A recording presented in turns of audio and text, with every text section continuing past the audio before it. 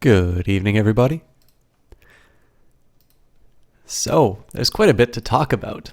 I will be jumping into the game very quickly, but I want to make sure that everything is live and ready to go.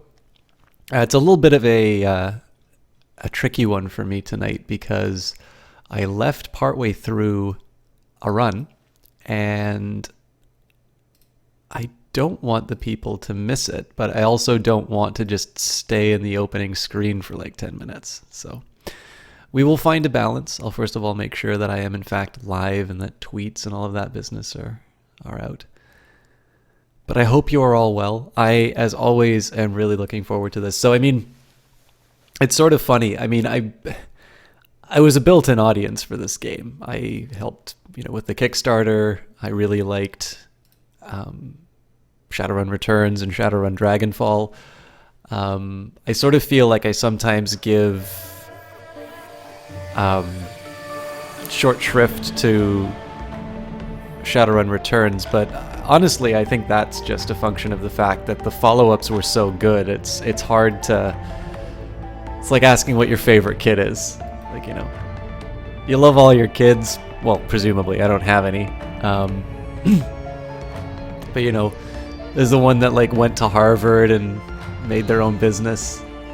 And Jesse Quill, thank you very much for that host. My God, there's a lot of you with Jesse Quill stream. Were you streaming?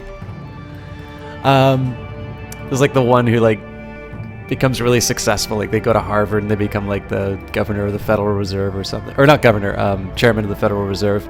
And then there's the one who's, just a good person, loves his wife, stable job, but largely unimpressive existence. Who do you talk about more at parties? That's a terrible thing to say. Good evening, everybody. Welcome.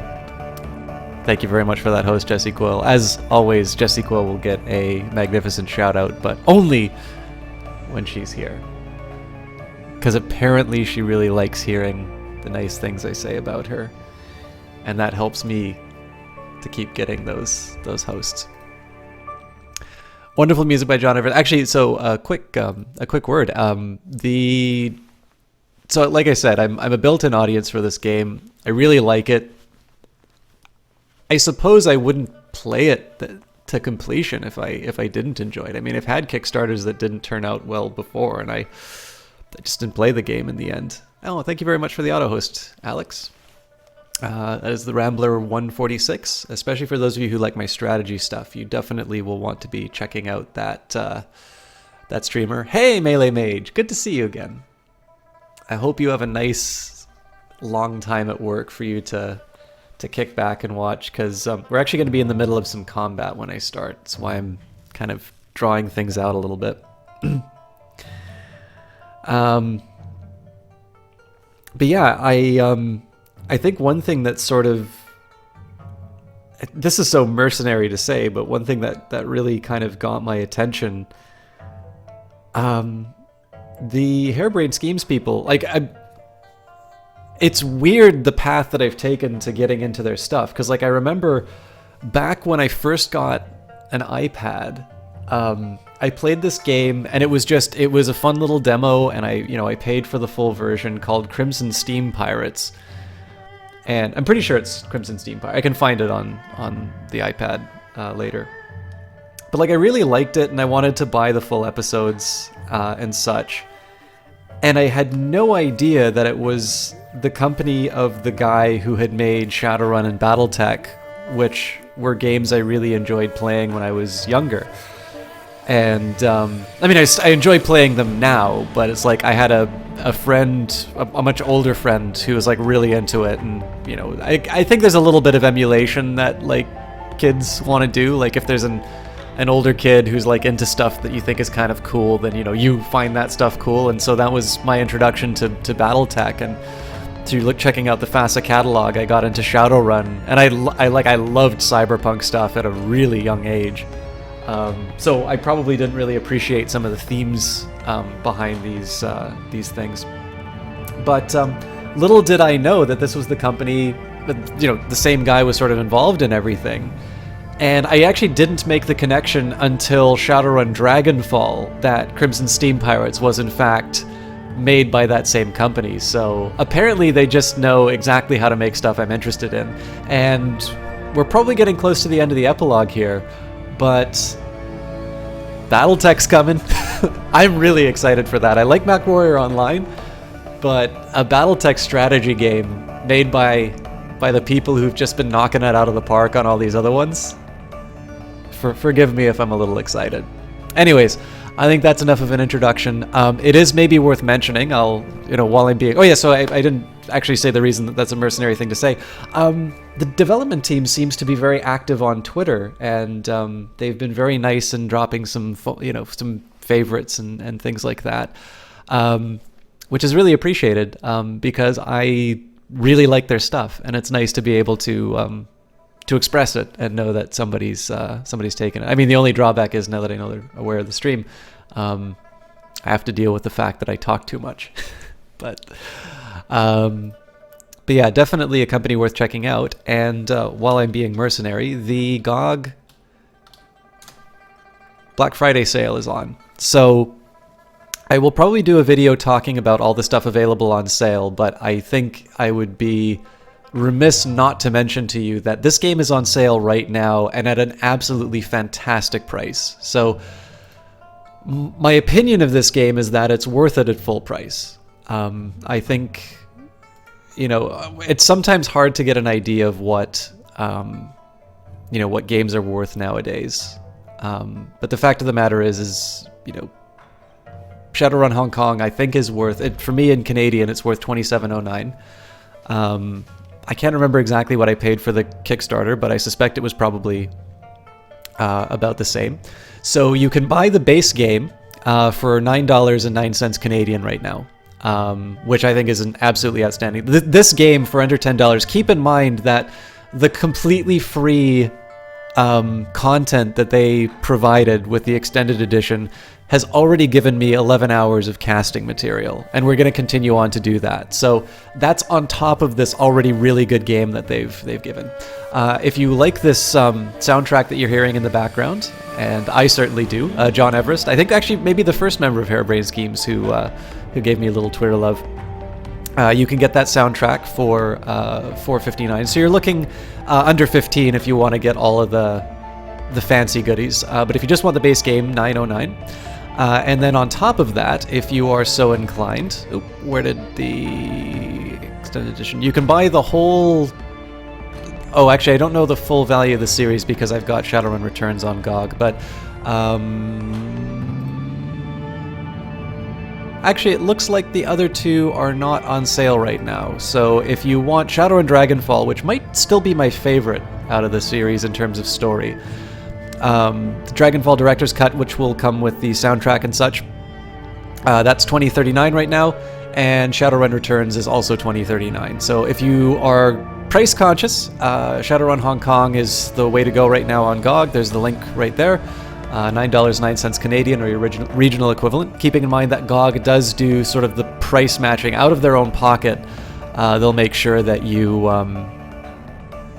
if there's a currency difference, if you're being charged like 30 euros for something that's $30 US, they are gonna make sure that the difference is given back to you in terms of like a store credit or that. But again, guys, this gets a very, very high recommendation. I really like the story. I was very impressed when we got to the end, and it's the reason why I'm continuing on with this optional campaign here. Great group of people that made it, so far as I can tell. I don't know them personally, but certainly their interactions and the way that they've conducted themselves on Kickstarter, which is not exactly a very reputable platform at times, based on on the way that some developers have behaved on it. Not to condemn the entire enterprise, but they've done Kickstarter right. They've shown a lot of respect for their consumers, and anything that I can do to try and push you guys over the edge into turning that into some kind of a compensation for their efforts, I think is worth it. And of course, I get a little bit of a kickback if you use that GOG affiliate link. I believe the game may also be on sale on Steam, but I haven't checked that out personally.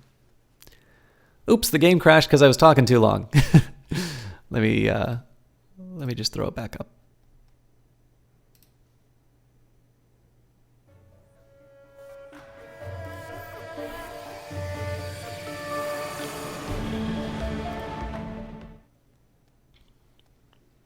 Sound of gunfire echoes through the halls behind you. You press forward, a sea of blood and corpses in your wake. So far, so good. Now all you need to do is contend with a police station overflowing with SDU officers, all of whom want you dead. The motor pool seems like the best way out. Plenty of cover, and a straight exit to the docks where Jomo is waiting to extract you. Chu is deathly silent as you descend toward the motor pool, her eyes narrowed to slits. As the door swings open and you step... Oops! And you step out into the light, you steel yourself for what comes next. And you guys get a great demonstration of the soundtrack right up front here. Alright, I'm a little tempted to hit the charging system here, but let's... I think that might be a Raptor thing that I do. So, as is the usual plan, do we have any dragon lines in the area? We do not. Oh yes, and I mean, one thing I keep talking about is how much I love the visual style, but my tactical sense always causes me to pull back out. So what I'll try and do is when I'm shooting at someone, I will try to frame it properly. So usual strategy that we have here is first of all find any dragon lines, which we don't have. Charge up 71, and then get Gobbet to safety. I think I'm going to pause a little bit for Gobbet just to see where we're sitting. I don't want to be susceptible to grenade fire. Next thing we also do is charge up Kashai through Raptor. And go to control mode. Now Raptor is easily my worst combatant when it comes to like the ability to fire weapons and such. So I'm going to get him to hit the charging system just to see if that gives me any kind of a combat advantage. Drawback here is that he's going to be out in the open with these guys sort of breathing down his neck. But I've got a couple of solutions for that. First thing I want to do is get my main character 71 into cover. And one really important thing that I can do here is actually move him up to this bike. That's going to clear up a little bit of space on these sides here, and it still only costs me one move. He does actually have a fairly good like body and quickness and such, but I'm not quite ready to be that confident in his ability to handle enemies. So I think we'll stick him in the middle. And then what we can probably do with Gobbet and Isabel is just put them on the edges of this. I think it at least minimizes... there might be a grenade problem here, actually, but we'll figure it out. And Isabel... I don't think there's any better options.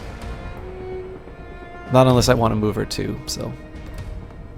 Now, first thing I want to do is maximize my use of Kashai. I can either go after the SDU Captain or the Enforcer. One costs 2 moves, one costs 3. So what I'm going to do is go after the Captain first. We're just going to rip his armor. Bad luck. Okay, so one thing I neglected to check about the mechanics is if an attack... Okay, it has to be a hit that actually knocks them out, so out of position. So we're just going to do a standard attack here first. Okay, so now they're standing up. Next thing we're going to do is we're actually going to move on the Enforcer. This is so the principle here is to try and take as many pieces off the board as we can. Notice that the Enforcer is now unconscious basically for this turn. And I've put the SDU Captain out in the open. So first thing we're going to do is take our best...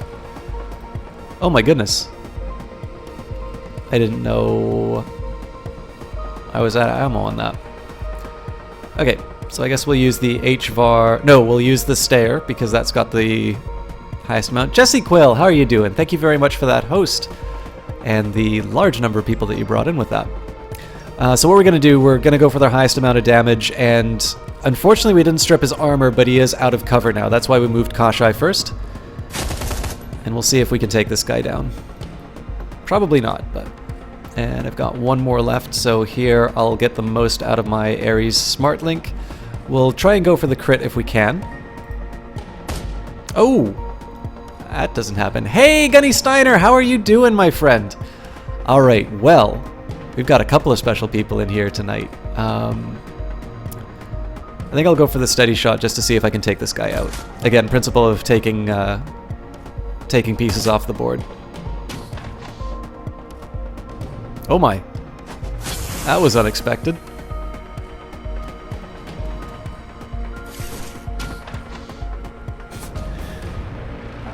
Alright.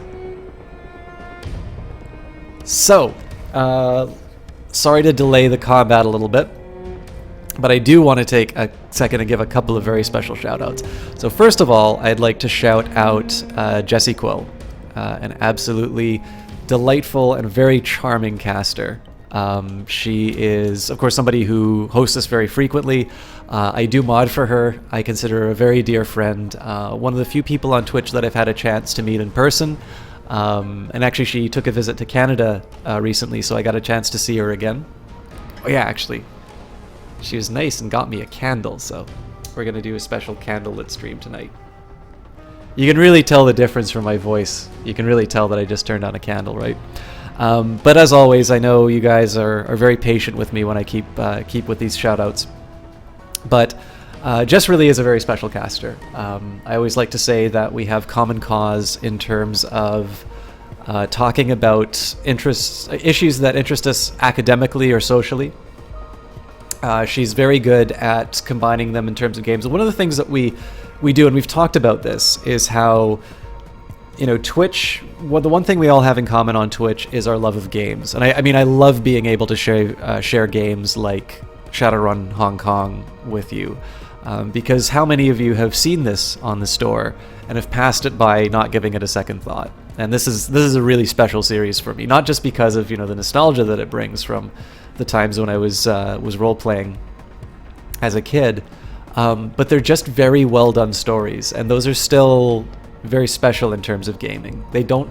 You're not always guaranteed to be getting a narrative experience like you get with the Shadowrun games.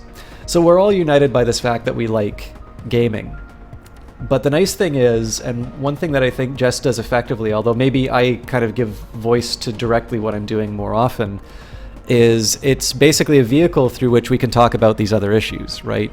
Being interested in gaming is sort of a necessary but not a sufficient condition for being a Twitch streamer, right? Everybody likes games. It's one of, you know, it's a very old activity that we've been doing, and fortunately we've been getting better at it. But it's the personality that you're interested in, and I think one of the great things about Jessie Quill is, first of all, her ability to hold a conversation, to be able to engage people on serious issues while still keeping things fun. That's a rare talent. That's the sort of thing that you see these figures like Bill Nye being able to do. She's very conscious on her Twitter as well. She put out a study on sort of the behavior of chats between men and women streamers, and so she's a good source not just of entertainment, but also of information. And more importantly, she's also somebody who has encouraged a lot of people, and she's one of these people who have kind of, even though it's sort of equipping competitors. In fact, she gave a retweet to something that was using my GOG affiliate link, so that's potential revenue that I'm gaining, even though she has a much wider audience and could put, I would expect her to put that in her pocket. She makes a living doing this stuff. But a very selfless individual. She's been really good at giving me advice. If any of you guys are interested in casting, Jess will give you that advice if you ask her in her chat. But I think more importantly, again, my responsibility is to your entertainment first. And honestly, there's a reason why I stay with Jess's cast, and why I like moderating it, and why I'm never going to get tired of it. She's always finds a new way of provoking a new line of thought. She always finds a new way to make me laugh, or to give a shocked surprise at something that happens in a game. She continues not even to necessarily reinvent herself, but just push the boundaries of what she can do.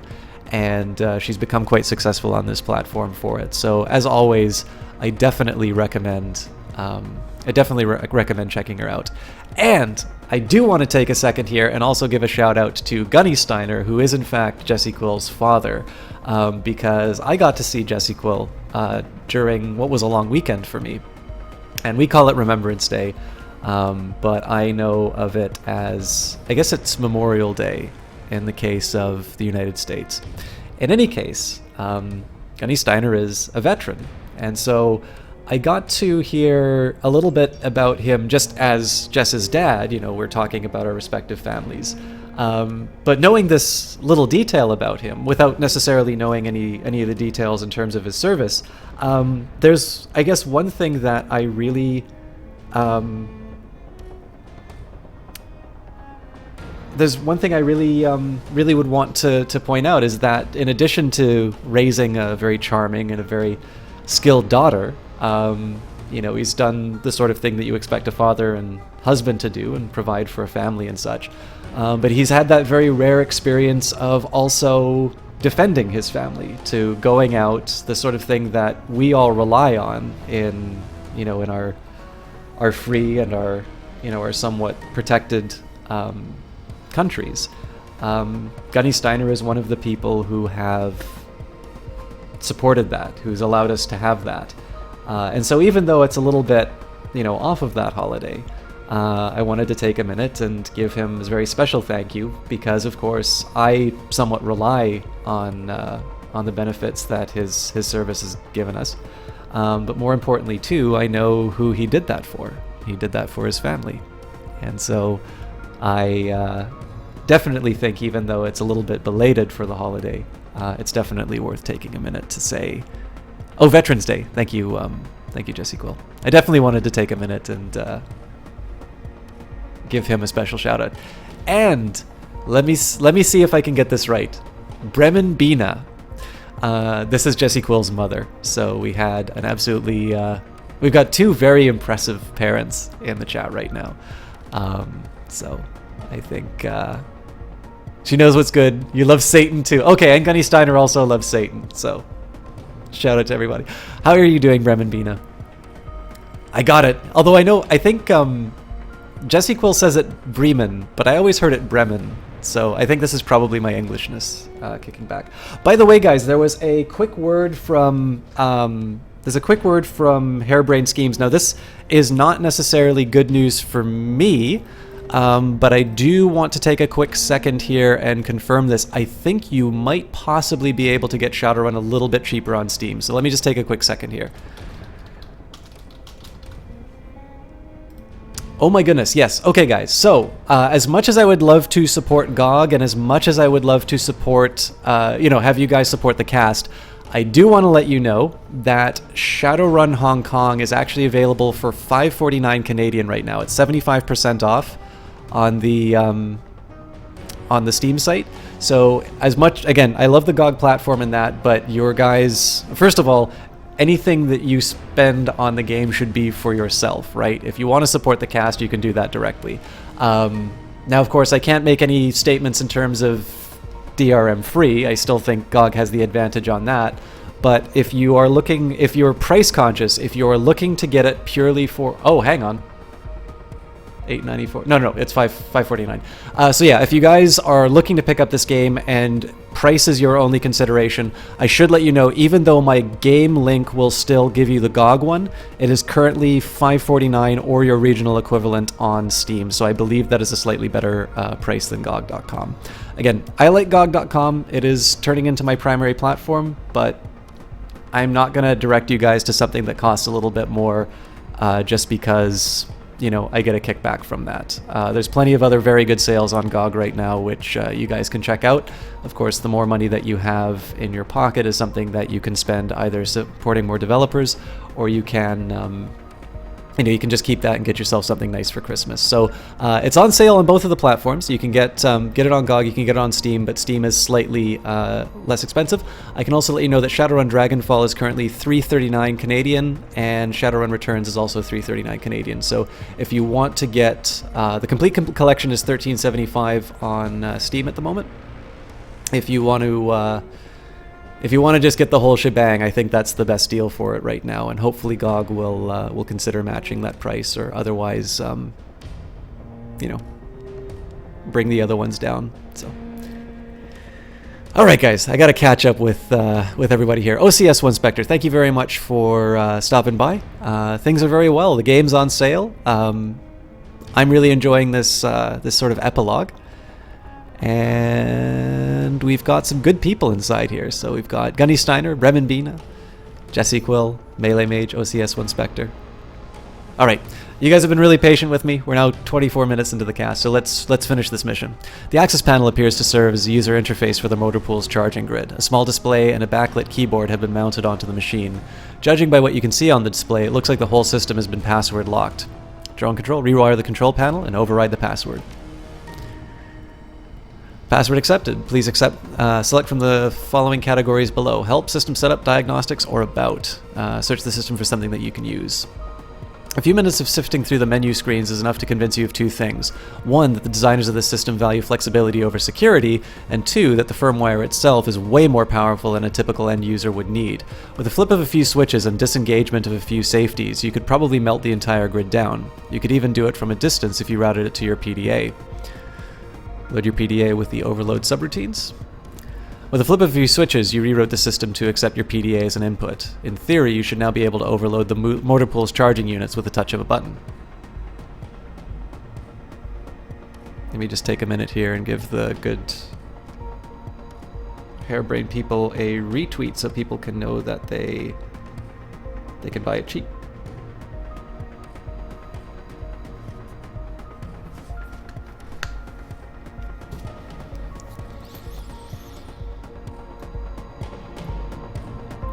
All right.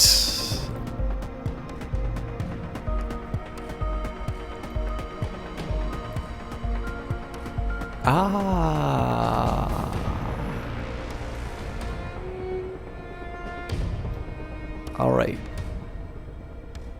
I don't want to damage Kashai, so let's I guess we'll start with an overload here. Yeah.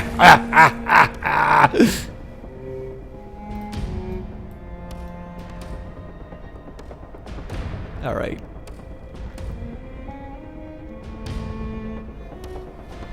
Let's figure out what I'm gonna do. I gotta get Kashai out of the blast radius. Yeah, you know what? Let's just hit the shock trooper.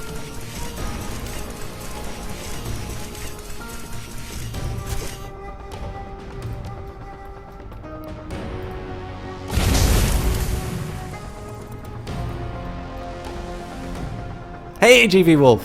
How you doing? All right.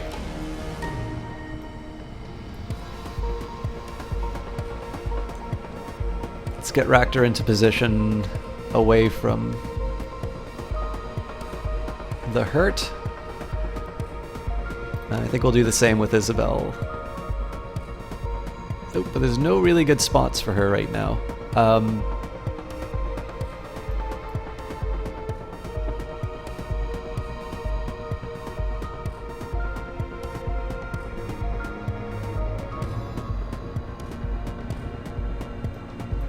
Excellent OCS Spectre. Yeah, I was a little disappointed to find out that it looks like GOG is a little more expensive. But it's great that you're supporting the game. I think it's a really outstanding series. So, okay, you know what? I'll be honest with you. I don't think there's a really good spot for Isabel to be right now. So I think we're just gonna do as much damage as we can to the big guy. All right, now what do I want 71 to do? I think we'll do full auto on the HVAR again. Nice. I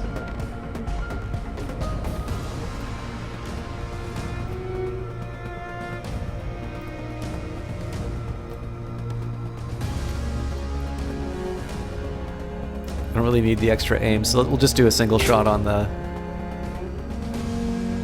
single trooper.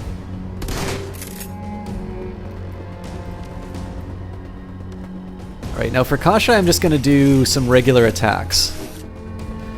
The idea here is I want to save some of the specials. And for Raptor, we're just going to try and do a little bit of chip damage. Again, it's all... Oh, Jesus, it's a lot. It's a nice little... You know, it's just a nice little bit of extra effort to sort of tip the scales in our favor before we... before I bring in the heavy hitters. If I can take down somebody with these kinds of moves, then that just frees up my heavy hitter 71 to do some more damage. So in this case, we'll start with an aim burst. Rogusagi, thank you very much for that post. All right, maybe a headshot will take it out. There we go. All right, so it looks like we don't have any more enemies to worry about. So we're going to take a turn just to prep.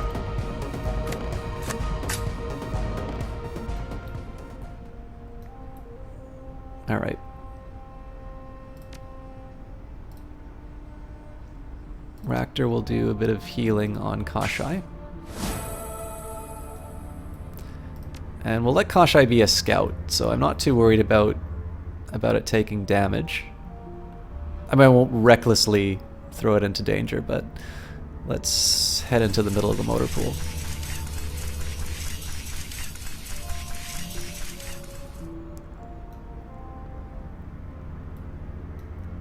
Well, Jesse Quill, if OCS1 Spectre is not spending that time playing Shadowrun, I'm gonna question his loyalty.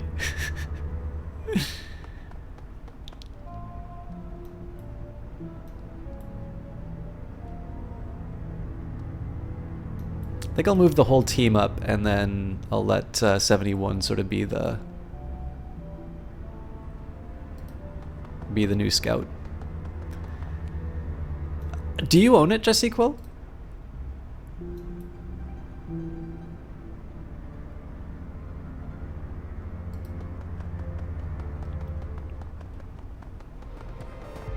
Oh, sounds like we found somebody. Oh, we found a lot. And these don't seem to be hooked into the motor pool. Okay, so this is, what you're seeing here is kind of an XCOM rookie mistake. So if you, normally what you want to do is you want to leave your movement, you don't want to end your movement in like some unknown place because you're gonna trigger some enemies. I was okay doing that with 71 because he's got a very high quickness, very high body, the best armor he can get. So it's actually, other than Kashai, it's probably the best character for them to be trying to put bullets into.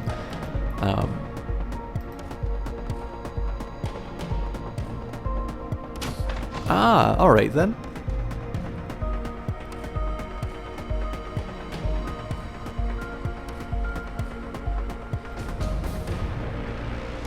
I don't know if this is a reminder for chat to say, oh, Jesse Quill, a very good streamer, doesn't have a really good game called Shadowrun.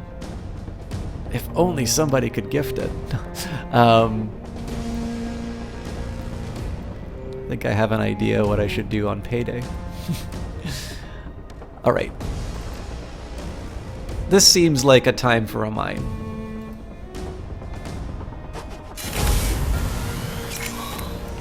Close enough. How do I get her into cover?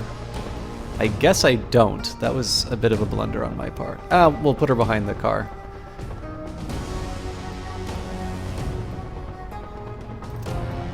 As much as I'd love to throw Kashai into this little scrap, I think I actually need to start. So I've got 2 captains and an enforcer. I think the enforcer is probably the most accessible at everybody, so let's start with his armor.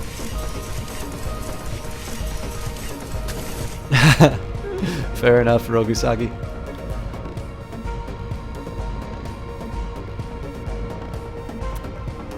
So I kind of leave myself open to attack from down here, but again, if I was okay having 71 face down these guys on his own down south, I should be okay to... They're out of line of sight. Well, that's a shame. It's gonna be a wasted move then.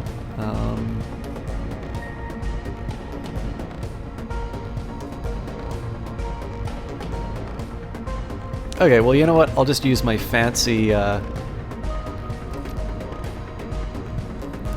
use my fancy kung fu. Not so oh, well. Better than nothing, I guess. Alright.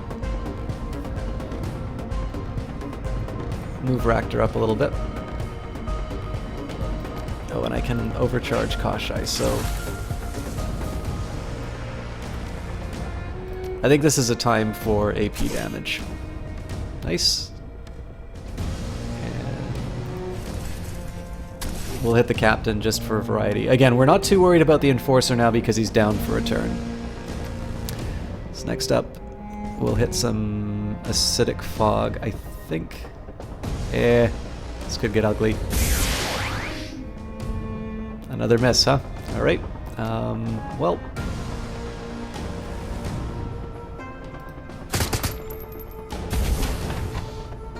Oh, that's a lot of them.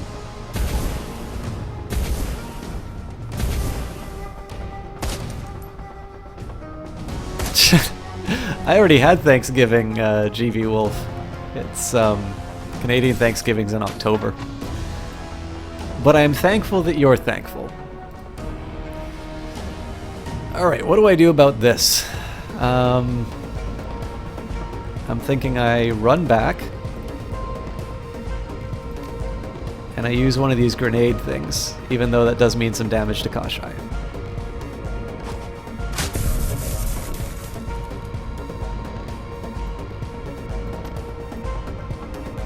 Alright, so this guy's gonna get taken out in the fog, so let's focus on who's weak.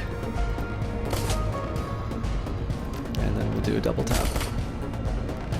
Eh, better than nothing, I suppose.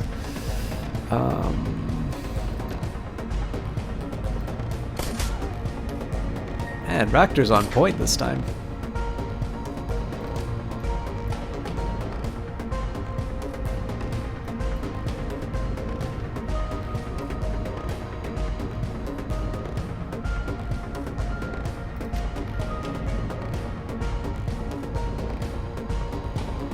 It's a bit of a Hail Mary, but let's see if we can do it. Nice. And we'll go for the aim. Actually, yeah, I should probably move her to a safer location.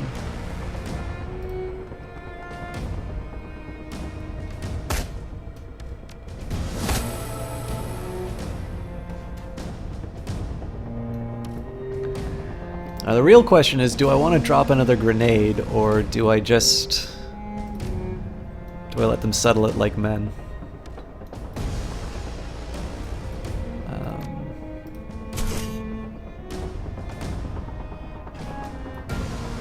It seems kind of wasteful to use a grenade, to be honest, so let's go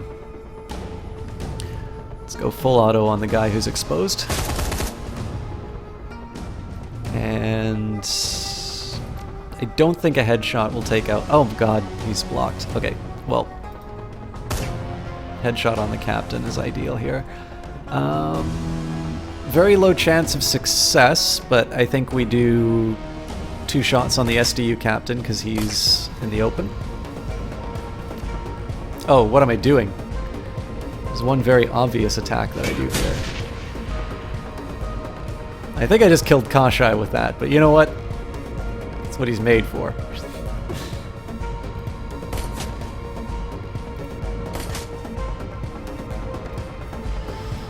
Alright, now Gobbet.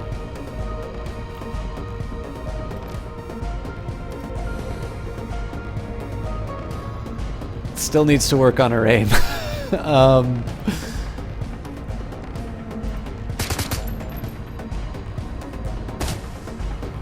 Oh, now he's definitely down.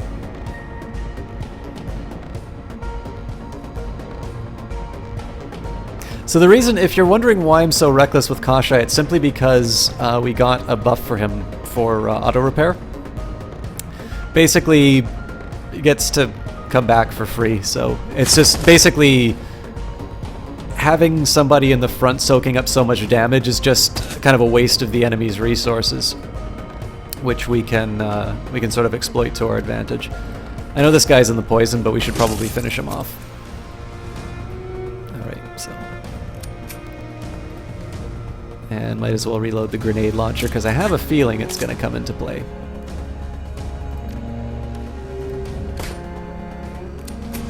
You're getting at the broadside of a barn!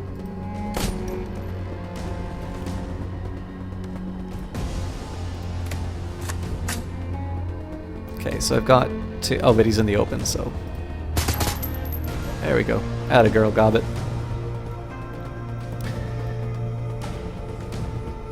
So I think the key here is we prepare for a fight with these guys. Next up, let's... I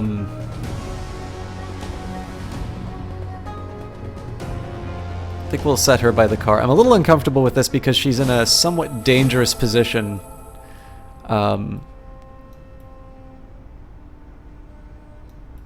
Let's see if we can speed up 71 actually. Not exactly. So let's we'll cancel that for now. We'll move Ractor up first, mostly just to get him in, you know, a little closer to the fight.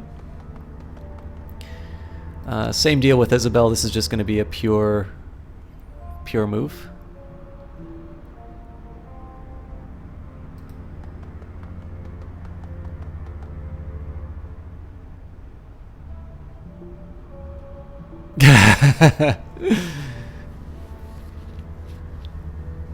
That's funny, Melee Mage.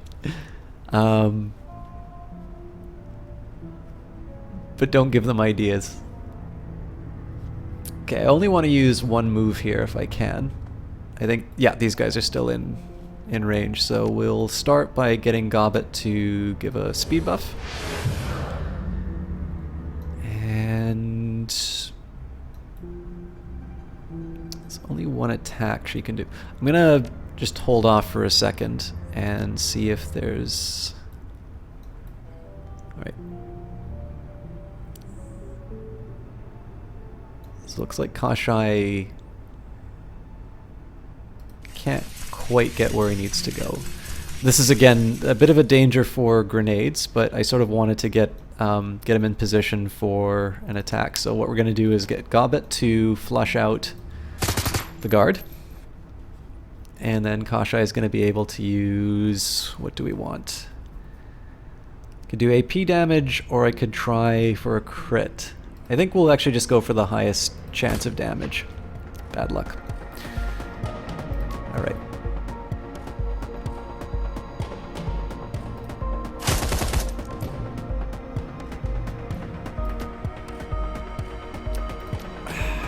I can't really afford... I don't think I should be using a headshot on that, so we'll just do a single shot. There we go.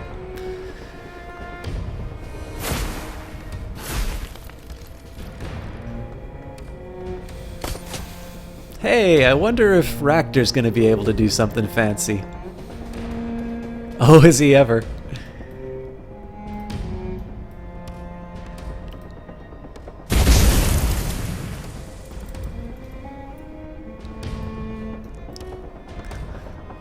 So whoever's idea that was, I hope they get a raise.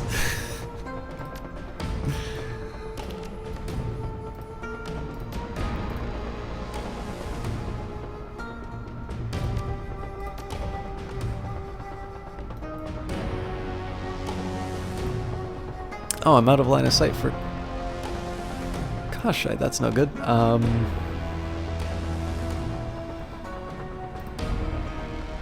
Oh wait, but I can't use the charge now. I'm an idiot.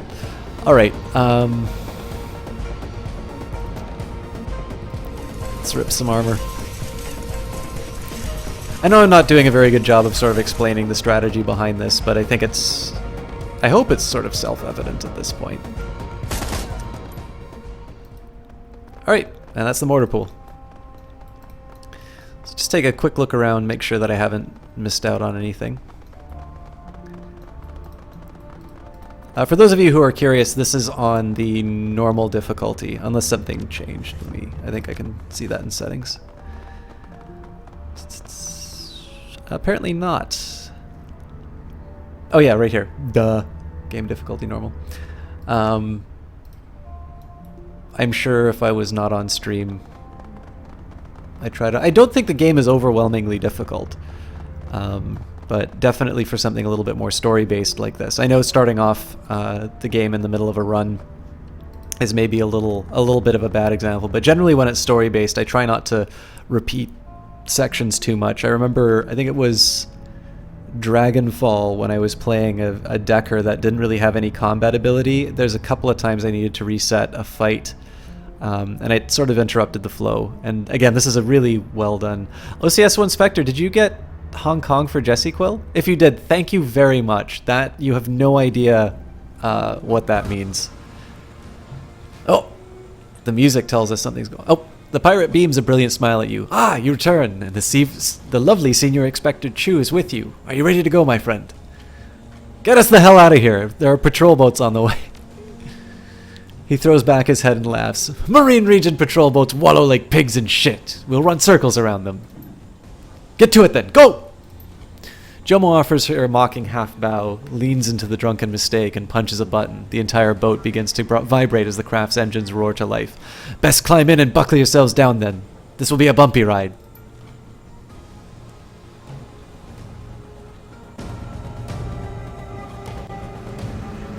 Water lashes your face as Jomo opens the drunken mistake's throttle. The boat bounces over the surface of the water like a skipping stone, half jolting you out of your seat every time it splashes down. Jomo's voice roars over the din in a sing-song cadence, joyously barking out a song in Indonesian. I have no idea how to sing in Indonesian. Oh, my darling.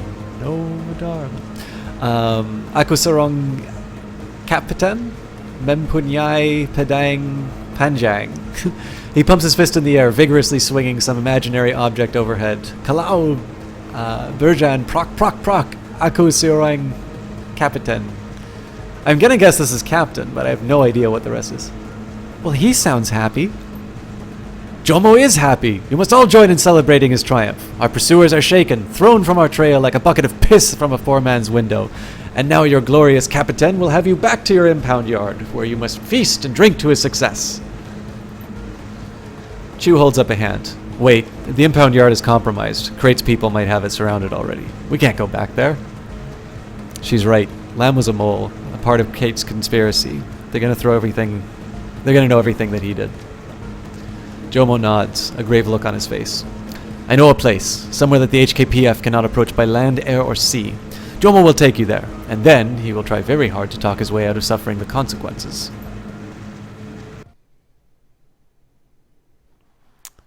The Benteng. The drunken mistake's turbocharged motors churn through the open water, leaving a trail of frothy sea behind you. The Aberdeen docks quickly recede into the distance, and Jomo powers you steadily deeper into international waters. On the back of the boat, Chu stands alone, one hand cupped over her ear, shouting into her comlink. You can't make out what she's saying over the roar of the drunken mistake's engines, but from the expression on her face, it isn't going well. Jomo throttles down the engines, nervously staring into the water just beyond the speedboat's hull. You soon discover why. Sea mines. With careful precision, the pirate steers the nimble craft around them, aided only by his skill and a handful of Indonesian curses. It's a nice line. As Jomo pilots through the minefield, a jagged shape in the distance begins to grow larger. It's a huge slab-like ship surrounded by a number of smaller vessels. Grinning, the pirate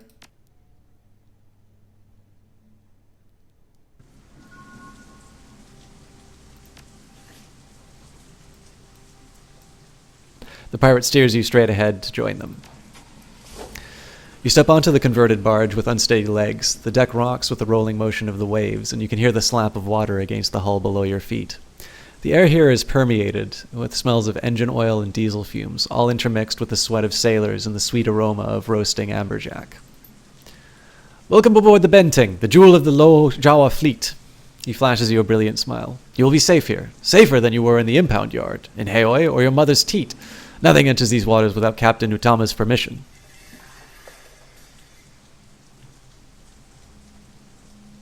Crate and her people don't need to enter the water to hurt us. They have aircraft and drones at their disposal.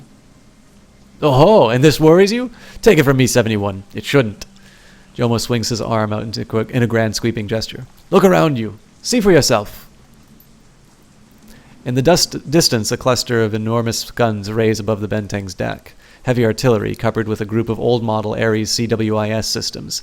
Millions of Nguyen worth of restricted military hardware, all mounted on a creaking barge with the resale value of a mid-range sedan.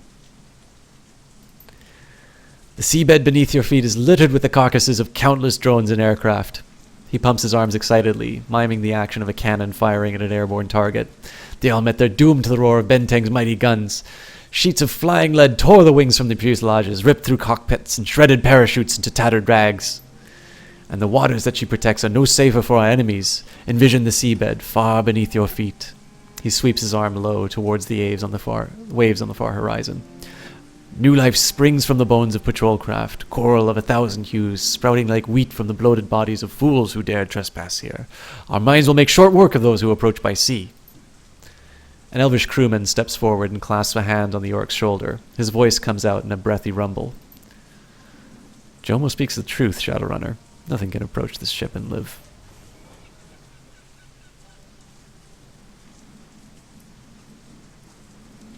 Her guns are impressive. That's a pretty big claim. Believe what you like, but I wouldn't question the Benteng's capabilities in front of the captain if I were you. She is waiting for you, by the way. In your place, I would not keep her waiting long. What about my crew? They will wait for you in the rusted hulk that you call a home. The one that the corporate people towed here. He jerks a thumb over his shoulder. It's over there. The bolt hole is here? She isn't seaworthy. How did you... I made some calls. Chu rubs her temples, squinting. She looks exhausted. Amazing how much freight you can move with a tugboat and a couple of industrial lifting airframes. Must be nice being able to call in favors from Megacorp on a whim. Didn't happen on a whim, believe me. My relationship with corporate is beyond strained at this moment. You can talk with your friends later. Now go to Otama and be quick about it. I tell you this for your own good. You heard the man. I'll call you if we run into trouble.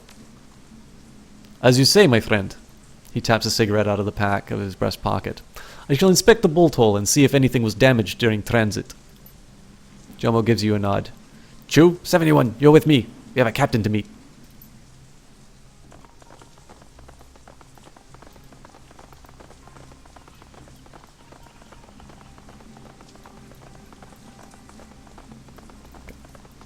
Again, I really like the look of this game.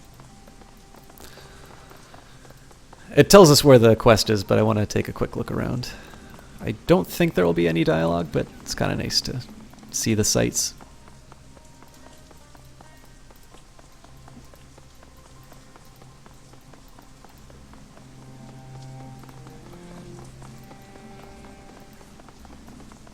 I know I said I was going to try the WASD controls for a little more fluid motion, but it's just very natural for me. I usually use my middle mouse button, but in this case the right mouse button does that control, and it's very hard to shake that habit.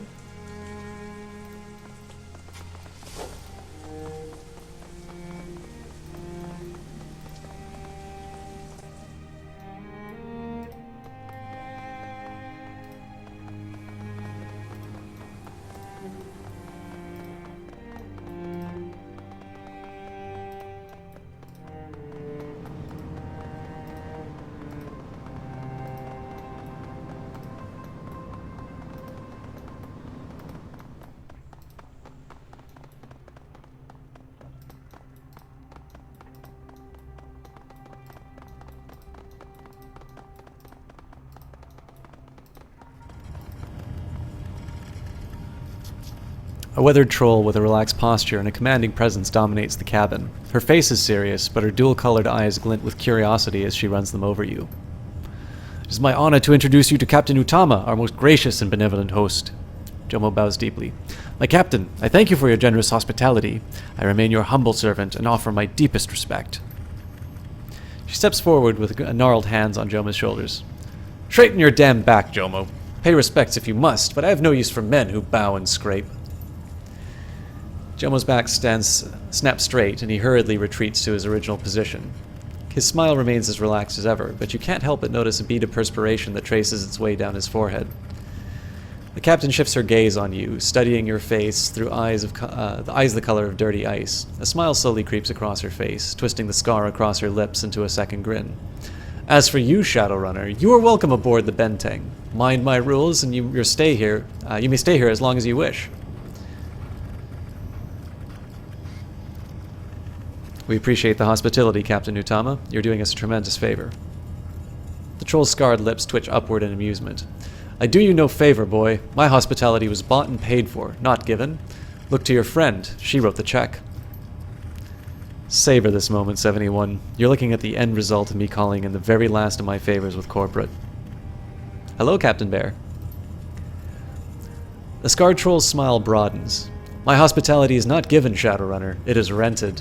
Now, before you get settled in, there's a small matter that we must discuss. I'm listening. She rests her hands on her hip. This is my ship. Your friend here has paid your passage, yes, but if you prove to be a disruptive presence on this vessel, I will not hesitate to have you tossed overboard. Unless you relish the idea of swimming with awakened sharks and active minds, you will mind your manners during your stay. Don't worry, I'll stay out of your sailor's hair. I certainly hope so. You wouldn't be the first guest that I've had to put over the side. All of the splashing, the screaming, it's quite distracting to the men who work on the deck. They won't make a peep, Captain Utama, I promise. This is going to be home for the foreseeable future, 71. We've got nowhere to go, and I'm fresh out of strings to pull. We get Mitsumusha something that they can use, something irrefutable, or we resign ourselves to life on the open sea. Then we find them something they can use. That's right, we do, and we start with Lamb's PDA. Meet me at my command trailer. We gotta crack that thing, and we're gonna find some answers. The captain's wheelhouse is surprisingly warm despite its coldly utilitarian interior. Sounds of the sea breeze outside roll over the cabin, and a soft whistle hums through the cluttered room. You find Utama standing near a makeshift wet bar, crates and tool chests loaded with full of liquor bottles and piled onto a coffee table that sags under their weight. The captain swirls a clear, yellow-tinted liquid above the interior of a thick glass. You watch her grab a pinch of what looks like salt from a small open dish and carefully sprinkle it into the cup. Her voice is hard when she addresses you, but her eyes remain locked on the drink, which she continues to swish around and around in ever-tightening circles.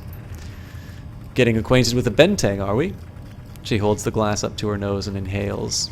Satisfied, she takes a sip. Her eyes flash towards you. Good. I hate drinking alone. She motions towards the wet bar with her elbow. Water? Maybe next time. I don't like to work on a light head. The captain gives you a sideways look, and a smile spreads across her scarred face. Me neither. Job demands my full attention, so I can't afford to drink. Oh really? That a tall cup of sobriety you got there? Looks can be deceiving. This isn't alcohol. She swirls the liquid under her nose and inhales, then tilts the glass your way. Smell the drink. Her eyebrows raise. You see?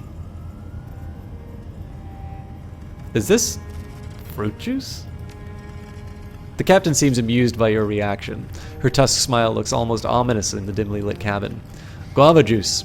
But it's not that concentrated swill from the convenience store. This is real. Squeezed in an orchard in the Yenlong district. No chemicals, no preservatives, just fruit. She takes a slow sip of her drink. With a smack of her lips, she tilts her head towards you and stares at you through dual-colored eyes. So what brings you here? Something on your mind, Shadowrunner? I notice a small saucer of powder on the wet bar. What is it? Utama sniffs loudly through her nose, studies you for a moment before replying. What do you think it is? I don't know. That's how you sprinkle it on your drink, though. Ah. She rubs a hand along the back of her neck. Spent the better part of my life on the ocean. They say that when you first start sailing, you have to earn your sea legs, otherwise the rolling sickness will get you. I never did that. I never had to. I had my sea legs for the first time that I ever set foot on a boat. Didn't realize that it could catch up to you, though. It seems that as I get older, my stomach rolls with the waves more and more. She points towards the powder on the saucer. It's an antiemetic. Keeps me from turning green on the job. You ever find yourself in need of some, you help yourself to my stash. But don't overdo it. A little goes a long way. What's it like to be a female pirate?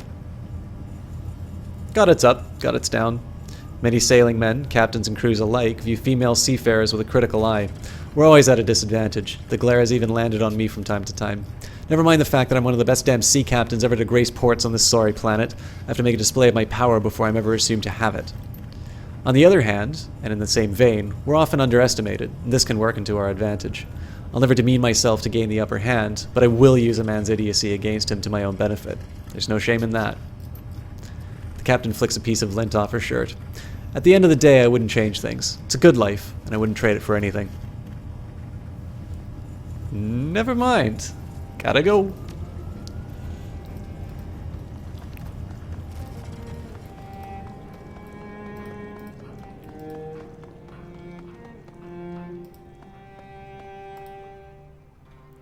Racks of medical supplies and cybernetic components line the walls of the room. Across the doorway, heavy-duty instruments are crammed together to conserve as much space as possible. Many of them look neglected, with a fine layer of dust and grime coating every raised surface. Other implements have clearly seen such regular use that they appear polished from all the handling. A man stands towards the left side of the room. He wears a fitted, high-collared coat that looks like it gives him a lot of movement room and flexibility in his arms. A virtual retinal display hangs over his right eye, highlighting it in yellow. He greets you with a nod and a quick smile. Welcome. Excuse me. Stirs your face. You new around here, I take it? Without waiting for an answer, he continues. The name's Andre, and I'm in the ware business. I've got a large inventory if you're interested in buying. I don't know if I can afford any more cyberware. I'm interested in answers. You have a minute? Andre's eyes narrow. He takes a half step back and a cautious look on his face. Yes? What kind of answers? Who are you?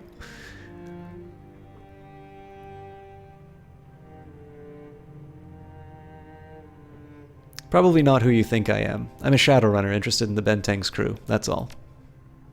The man visibly relaxes. He breathes out through his mouth and finishes the gesture with a smile. Sorry about that. Those who roll with pirates often have long histories of their own. As a runner, I'm sure you're all too familiar with this fact. I meant no offense. Sounds like you're carrying some baggage, Andre. I know what that's like. He runs a hand behind his neck, carefully considering his next words. Slowly he responds. Yeah, I suppose if you're here, you would. This is a terribly exciting story. Let's just say that I have a few creditors after my ass, and let's leave it at that.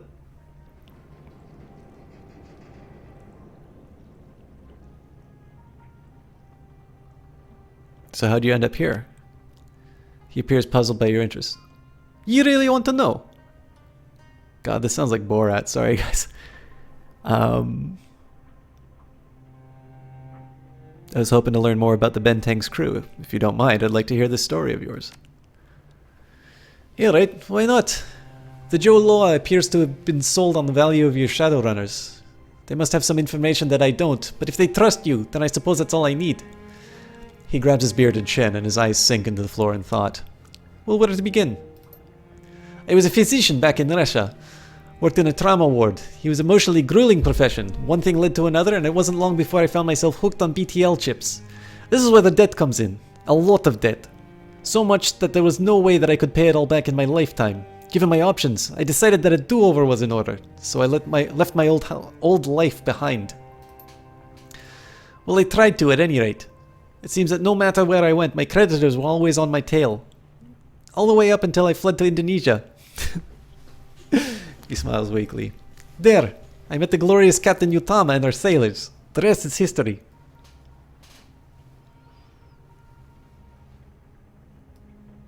Would your recruitment here end up costing you? You're a sharp one. Nothing comes free, eh?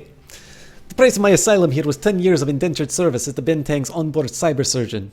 At the time, I thought the deal was manageable, but my continuing habit has since driven those 10 years of service up to 30. Truth is, I may die before I ever repay the captain. But let me tell you, indentured service among the Joe Loa beats the hell out of being a debtor back in the motherland. He looks contentedly around the medical bay. I've more than one life here than I could have ever hoped for in my old life.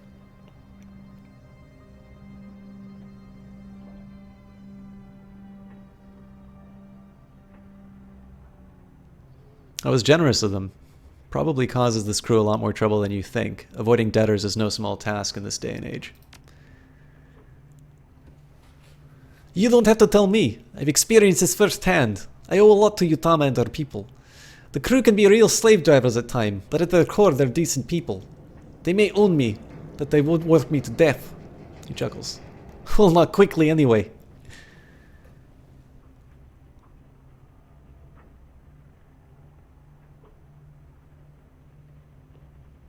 The opportunity to start afresh is rare. You should count yourself lucky. I try to remind myself of that as often as I can. I have a lot to be grateful for, even if it doesn't always feel like it. He snaps out of his nostalgia and stands up straight. His tone becomes businesslike again. Anyway, is there something I can get you while you're here? Let's take a quick look at the cyberware. I don't think I'm going to be able to upgrade it anymore, though.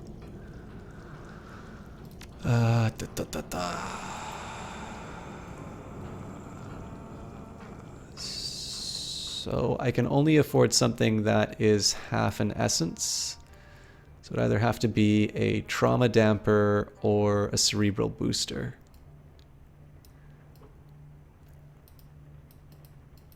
I mean, it's better than nothing, I suppose. Let's just see if there's any other options, though.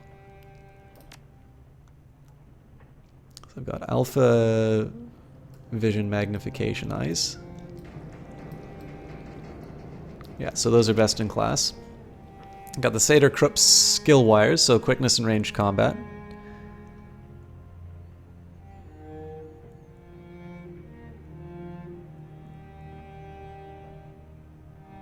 Yeah, I'm content with these. Already decided on the hand razors, and I really don't want to change those. Universal Omnitech, HP, quickness, and dodge.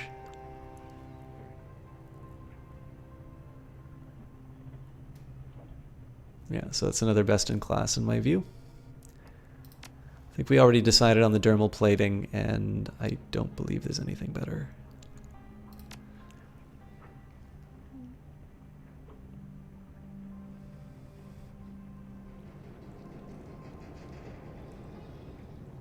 I still think the super thyroid was the right call here.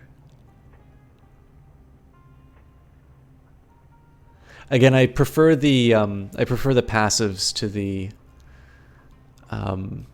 active effects. I mean, why the hell not? I can do a... So I'm never going to be able to get this one because I can't afford the essence lost, but why not make myself smarter?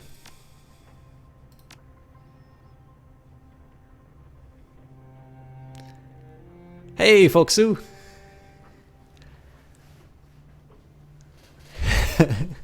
Well, in the lore Jesse Quill, I believe if you were to go below a certain level of essence, you go insane. But I mean, I'm doing that for pure indulgence. Like, there's nothing else I can buy for this character at this point. So, I mean, I've got 3 fairly high quality rifles, which I'm using because I don't like reloading. I think we'll skip on the medical supplies. We're kind of overloaded in that respect. Ah, this music. By the way, for those of you guys who are buying Shadowrun Hong Kong, I hope you guys get the soundtrack version. Because I definitely enjoy having this on my... What is the PC term? My mobile device? So I don't get a lecture about using the wrong company's goods.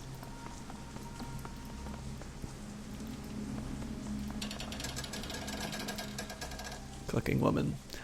A woman in an armored trench coat hunches over a smoking grill. Her assault rifle is leaned up against a nearby crate.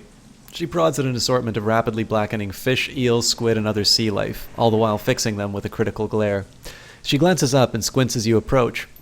Huh, you're not a prisoner, and you don't look like a pirate. This sure as hell isn't a standard tourist destination. Welcome to the Benteng, whoever you are. It's the finest pirate barge in at least a 50-mile radius. You don't look like much of a pirate either. I'm not. I'm a mercenary. Name's Chastity Blackwell. The Joaloa are letting me stay here between jobs because I've done some work for them in the past. I don't get shot out there. And a lot of potential clients come to visit Utama. It's a better deal than I'd usually get. I assumed you were a cook or something. Chastity snorts derisively. Of course he did. And if I was, Utama's crew would be a hell of a lot better off. The official chef on this boat isn't as much of a cook as he's a nutrient necromancer. He casts some kind of vaguely filling curse on your intestines. You'll survive, but you'll hate every minute of it. So I cook my own food.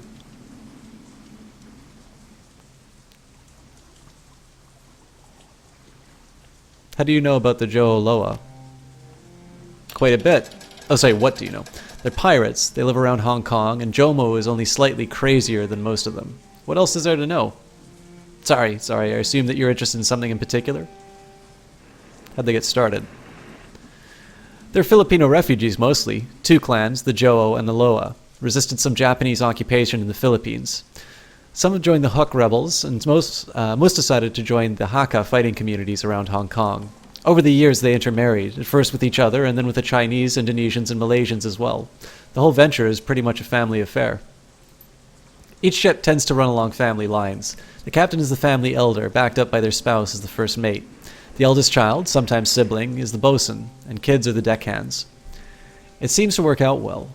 It's basically just a family business, and the fleets of ships are extended family. Chastity gestures towards the expanse of the benteng, smiling crookedly. Because of that, they're united, but independent. Take the benteng, for example.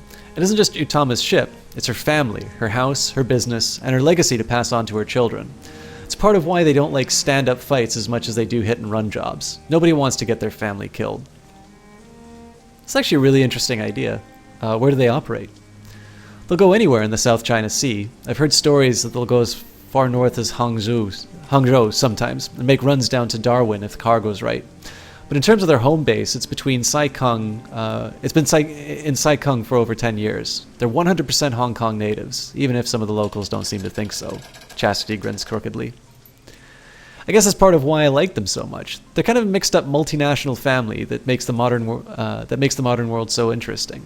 Their only nation is their fleet, and their language is a mix-up of Indonesian, Cantonese, Tagalog, Malay, Spanish, and English. They're beholden to no one but themselves. It's an admirable thing in this day and age. Sorry guys, I'm falling over my words again. What's a pirate life like? Chastity frowns, glancing at you in a sidelong fashion. Why are you asking me and not Jomo? You know him better than you know me, and I only know what I see from the outside. I mean, I guess that I know more about them than most people. She sighs and shrugs. Okay. Foxu says, this epilogue add-on is pretty sweet, but the problem for each Shadowrun game you've had is that you just wanted more, and now you have to wait years for another one. Assuming there is another one. No, I'm looking forward to another one. I mean, I think it's a good idea that they're doing Battletech next, because that's one... It's definitely one that I'm personally interested in, just because I spent more time in Battletech than I ever spent in Shadowrun. And I think a little more importantly, it's probably closer to my bread and butter, because I do a lot of strategy games. But, I don't know, I mean... While I've never played them, I understand the workshop has quite a few stories. I suppose that can tide us over for a little while, too. I don't know, I definitely prefer the idea of them working on what they think is best or what interests them at the time, rather than trying to like churn out a new one every year or two and letting it get stale. I don't know. I mean, I never had to GM Shadowrun, so I don't know how easy it is to come up with a really good story. At this point, I'm just convinced they can do everything amazingly, and that they just, sit down one day and say, okay, let's come up with another hit game, but I have a feeling it's probably a little more complicated than that. Oh, that's great to hear, Fox. I mean, I didn't actually get to kickstart it because I wasn't. It sort of fell off my radar. I wasn't aware that they were starting it, but I'm glad that they opened it up for people to back it ex post, because it's definitely something that I want to support. I mean, it's a company I want to support. I try not to get too fanboyish on a lot of things, but they've really done it right, and it's also just it's a game that I'm really interested in. So. Absolutely. I don't have as high of hopes for Blade Runner 2, but Ghost in the Shell I thought was a really wonderful film, and I'm hoping that the live action version does it justice. By the way, Jesse Quill, you and I still need to watch the proper cut of Blade Runner. Anyway, sorry. She sighs and shrugs. Okay, well, I guess the first thing you need to know that it isn't as glamorous as they make it out to be. Most of the Joaloa ships are living hand to mouth. They don't have any savings, and they can wind up stranded if something breaks down at sea. It's mostly sailing around, bribing harbor masters to find out what ships are carrying the good stuff, and then running off to steal it all. Some pirates show up with big guns. The family would rather do it with a fast hit and run. Sure, they've got big guns, but they'll only use them as a last resort. Ammo costs money, you know. This is actually an interesting fact about Blackbeard. Apparently the reason why the Queen Anne's Revenge had so many cannons was they wanted to create the credible threat of annihilation so that people would hand over the goods. It's costly for a pirate ship to actually fight, but it is it's affordable. It's good business if you can scare people into surrendering. And I mean, he would do that all the time. So he'd light fuses under his name was Edward Teach, but he'd light fuses to kind of give him this ghostly appearance. And basically, a lot of what you hear of this very fearsome pirate apparently is his own publicity to try and sort of convince people to give up, rather than it necessarily being anything diabolical that he's done. Let's talk about something else. Indeed, let's stop talking about pirates and let's talk about Shadowrun instead. Why doesn't Utama have a better cook? Honestly, I don't know. A good cook will make or break morale. Anybody who's ever served on a ship knows that, and I can only assume that Rinaldi is really good at something else. From what I hear, he used to be a targeting officer on a rebel Huck missile cruiser. Maybe he's the guy that set up the Benteng's defense perimeter. I'm not sure. Still, you'd think that a bunch of damn Filipino and Indonesian pirates would stock a half-decent spice cabinet. But no, it's all pre-packaged spice mixes, mostly scrounged from instant noodle packages. And I've killed for sambal olak about a month ago, after Rinaldi tried to make some bebek goreng using fast food chili packets. Finally let me go ashore for supplies.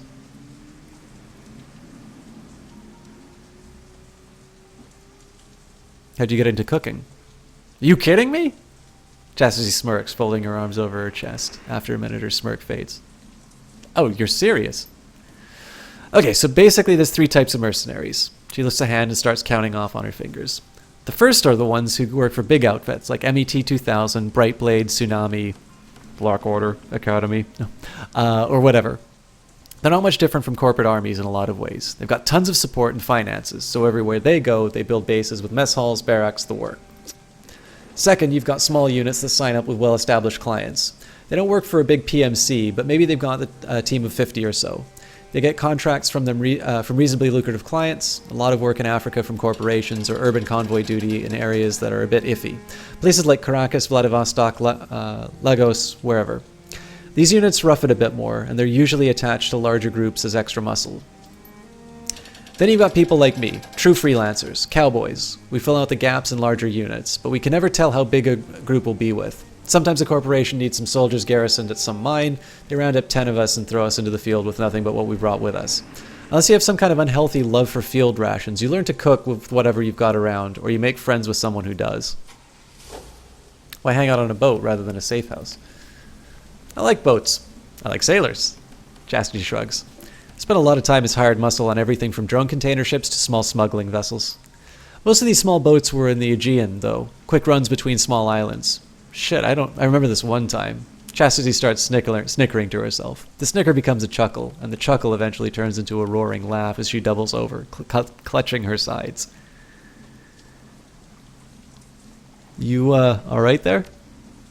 Chastity begins coughing in an effort to catch her breath. Sorry! She gestures his hand excitedly towards the grill with one hand. The fish! Finally pulling herself together, the mercenary stands up and takes a long, deep breath. Wiping a tear from her eye, she launches into a story. Okay. So this one time I was out on a fishing boat. But the skipper actually was running guns and missiles to Barai, right? Not much danger out there other than from other gun runners and pirates. So you're taking it slow. A nice, warm summer cruise. I'd been amusing myself by fishing while I kept watch. I got a tug on my line, and I reeled in this amazing gilt-head sea beam. It was beautiful, a good 10 kilos. She stares off into the distance, shaking her head in disbelief. I knew right then that's what we were having for dinner that night. Doesn't seem like such a funny story so far. One of the other mercs on the boat was this elf pistol adept. Fastidious guy, liked his fine wine and food. Anyway, he sidles up and asks what I'm going to do with it. What do you think I'm going to do, I said. I'm going to grill it up with some olive oil, lemons, and garlic. You know, standard Greek-style stuff. Well, the elf gets a look like I slapped his mother. He just screws up his face into a sneer and asks what the hell is wrong with me. I ask him how'd he do it. You have to poach a fish like that. Lay down a bed of pilaf rice, zucchini, bell peppers, and onions. You cook it slow in a foil with a touch of wine. Only a barbarian would grill it, he says to me. Chastity dips her head, grinning. That wasn't something I was prepared to hear. I explained to him that to preserve a fish's natural flavor, grilling was a superior choice. I might have suggested he had delusions of aristocracy. He countered that his method would create a superior overall flavor profile, as well as a complete meal, and questioned if my mother had been a goat and a father of a chimpanzee. That went on until he had his Colt Manhunter's barrel halfway into my mouth and my combat knife was pressing up against his trachea. We would have kept up our argument too if the first mate hadn't doused us with a fire hose.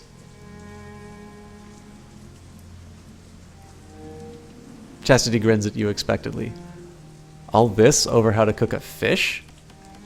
Hey, I don't know what it's like for where you're from, pal, but in my book, dinner is very serious business. Anyway, we got blasted with the fire hose, and the fish got blasted through the scupper back out to the sea. So the whole argument wound up sort of fizzling out. And that's when we end up having spam and eggs instead. See ya.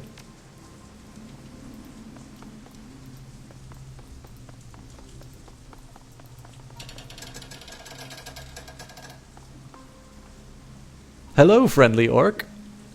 With an easy smile and a relaxed body language, something about this orc seems intrinsically pleasant. Despite the myriad guns and swords laying around the table near him, he raises a hand in greeting as you approach. Hey, stranger. Always nice to see a new face out here. I should make him Reliable Matthew.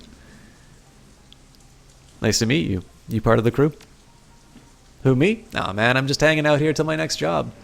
I know some of the crew. It's a good transit hub if you're looking to go places by ship and stay off the official records. It's a pretty cool place, I'll be told. Name's Garrick, by the way. Wandering swordsman. At your service.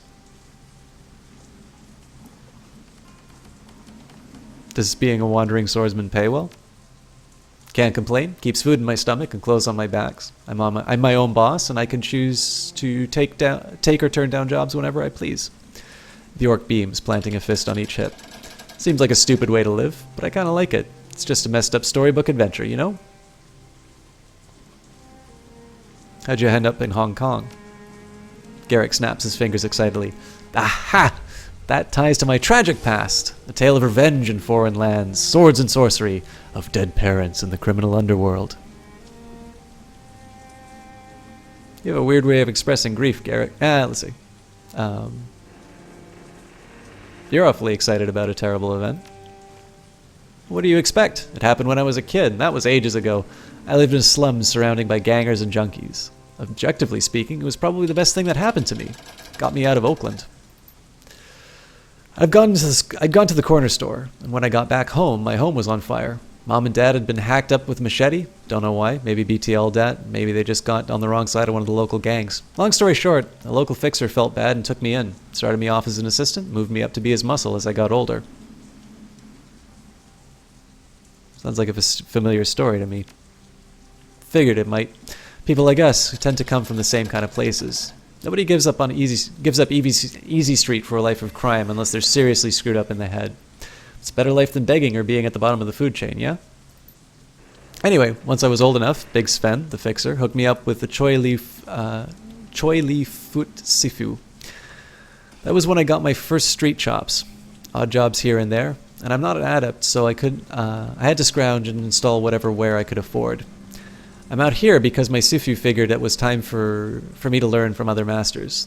I've been visiting monks, triad enforcers, back alley schools for months now. Where are you from? Garrick doesn't sound like a Chinese name. I'm thinking he's from Oakland. Hey! I grew up on the street in Oakland, California Free State. You know, Orkland. Garrick gestures towards his two tusks, grinning. Non-humans weren't pretty welcome in San Francisco and Japan after Japan began protecting it. Anybody who wasn't highly connected or a normal human got shoved out. Probably have been fine. The Japanese Marines forced some humans out, but most of the victims were minorities. Marched us all across the bridges at gunpoint without any kind of plan about where we'd stay. Don't think it was their problem. Happened a year or two before I was born. A lot of people still live in shanty towns. It's the California Free State like these days. Kind of a pile of crap. San Francisco's all wrapped up by the Japanese megas. Their playground, basically. Los Angeles is an independent city-state. When your biggest claims to power and fame are Sacramento and Ventura, you know you're really scraping the barrel. I don't miss it. Not one bit. How'd you get into the whole wandering swordsman thing? It seems a bit melodramatic. I grew up on stories about wandering Jianghu swordsmen and the other martial adepts. I loved reading books like The Water Margin, The Deer in the Cauldron, and The Journey to the West. There's kind of a romance to it that appealed to me, and still does. An outlaw living by their own code, fighting the mighty powers, and living by their own wits. It's the usual story I know. Born poor, starve, die poor. Garrick gestures off towards the distance. Most people out there haven't a shred of hope that there's anything better. When you live like that, it grinds you down. I figure if I can see my life as a modern version of one of those classics, and keep my spirits up, it's worth more to me than all the new yen in the world. Are you looking to avenge your parents? I guess if it comes up, or if I hear something. Seems like a kind of thing I should be honor-bound to do, but it was so damn long ago, I figure I can afford to let it sit longer. Garrick shrugs, spreading his arms helplessly. Maybe that's kind of weird, but I don't want that part of my past to define me. See you later, Garrick. Hope you find what you're looking for, or who you're looking for. Hey, thanks. If it happens, it happens. If not, at least I've had an interesting trip. That's the thing, really. Be where you are, live when you are. Makes sense? Very zen, Garrick. It's actually that's a pretty neat character. There's one thing you can sort of imagine every cyberpunk character as being extremely stern, and I guess you can sort of say, like, after the comic Watchmen came out, you've got every superhero has, you know, some dark past that they need to get over. And then, of course, in a lot of cyberpunk stories, you know, everybody has to look serious. Everybody's got mirror shades. And there's just something very interesting about this character whose reaction to tragedy in his life and the fact that, like most of the population, he's completely crushed under, you know, these businesses run amok. And the abject poverty that people who live on the margins of society do. He just kind of, you know, rolls with it, carves out a little bit of an existence for himself, and doesn't, instead just kind of tries not to tie himself down to these sorts of things that are sort of taken as stock characters. I don't know, it's a neat little character. I don't think I articulated it very well, though. Constable Hui, if I pronounce that correctly. The constable's attention is locked into his PDA's display, and he hails through his nose and then speaks. Just because I'm standing here doesn't mean I'm not busy. He shrugs, his tattoos moving with the rise and fall of his shoulders. State your business. Nice neck tattoo. Were you a ganger before you became a cop? Yeah, I got jumped when I was a kid. My old neighborhood, it was impossible not to be. I got out when I was a teenager. Turned my life around. When I landed in the HKPF, they put my background to good use by sending me undercover. You were a narc. Yep. I worked undercover for a couple of Kowloon City's nastier street gangs, the Black Butchers and the 444s. Helped bring them down from the inside. Glad to be off that detail. I was good at it, but that sort of work takes its toll. What do you do when you're not being a cop? What do I do? You mean like my hobbies? It's kind of a strange thing to ask. Guess it might be. I just like to get to know the people that I'm working with. He shrugs. Okay. I paint. Oils, mostly landscapes. I've had a few showings in Victoria Harbour coffee shops. Can we change the subject, maybe? It's getting a little too personal for my tastes. How did you wind up on this task force? My cover got blown. Barely made it out of the 444 territory alive. Couldn't stay undercover any longer, so they had to find another use for me. When Lamb told me about the task force, I volunteered. And do you know what happened to Lamb, Constable Hui? I have to go. He waves you away. Go on, then.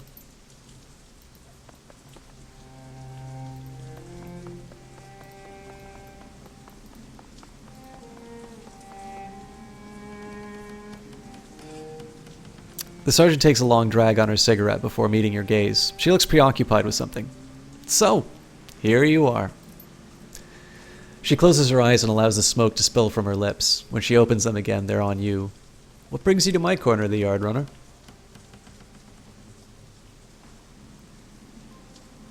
Got a few things on my mind. I figure that you might be able to shed some light on some of them. Now that the shock's worn off, you've got questions, huh? She taps her cigarette, spilling ash to the ground. All right, tell me what you want to know. How did you wind up with this gig?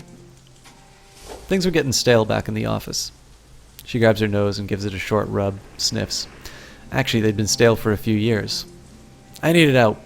What of that lifeless, recycled air, the constant sound of typing fingers, and the suffocating stench of cologne? She looks like she might gag. I could smell my old boss coming from down the hall. Enjoying the change in scenery?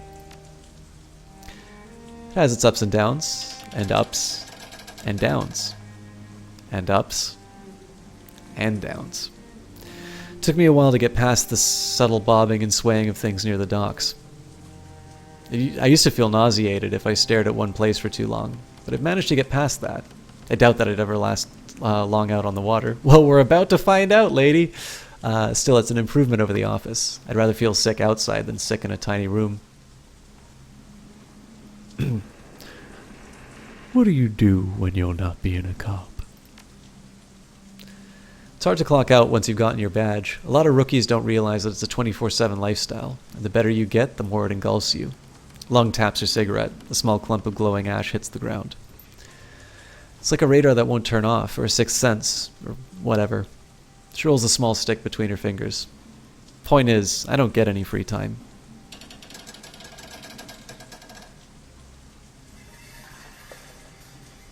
Alright, then what would you do if you did have free time? The sergeant lets out a single short laugh, but looks amused. She raises her hands in a shrug. I'm doing what I want to be doing. Don't misunderstand that. But if my schedule allowed me a moment or two for myself, I'd do what I assume is the usual. Binge watch some Sims, go out to eat. Maybe, I don't know, I'd have a dog. Or a cat. Yeah, a cat. No, a gerbil.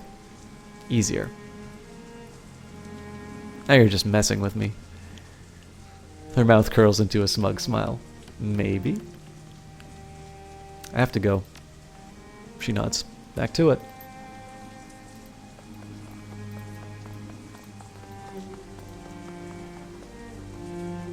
By the way, there's somebody who I talk to fairly regularly, and one of the things I love, I have a very bad habit of just completely, like, so I'm not very big on like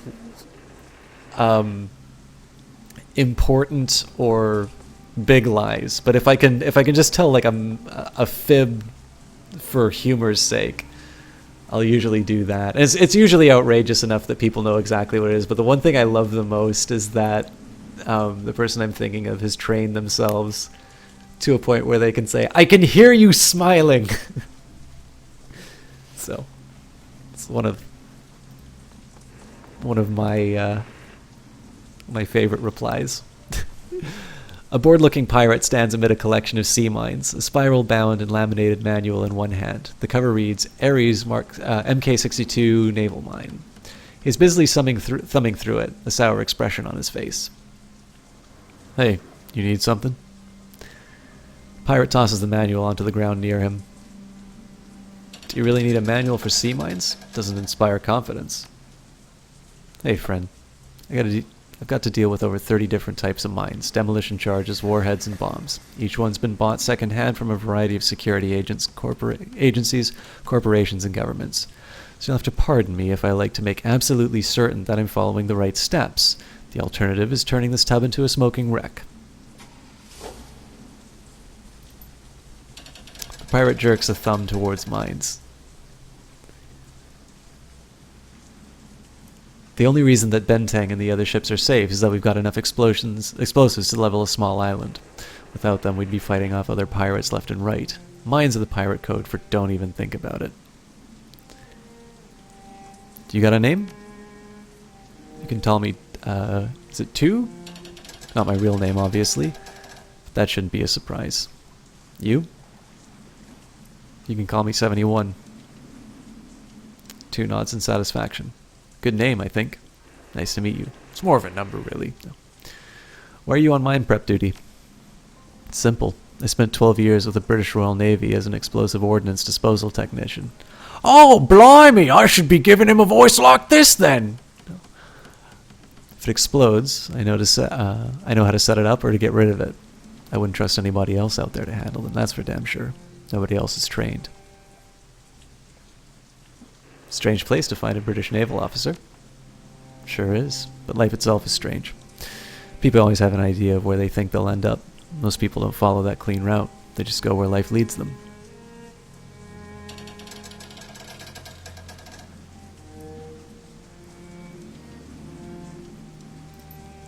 After 12 years with Her Majesty's salty service, my main aim was get drunk and forget all about being a sailor.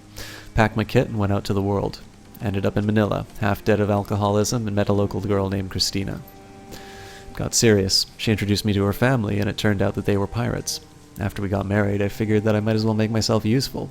So there we are, priming minds. The more things change, the more things stay the same, right?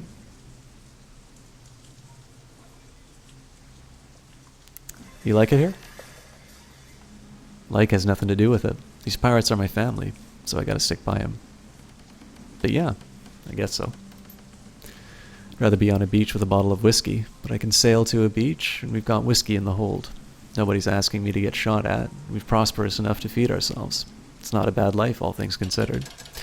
Besides, I don't know how to do anything else aside from set up and disarm explosives. Not exactly a normal job. Would you give it up if you could have a normal life? I don't know. Maybe. Hard to say. It's like this. I spent so long as a sailor that I don't know what I'd do if I wasn't on a boat surrounded by bombs. Kinda messed up when I say it out loud. That's the truth of it. See you later. Same to you. Stay safe.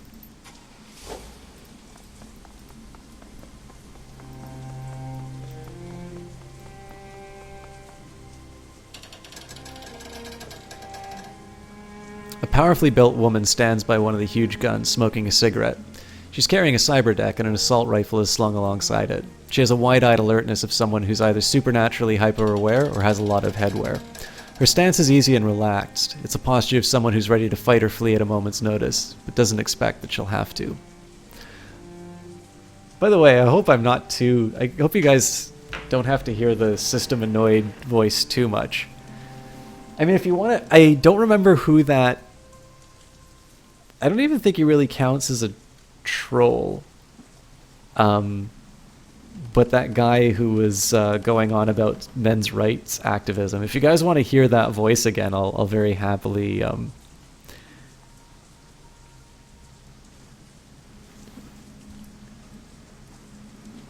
I'll very happily do System Annoyed.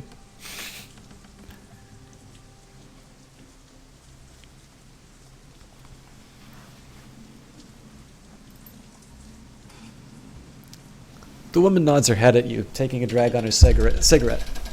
You must be 71. Heard about the dust-up at the Tiger's Den. Glad to see that you got out alive. Have we met? Nah, but I knew about the work that you were doing for Kindly Cheng back in Haoi, Josephine Sang and all that. Shadowrunner community is pretty small, even in a city as big as Hong Kong, so I tend to hear about big jobs. Call me Triple Alpha. Yes, OCS1 Spectre. Us old runners, we gotta stick together, you know? You stand by your crew, they stand by you, and you can't count on anybody else. She purses her lips, looking around with an annoyed expression. If my crew would ever freaking get here... Why am I always the first one in the scene anyway? I want to get to out of the shadows and onto the beach. You look like you've seen a lot of action yourself. Alpha lets out a rough cackle. Man, you don't know the half of it. You telling up the runs I've been on? I think it might have been more stuff than even Fast Jack. I'm not even as old as him, but I think that I take jobs more regularly than he does. Yeah, no problem, GP Wolf. I always think I'm stumbling over the dialogue, so it's nice to hear.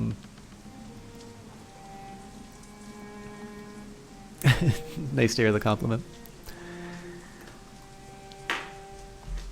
I think I'll try and do my best to explain it to you, OCS Spectre. So I think most people are kind of familiar with feminism. And I think one of the challenges today is that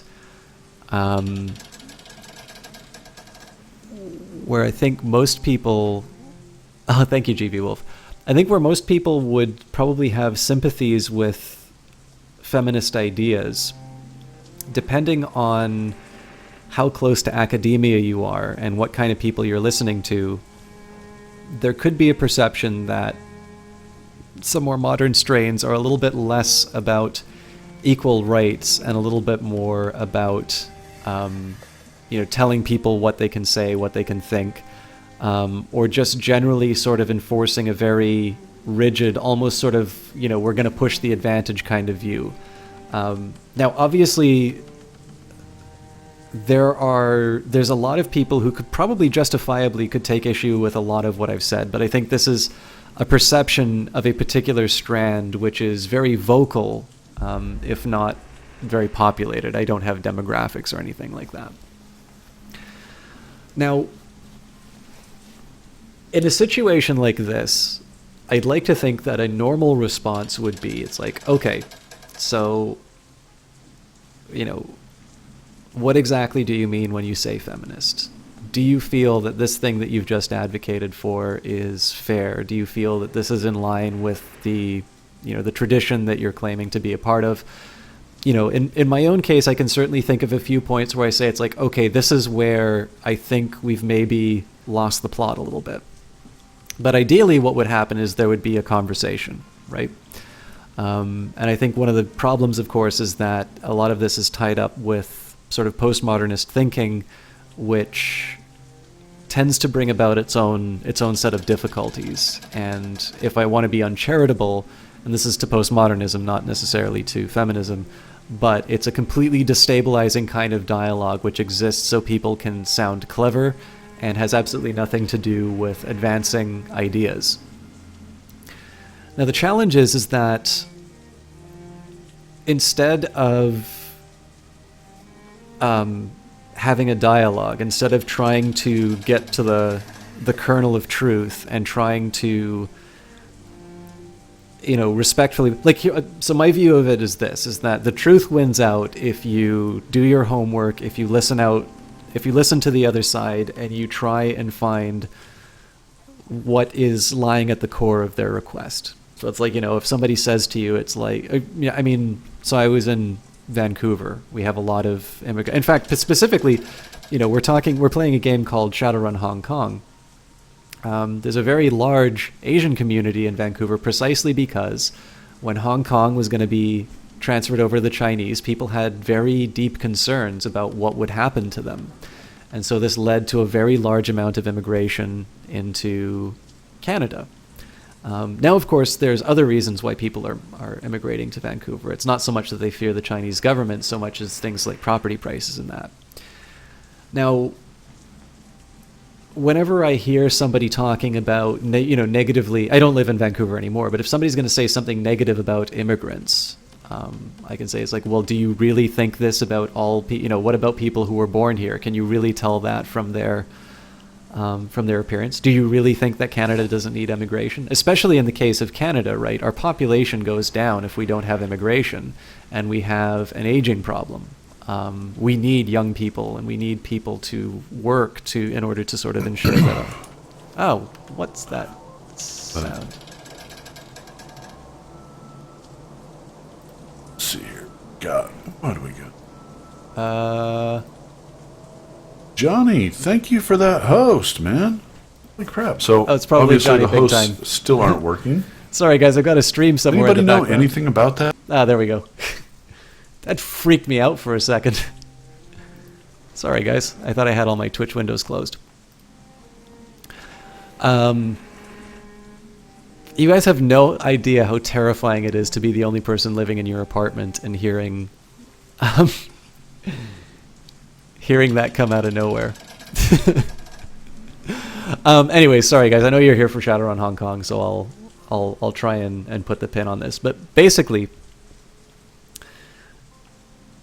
I'd like to think that there are fewer racist than the people who will maybe express ignorant views on immigration. And so the idea is you get to the core, and what you may see is some concern about their economic status or their social status. Now, the challenge here is that that's not what's happened with this more, for lack of a better term, and I realize this is an uncharitable term, maybe the more radical feminist movements. And again, this may not necessarily be representative of a lot of people's views, but it's a very vocal one. And the response has been instead to say, no, the problem isn't with women's rights, that we're actually giving women too many rights. And what we need to do is we now need to advocate for men's rights. We need to take back what's been taken from us.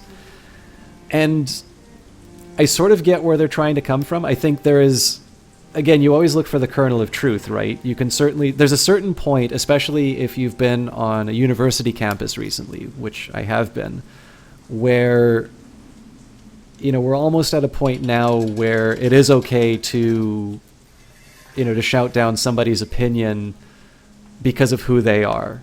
I have been told that I'm not allowed to have an opinion on, you know, X, Y, or Z experience because, you know, I am not a member of that ethnicity, or I'm not of that gender, or, you know, I don't have that sexual preference. I can never know what that experience is. And I mean, insofar as the fact, you know, I don't usually like comforting people by saying, I know how you feel. I prefer to say that I empathize with somebody rather than saying that I know how they feel. But again, I dislike any kind of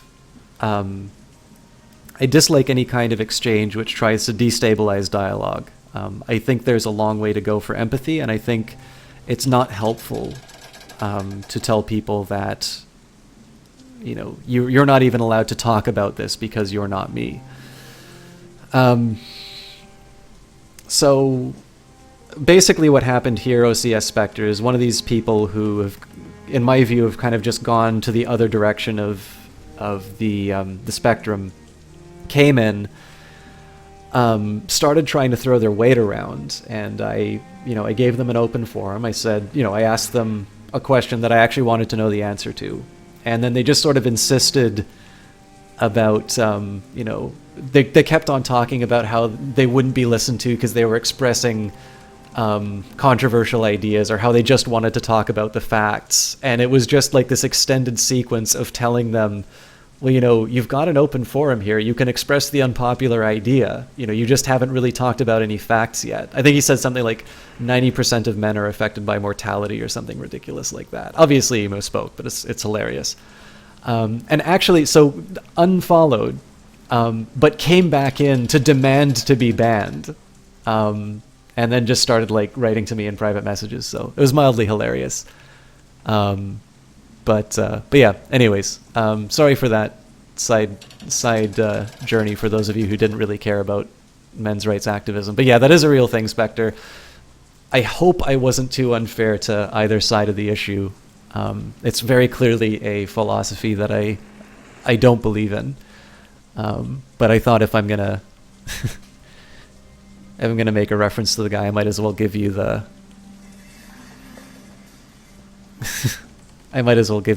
the account. All right, I've been to Los Angeles, Seattle, Hong Kong, and Berlin, and everywhere else in between. If it's a weapon, I fired it. If there's a corporation, I've run for both for and against it. The woman gestures languidly with her cigarette as she speaks. It's never dull, I'll tell you that. It's not very, I was going to say, the way I'm doing this voice is definitely not, has nothing to do with languid. Actually, Jess, doesn't she, I'm not going to say she's a dead ringer, but doesn't she sort of remind you a little bit of Tony Loran?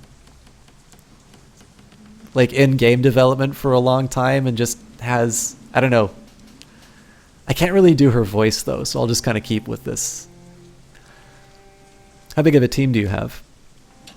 We've got a rigger, a mage, and an adept. I guess that's our jack of all trades, true. She's not really good at anything, but she's has a lot of heart. Totally unafraid to march alongside us, even if all she can manage to do is plink away at that crappy pistol of hers. And then there's me. You can guess what I do. Alpha gestures to the cyber deck and the assault rifle slung across her back. Well, let your friend tag along if she's not good at anything. Morale, mostly. She's younger than the rest of us, and she hasn't been sinless as long. We go to her if we need some more down-to-earth opinion on things. Are you staying out of the shadows for good? Alpha shakes her head and stares off in the distance. Nah, I don't think so. I've been running the shadows my whole life. It's all I've ever done. I don't know how to do anything else. It's more of a vacation. A break, if you will.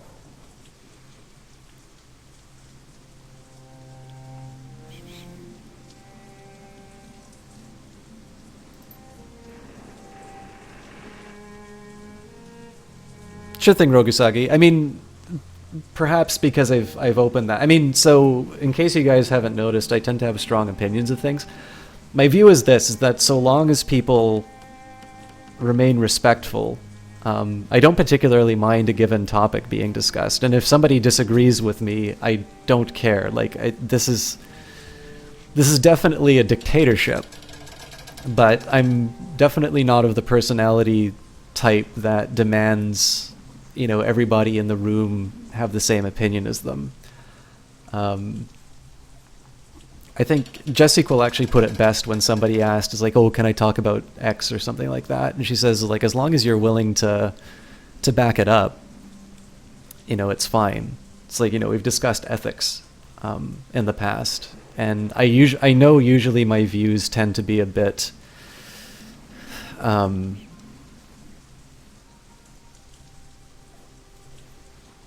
a bit more than what I think most people are usually willing to side on.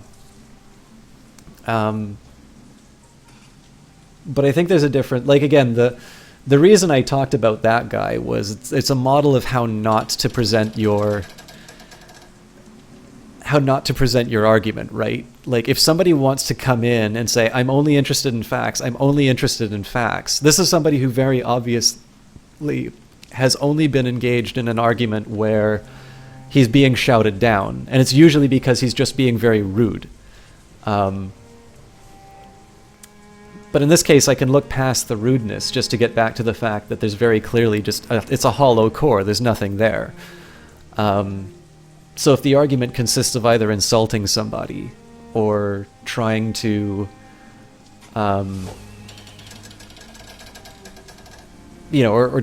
just trying to get a rise out of somebody, or something that's just poorly thought out. I mean, it's fine to just say, it's like, well, look, I just don't agree. I don't need to debate it, but I think you're overreaching on that statement. That's fine. Everything doesn't need to be, debate society or something like that. But I've never been of the opinion that you don't talk about politics or religion. Those are the interesting subjects. And of course now everybody's regretting, well, slightly more than half are regretting the results of the democratic exercise down in the States. But this is the problem, right? Is that if there was an active political discourse, everybody's talking about how fake news is a problem. I'm like, well, if you had an active, robust political discourse, if you had people actively engaged, then it would be very easy to identify what's true and what isn't. But we don't have that. And so, I think now everybody's very quick to try and find, to play the blame game. But I definitely think, just because we're playing games doesn't mean that you can't. If you think about it, especially for Shadowrun, and I'm sorry, guys, I know I've pretty much brought the game to a halt. I'm a little more conscious of this because I know somebody asked for my my playthrough videos, but it is a stream after all, and I know personality is sort of what's behind it. But the if you think of something like Shadowrun, so you could say that Shadowrun is just a really good yarn, and it's fun. You've got demons and you can shoot stuff, and it's a great way to spend more than a few hours. On the other hand, you can look at this, and there's a lot of very interesting and very modern themes. It's really interesting to see a lot of the cyberpunk stuff just kind of coming back. The concerns of inequality, of the overreach of corporations into our daily lives, sort of life at the margins, how somebody resists in an environment like this. In some case, just because it's science fiction doesn't mean that it doesn't hold some resonance to the modern day. And so, to my view is that in something like this, where a story is being told and there's a point of view that's being taken, it would seem to me that discussion is all the more important in the in an environment like this. If you're just sitting around the Thanksgiving table and somebody says, like, I think we should go to a flat income tax, then there's probably going to be trouble. But if you're playing a game and you have something like human cloning, or you have a situation where you have the ability to mind control somebody and make them do something terrible to save 1 million or something like that. The famous torture ticking bomb scenario or something like that.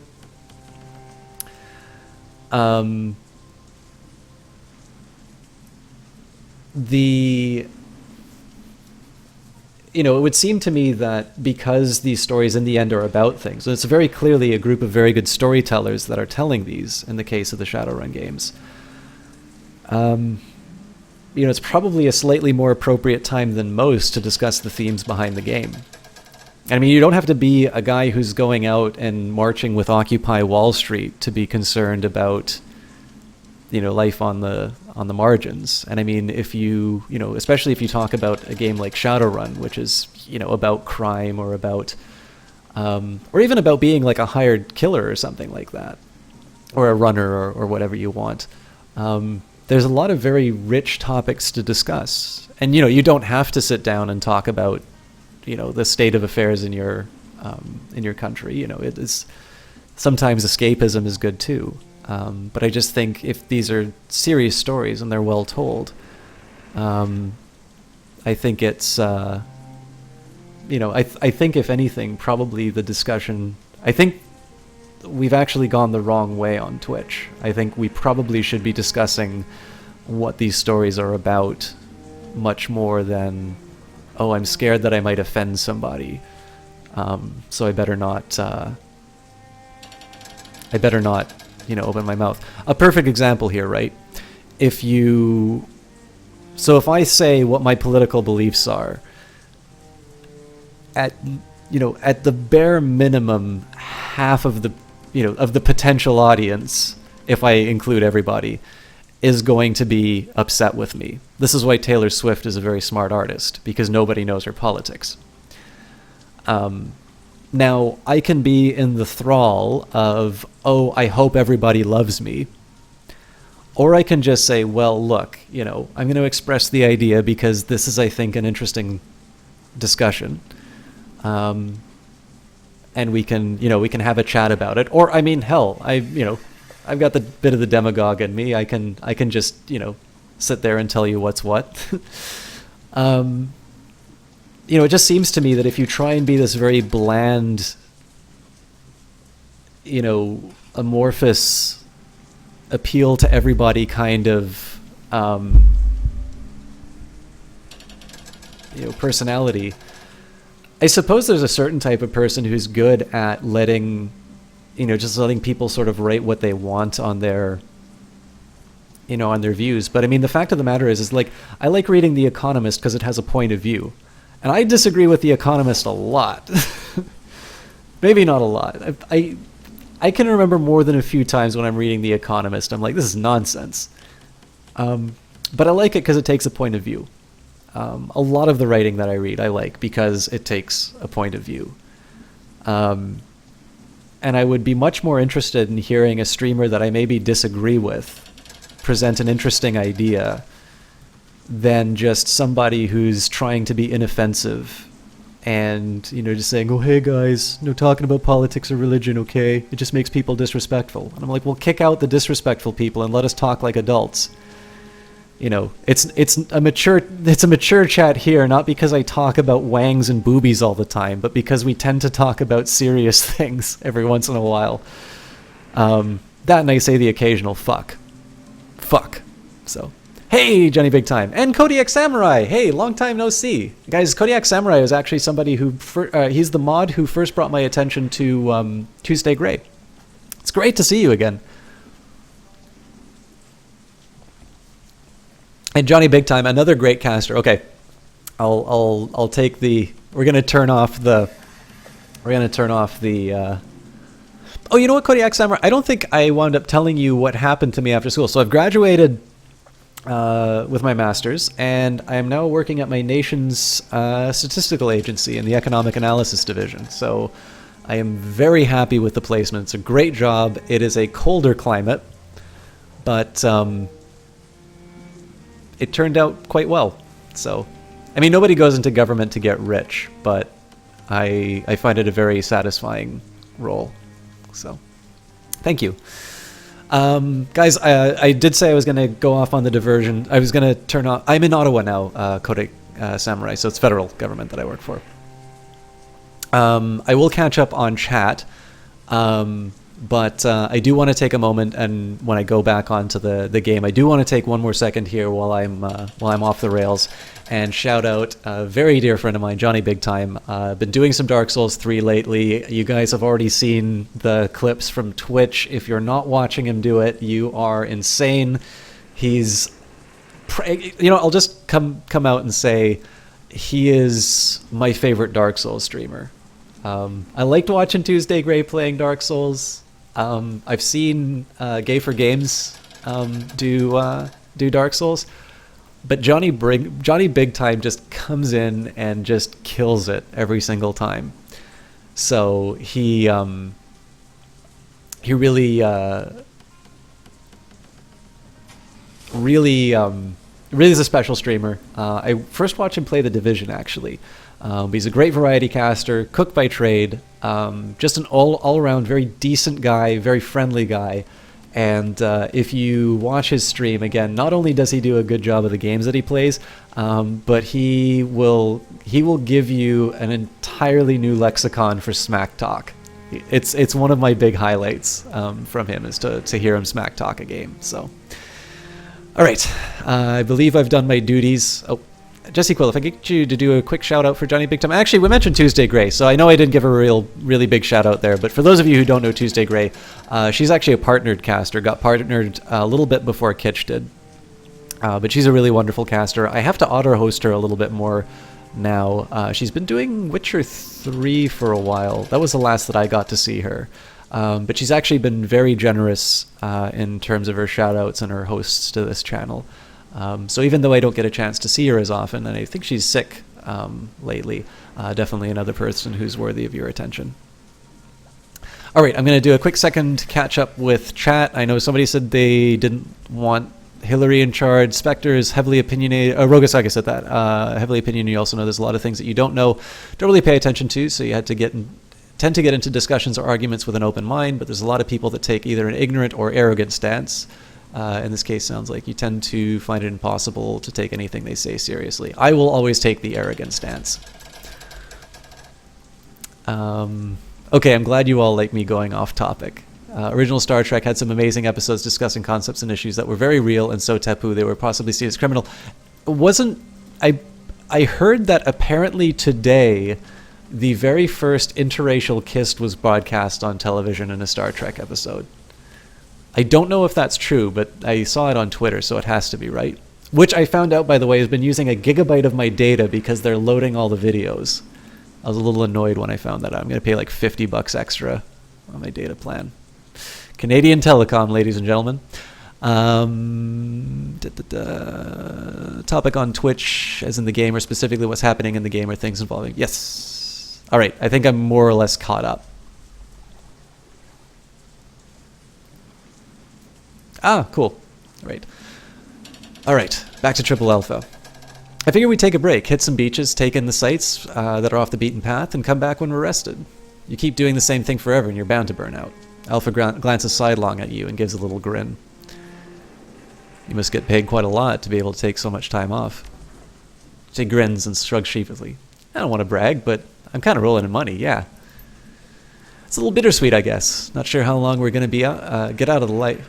How long we're going to be out of the life. It'll be a few years at least. Got our gear and our cyberware is getting old, and it's harder to keep up with the other runners out there. That kind of upgrade takes time, you know? And not only do you have to track down the new stuff, you have to recuperate and all that. Pretty sure we'll be back, though.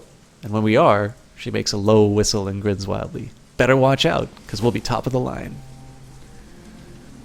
So what are you going to do once you're out? Aside from hit a nice beach somewhere? I don't know, there's plenty of interesting stuff to see around the world. She takes a drag on her cigarette and ponders the question. I want to see some old ruins. You know, temples, castles, stuff like that. I like history, so I'm always excited when I get to go to older cities like Rome or Athens. Heck, with as much money as I've got, maybe I'll take a trip into space and play tourist there, too. Never been to space before. See you later, Alpha. I love that idea, by the way. I didn't know about space in... oh, I'll look at this.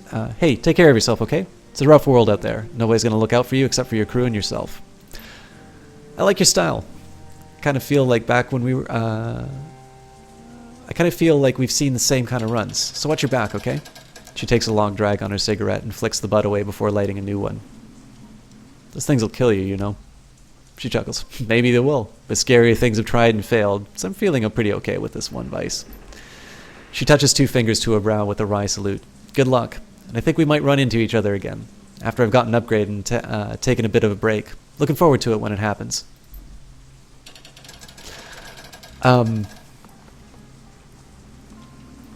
So one of the things that interests me, I never know about space in the Shadowrun world, but in the sort of, I guess it's the original Cyberpunk book, Neuromancer, it actually ends in space. And it seems to be the one thing that's omitted from a lot of the Cyberpunk that I've read since, is a lot of it just takes place on Earth in like a gritty environment or something like that. Lots of mirror shades, but no space travel.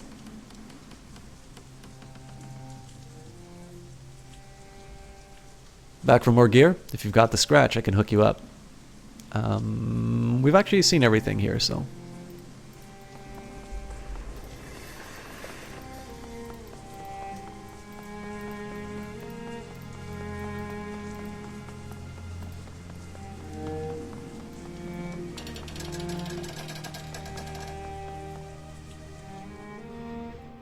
Well, everything seems to be in more or less in one piece. Did you and Chu get everything figured out? More to the point, do you know who we're fighting yet? Not yet. She wants me to meet her and go over what we have. Might as well get to it then, because we've gotten nothing. Oh, and Gustav? Hurry. These choppy waters are doing a number on my stomach, and I'm fresh out of Dramamine.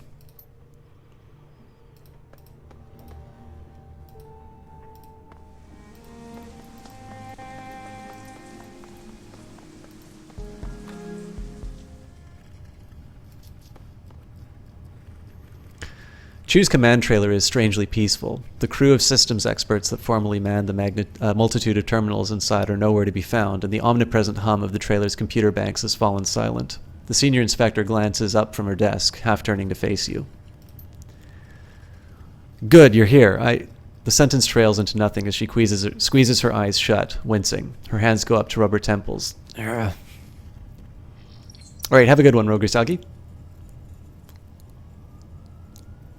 You okay? Will be. Migraine. She rubs her temples with both hands. Feels like somebody lit a fire behind my eyes.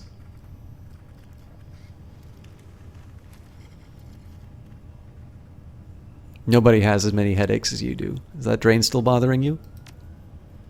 That's one way of putting it. It feels like it's driving a railroad spike through my temples. She gives her head an agitated shake. The necklace I was wearing didn't help matters much. Damn thing masked my aura just fine, but it wasn't particularly easy to carry. Where is it now? Somewhere in the bottom of the South China Sea. I tossed it overboard. The cat's out of the bag now, so I don't need to mask my aura anymore. I couldn't bear to wear it for another second. Truth be told, I think that the damn thing might have killed me if I held on to it much longer. People aren't meant to use those kinds of foci non-stop for months on end. She shrugs. Cost of doing business, I guess.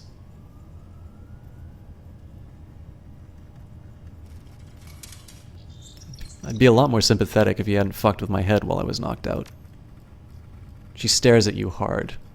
After a few seconds, she averts her gaze. Fair enough. The conversation lulls. The pause stretches to 15 seconds before Chu opens her mouth again. Look, I get that you might not care, but you should know that I soaked up some nasty drain breaking us out of that trap. I'm not at 100%, and I probably won't be for months. So that'll make what's coming harder for you.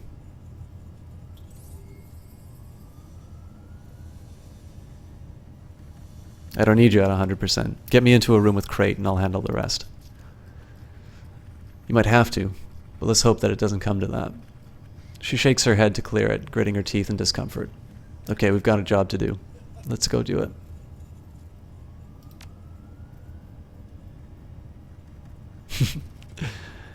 Alright, Melee Mage and Jessie Quill.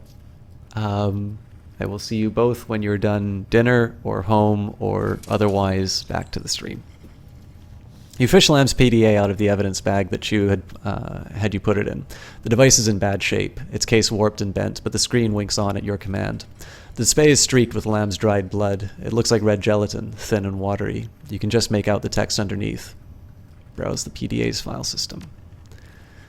Lamb, Andy, secure mailboxes. Inbox 2, outbox 3, live chat 1, trash bin 12, junk mail 6,340. Search the inbox. Read the first message. From Wallace Koo to Andy Lamb, package delivery. Everything is ready on our end. Now you need to hold up your end of the deal. The package has to be delivered before the wild card leaves the evidence room, or this whole thing is going to get messy. I'm the package, I guess. Making me the wild card. She rolls her eyes. What an idiot. If he wanted to speak in code, he could have been a little less obvious about it. From the PDA. If things do get messy, it's your ass, Lamb. Crate wants us to go by the numbers, and that means both the package and the wild card caught in the same trap. We can't chance the package catching a bullet before we can question her, and the firefight in the hallway could raise questions. You know your job, do it well, and you'll get what you were promised.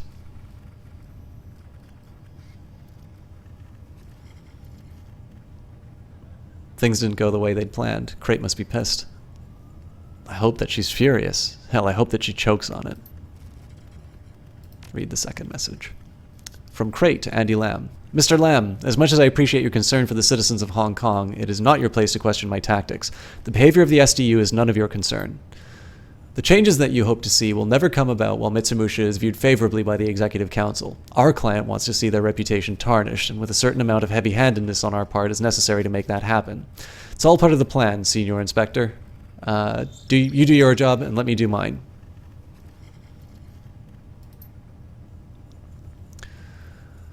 Alright, so that's where Crate and her people come into this. The massacre at the end of the Kowloon City riots, the police brutality that led to the riots in the first place, they were all intended to hurt Mitsumusha's PR. What's the end goal? Why would anybody spend this much money to tank the reputation of their own police force?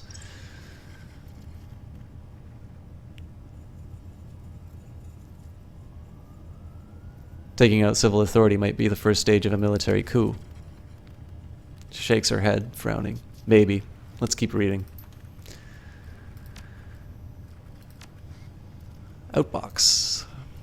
From Andy Lamb to Wallace Koo. Okay, I'm in. Alright, Koo. I've reconsidered your proposal and I want in. You were right. She was a lost cause. She's corporate to the bone, and trying to argue with her is like talking to a brick wall. She doesn't give a damn about what the HKPF is supposed to stand for. All that matters to her is the company's bottom line. Oh, fuck you, you little weasel. At least I don't turn on my own people for a paycheck. It's funny. I used to be such an idealist. I joined the HKPF because I wanted to help people. But that isn't what this organization is about, whatever the recruiters say. Good cops don't have a place in Mitsumusha's police force. The corporate culture of the HKPF either changes them if they're weak or chews them up if they're strong. Either way, they wind up broken, and I can't be a part of that machine anymore. The big change you're talking about, it's a chance to fix things. A real honest-to-God chance. And so, as much as I hate your methods, I'm going to help you. I'm not doing it for the money. I'm doing it because I want the HKPF to be better. And this is a chance to make that happen. A remote chance, maybe, but it's better than nothing.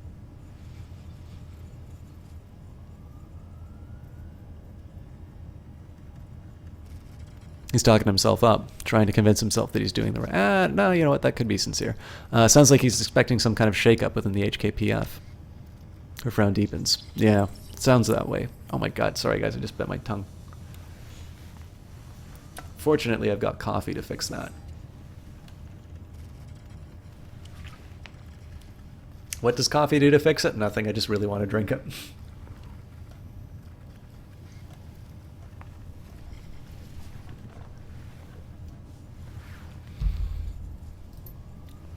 Tell Crate I'm in. I can bring you Chew, and I can help you dismantle the task force. But you should know that if you've been bullshitting me, if things don't change for the better, I'm coming after you. You can count on that. Tough talk. Think you could have backed it up? Lamb? No, not in a million years. The fool would have gotten himself killed one way or another. Still, we learned something here. Lamb was convinced that Crate and her people were working towards some sort of shake-up in the HKPF. A big change. What kind of change do you think they're talking about? Not sure yet. I don't want to speculate until we pull everything out of his PDA that we can. Let's keep reading, see what else we can turn up.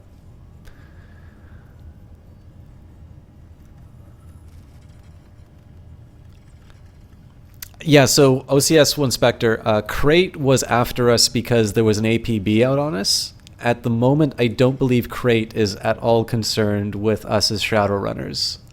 So in this scenario here, Chew is somebody specifically that she's targeting, and it's for whatever reason, it's related to this shakeup in the HKPF.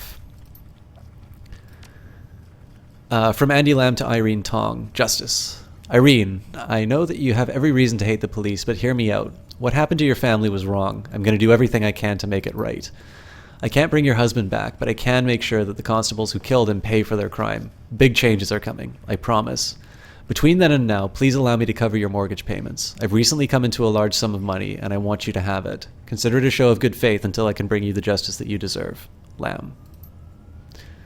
I don't know anything about this. She frowns. Must have been related to some old case of Lamb's before he got assigned to the task force. Maybe it was a personal thing, a friend of his, or romantic interest. It was somebody he cared about, that much is clear.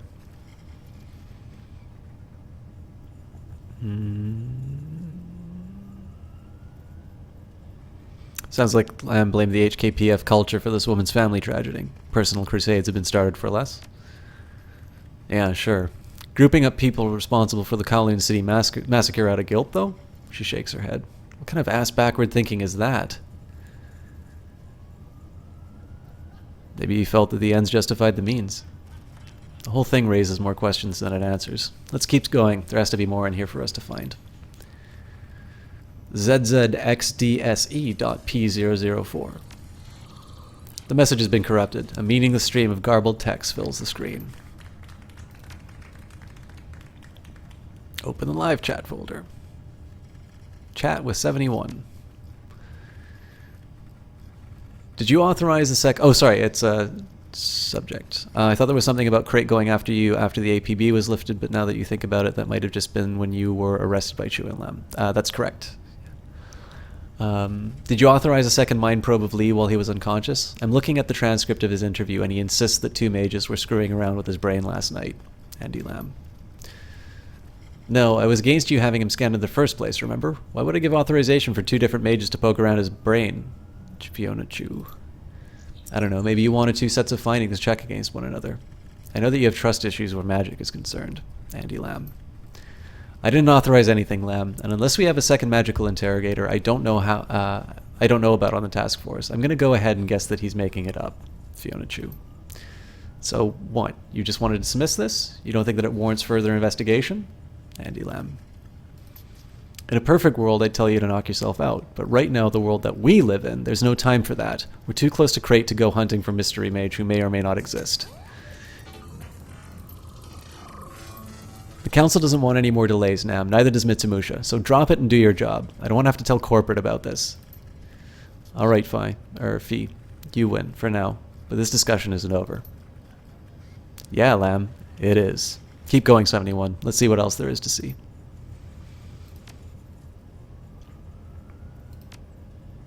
Lamb's junk mail folder is packed to the gills with all manner of unsolicited messages. Scam mail, advertisements for everything from illicit drugs to designer electronics. And countless pornographic images fill the screen. It'd take days to sort through all of this for anything useful, and searching by trial and error would likely expose the PDA to a whole host of nasty worms and viruses. Ugh, remind me to never open my own junk folder. Search the junk folder for tagged messages. God damn it, there was a project name.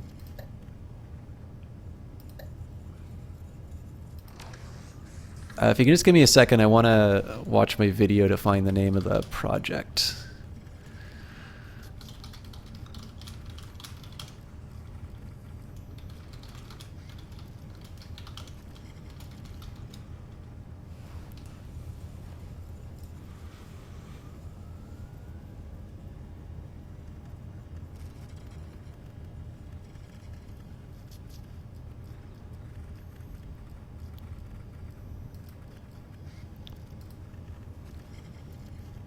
Yes, oh god, that's creepy. You're absolutely right, Spectre.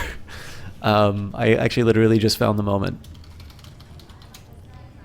Nope. Okay.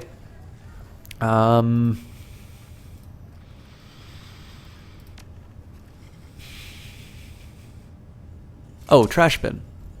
A little digging reveals a file buried in the PDA's trash can. Leatu, thank you very much for that host.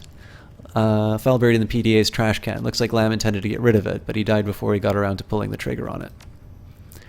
From Crate to Andy Lamb, instructions, next steps. Mr. Koo tells me you've accepted our offer. Welcome aboard. Once we've delivered Chu, report to me and we'll have you relocated to the Typo facility. You'll be safe there. We have the location under 24-hour guard for obvious reasons. From there on out, all that you need to do is keep your head down and count your money. You keep your end, you'll soon be a very wealthy and influential man. K. If Crate's client, whoever it is, has something worth guarding in Typo, that's where we'll need to check out next. Well, I think the game just told me what to search for. Let's keep going. This is good intel, but we need to get everything out of this PDA that we can.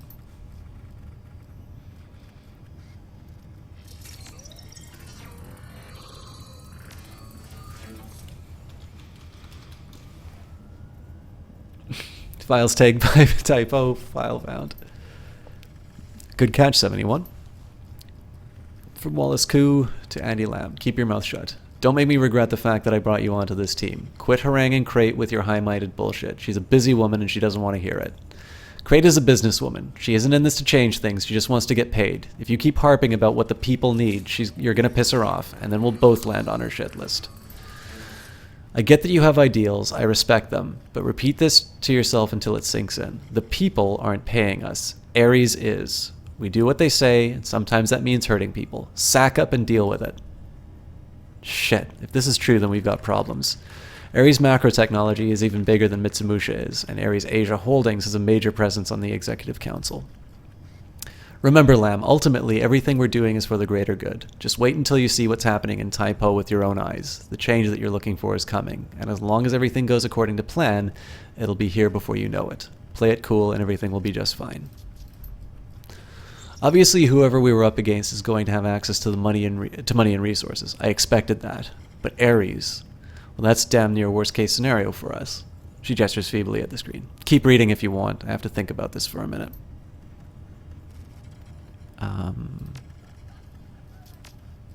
Just take a quick second to see.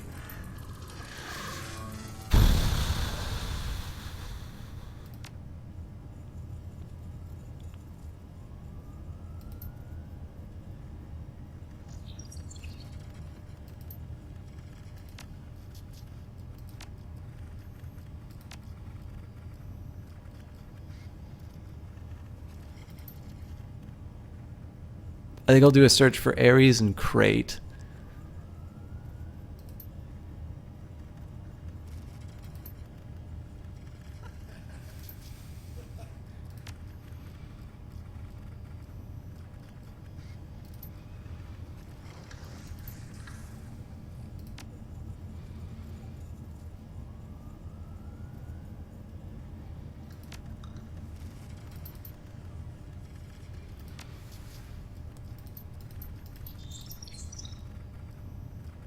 Oh, so we can't search again. Yeah. I think that's everything we're getting. She accepts the device, a grim expression on her face. Yeah, I'm thinking that maybe you're right. She turns the PDA over in her hand, then flips off the device's power switch. The screen flickers and dies. She rubs her eyes, drawing your attention to the dark hollows underneath them. Alright, so here's what we've got. Crate and her people are working with Ares. They're trying to tank Mitsumusha's reputation with the Executive Council so they can bring about some kind of change inside the HKPF. And they've got a facility in Typo where they're keeping under heavy guard. It's presumably related to this change in some way. Sounds about right to me. It isn't much, but it's something. At least we know who's holding Crate's leash. The answer to that question isn't particularly comforting, but it's better than not knowing at all.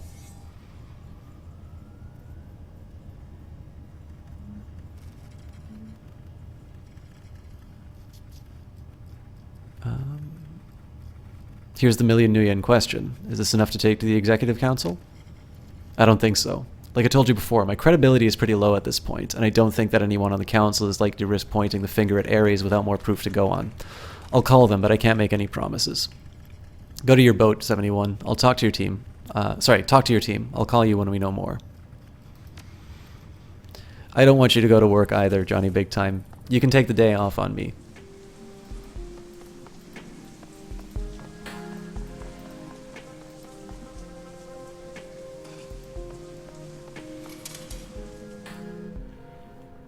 Hey again, welcome back. You find anything of use? Yeah, we know who we're up against. Crate and her people are being funded by Ares. That's not what I was hoping to hear. Ares is serious business. So what's next? We can't exactly take the fight to them. We aren't equipped for that. They're up to something in Taipo. My best guess is that we're heading there next. We have a target. Good. I would like very much to bring this episode to a close. Your PDA buzzes, cutting him off. Chew. Chew's face flickers onto the PDA's view screen. She looks haggard, even more so than before. The call was a bust, 71. I've still got a few execs willing to go to bat for me, but the rest have already written us off as a failure. Nobody's going to risk antagonizing Ares on my say-so. We're going to need a hell of a lot more than one misfired email if we're going to convince them to move on this. Figures. We're on our own then. Yeah, it looks that way. We're going to have to face whatever's at Taipo without any assistance or backup. It's either that or sit here on this barge for the foreseeable future. Chew lets out a long sigh. Look, 71, I told you that you and your team would be well compensated for helping me, but I never really specified what your reward would be. I think that you should know.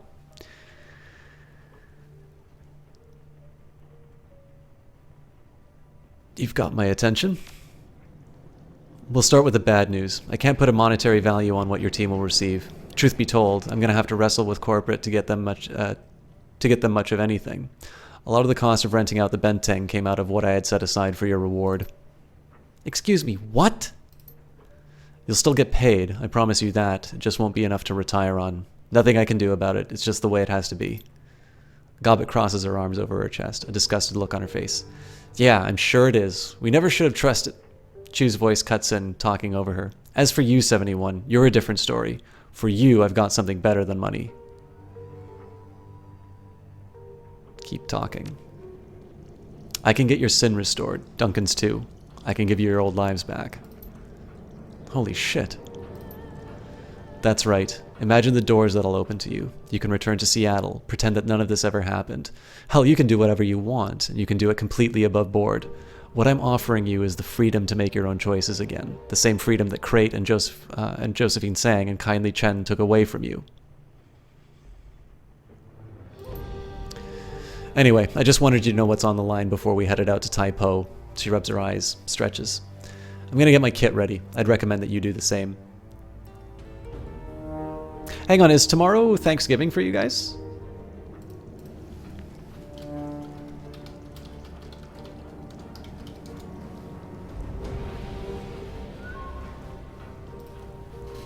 I guess it is. Oh god, I owe Jesse Quill an email.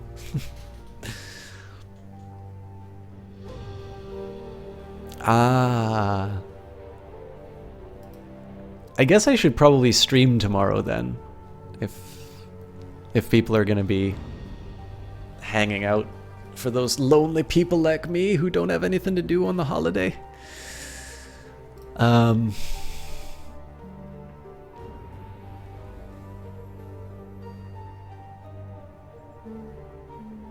Say not just yet, I still want to explore the Benteng a bit. She frowns. Okay, 71, do whatever you need to do. It'll give me a chance to close my eyes for a few minutes, if nothing else. When you're finished, go talk to Jomo. He'll sneak us into Taipo and we can finish this. She begins to look away, then seems to think better of it. The camera refocuses on her face. Oh, and 71, your boss is rock. That Kong that you took from Eddie Pang got broken in the move. I found it in about 50 pieces when we got here. It's in the wastebasket under my desk if you still want it, but I can't imagine that it's worth much anymore. Sorry about that. Your video feed crackles and dies. Chew's face winks out off your PDA and the display goes dark. Well, this presents us with something of a conundrum, my friend. He takes a drag on his cigarette and slowly releases the smoke through his nostrils. Konshai paws at the ground.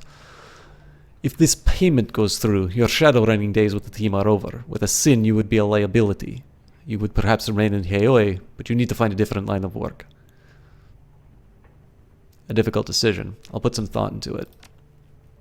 See that you do.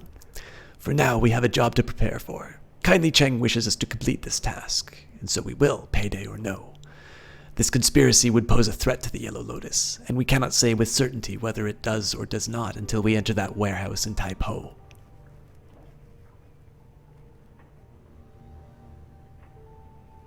We've got other priorities to handle first, but don't worry, we'll head to Taipo soon enough.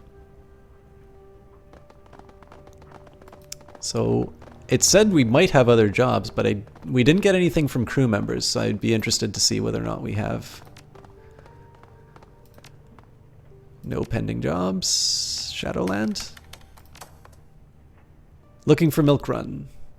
Experienced decker and fresh-faced team of runners looking for basic runs. Subcontract your dullest jobs to us. Preferred, no jobs involving experimental sims, secret chem labs, escape on mopeds, the walled city, underwater pipes, or ferrets. Just to be on the safe side. Message me, Shenzhen Joe.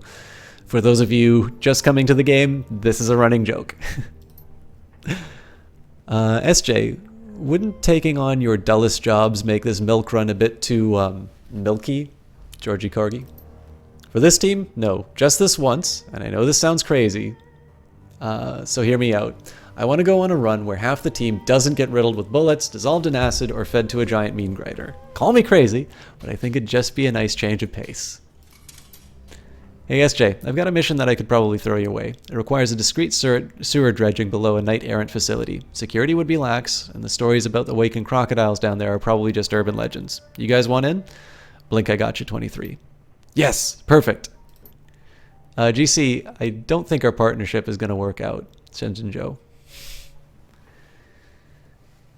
Where's Pinky Swear? Hello, Shadows. I'm trying to locate Pinky Swear. Last I heard, our paranoid friend was freaking out over robot ads. It's been quite some time since we last spoke. Truth be told, I'm genuinely worried. Any tips welcome. Yeah, about that haiku stalking. You got something? Spit it out. Well, it wasn't Jivebot or Codex or whatever the Matrix rumor mill seems to believe. Jackie, as in with a J, I have a sinking feeling that I know what you're about to tell me. Yeah, it was me. After Pinky and I split up, Pinky never changed the door codes. When I figured that out, I thought I'd just, play a harmless prank. Jackie Chen. You've got a funny definition of harmless. She's probably in the middle of a psychotic break running through the hills to escape a bunch of imaginary poetry ants. Well, if she's gone, we could raid her apartment. She's got loads of great gear, and she probably was too busy panicking to change the codes. Again. Fuck it. Count me in. No more posts in this thread. I don't think we have pay data. Nope. Okay, so probably do some dialogue with our crew members, but let's just take a second. I want to get the Kindly Cheng fragments. I'm going the wrong way. Oh, can't pick it up. So yeah, I'm just going to do a quick run through all these people to make sure that there aren't any additional jobs. And then we'll do the run on the headquarters. I don't know if that's the end of the mission, because it's been pretty good at...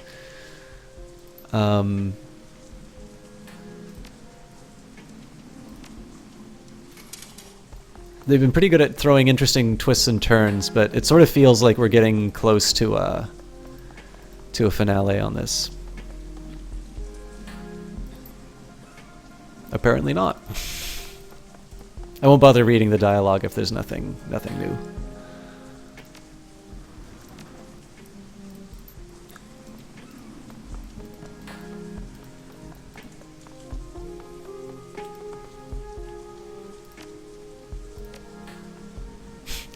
I love this image of my runner just going about the decks, telling people that he has to go.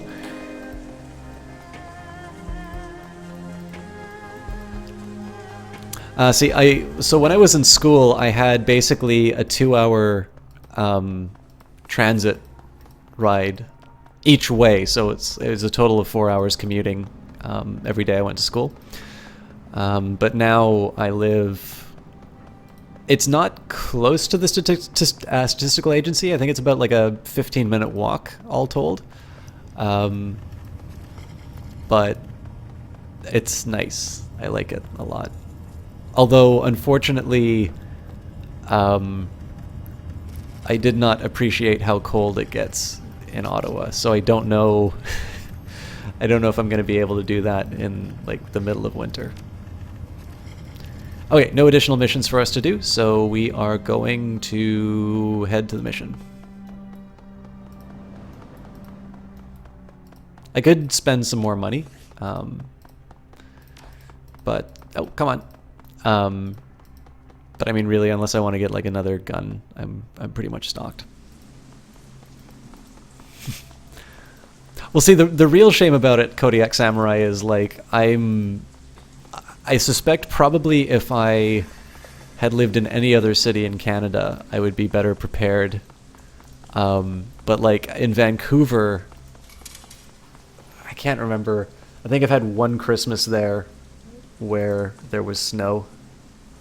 Rest of the time I got by with pretty minimal clothing. But Jessie Quill visited, and she actually got me some nice warm stuff. So don't tell her I said that, but I actually really like her, and she definitely is doing a better job of taking care of me than I am. All right, let's finish this. Take me to Typo and Face Crate. You sure? Might be a one-way trip. Yeah, take me there.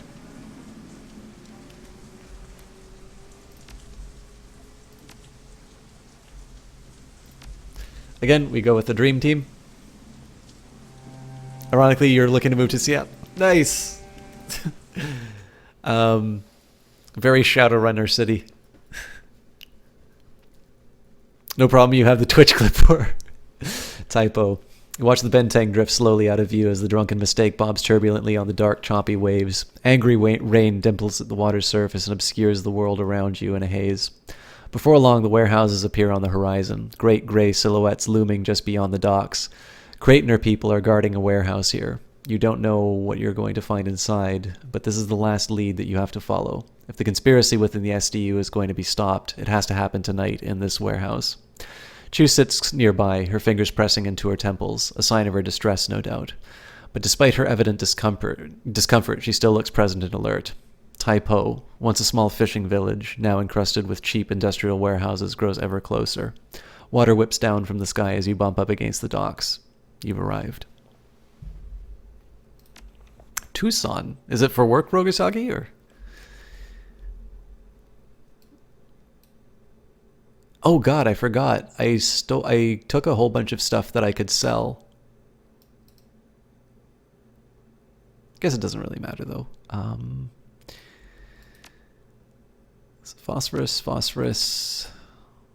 Voltic. I'm okay with this loadout. Drop some med kits and a Bumona on Isabel.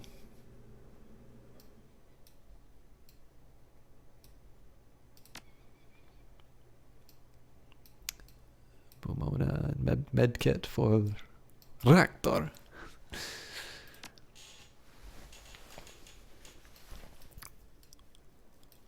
It'd be kind of cool if there was a way to save these loadouts for characters. It's not too complicated, but oh,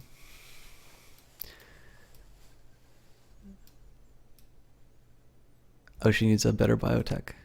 And in this case, I'm gonna draw. Actually, sorry. I think the rat fetish vanishes. Yeah.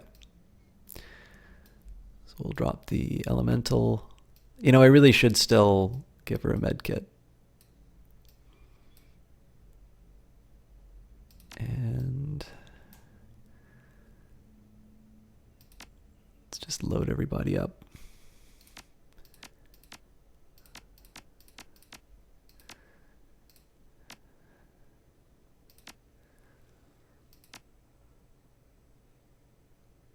All right, I think we're good to go. Ah, gotcha. Actually, Rogasagi, I knew a couple of directors of photography who were beekeepers. One of them actually had a kind of like a field near a blueberry farm, and like you could tell it in the honey. It was really cool. Okay, so this might be the last batch of karma that I spend. Let's put that into strength so I can get a little bit better at close combat. I'm a killing machine. Cold rain lashes your face as you take your place on the Typo dock. The storm is loud, practically deafening. Periodic thunderclaps roar like distant cannon fire, and the flash of lightning stabs at your eyes. Chu stands beside you, bracing herself against the storm. She turns to Captain Jomo, practically shouting to be heard over the howling wind. Jomo, any chance anyone caught sight of us on the way in?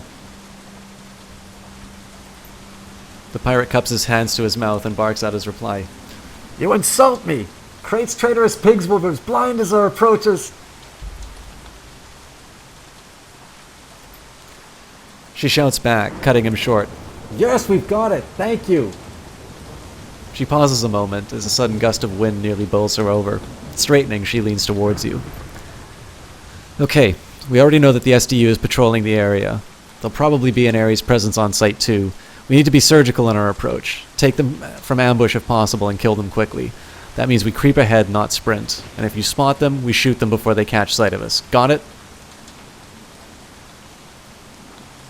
I'd rather talk my way past them than going guns blazing, Shu. That's not true at all, by the way. That'd be a mistake. Use your head, 71. Krait's people are getting paid to kill us, not engage us in a polite chat. She rubs her temple. Ugh, my head's pounding like a jackhammer. Give me a second. Take your time. A few more seconds of massaging her temples, and she starts talking again.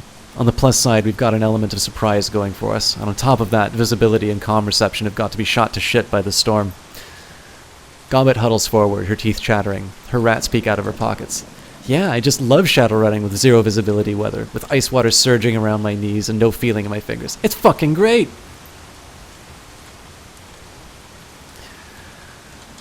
Alright, let's do it. She claps you on the shoulder. Her hand feels like ice. Lead on, 71. And remember, when you see hostiles, take them out. If they manage to raise the alarm, you'd better believe that security personnel will flood into the warehouse, and that's a complication we don't need. Got it.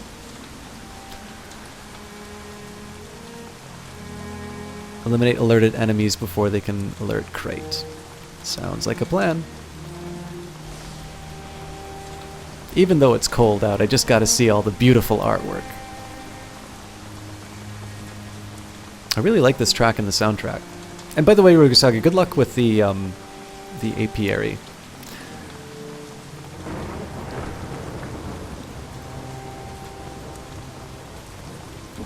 Okay. As much as I like the art style, I'm still gonna be tactical.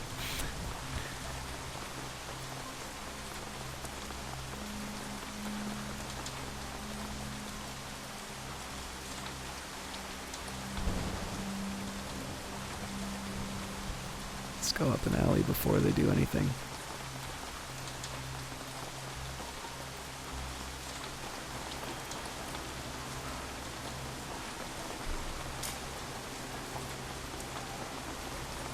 Oh, sounds good. I don't know if there's any expiry on luck, so I'll still wish it to you.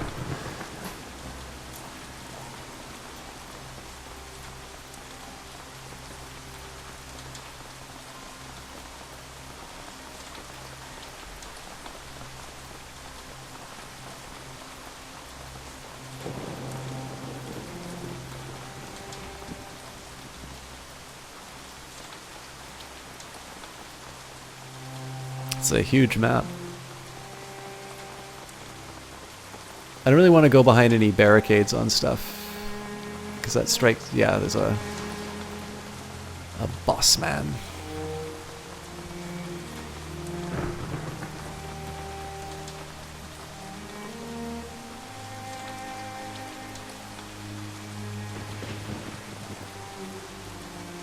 Alright. I think we just gotta grin and bear it.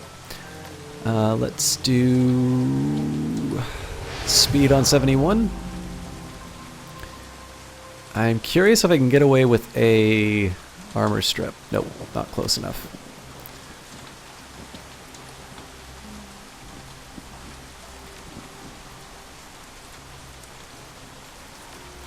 In that case, let's do a chain lightning.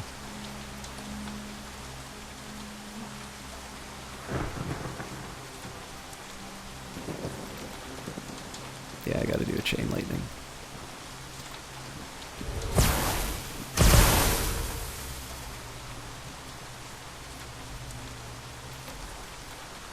And we'll first take advantage of Kashai before I do anything, with my main figures.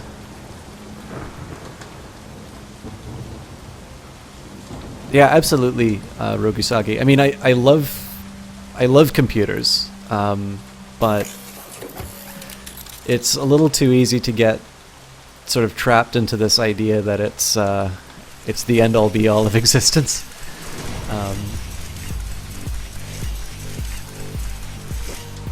Oh, you let us down, Kashai.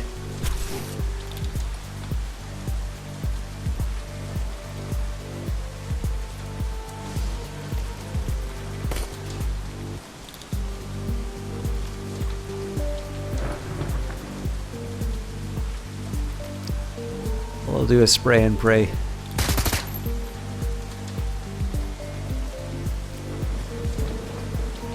And honestly, I think at this point we just... Or, hang on. Phosphorus. Not good enough.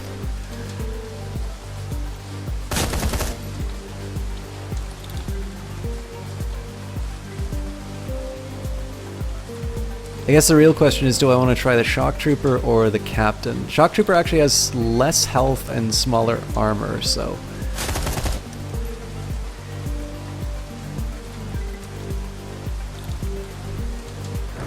It's not really likely she's going to be able to do much about that. Oh, beautiful. Okay, and so Isabel's going to be able to do some damage. Okay, that's a respectable round, I think. Who got hit? Isabel.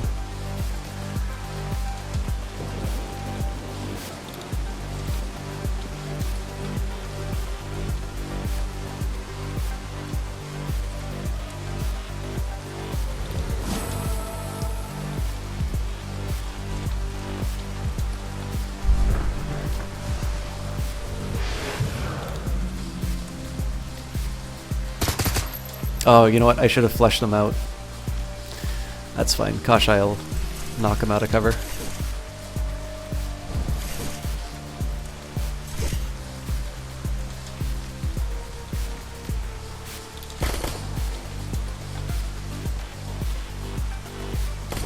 You guys couldn't hit the broadside of a barn! There we go.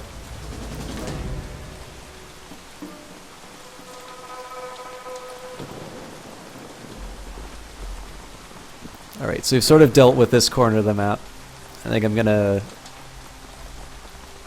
worry about the lower levels before moving up. Also, I should probably let my crew catch up before I go too far.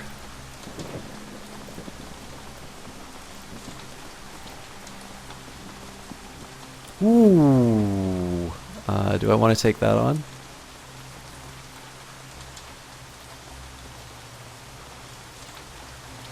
Let's just make sure there's nothing waiting for us on the other side of this. Nope, it's pretty clear.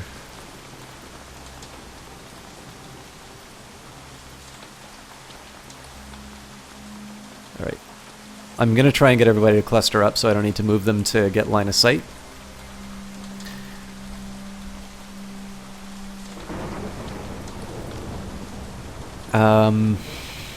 I think it's dumb to use the proximity grenade on people we get the drop on, so I think we'll start off the same way that we did. If I do a burst, 85% chance of hitting. There's a possibility that we can nail them with this, though. Let's see what happens. Nope. Bad luck. Okay.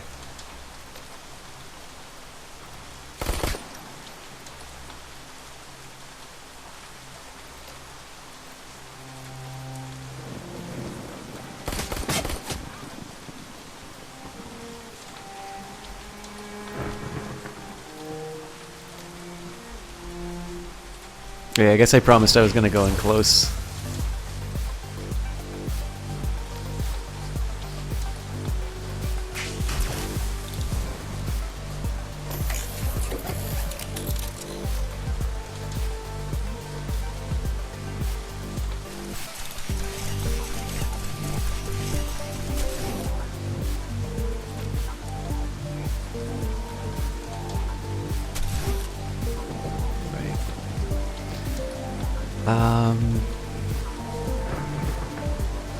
You know what, let's just finish this guy off.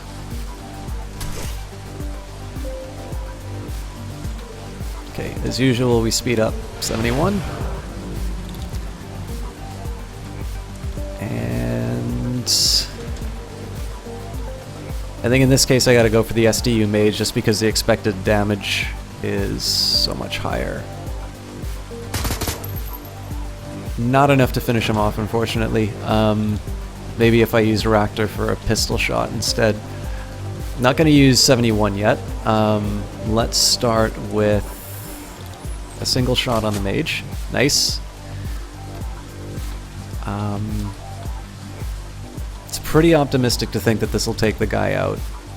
Hang on. So accuracy by 30 and critical hit chance by a small amount, or 2 shots and yeah, the chance to hit's too low.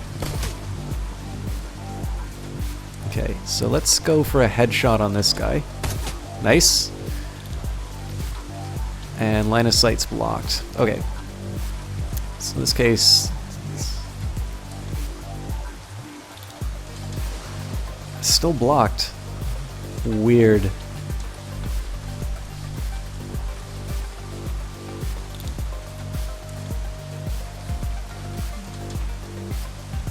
Okay, well, what I'll do here then is just do a Overwatch. There we go.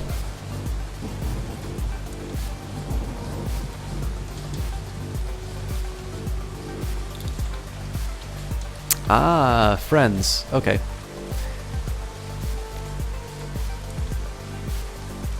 Let's get Kashai to do his thing.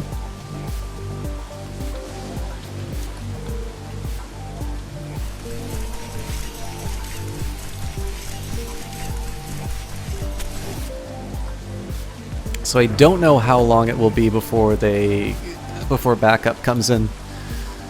I should have buffed Kashai before I did anything, but let's get Raptor into position.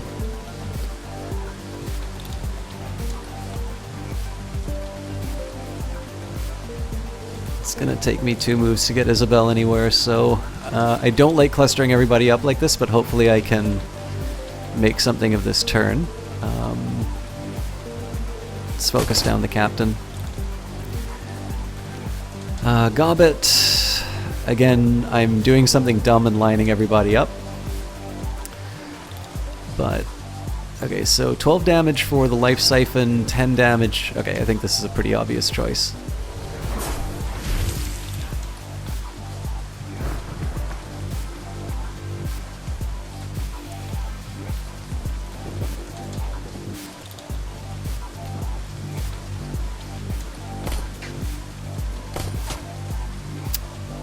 Solid. If we can take this guy down. Excellent. Okay.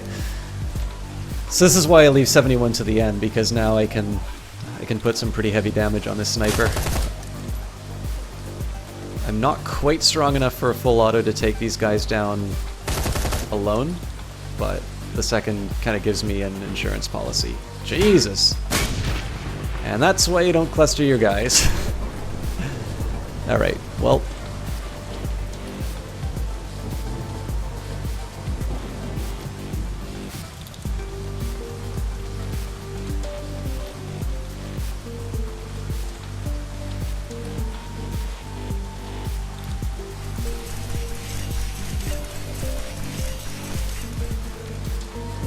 no overcharge. Hey, he's out of side. What do you need help with? Alright, a little bit of AP damage is nice. Kind of wanted a little more, though. We'll do some chip damage on this. Oh, hang on. Before we do that, let's strip his armor.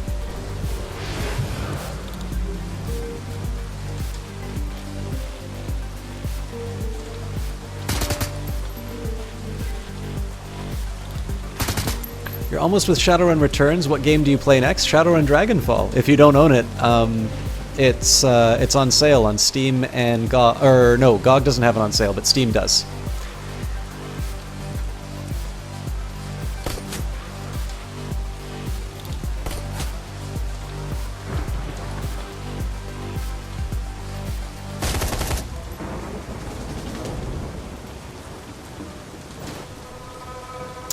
Got a logistics access card, and it looks like we're going to get some more med kits.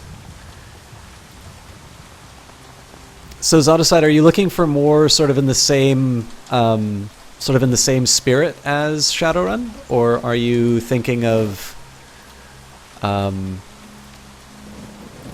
trying something a little bit different?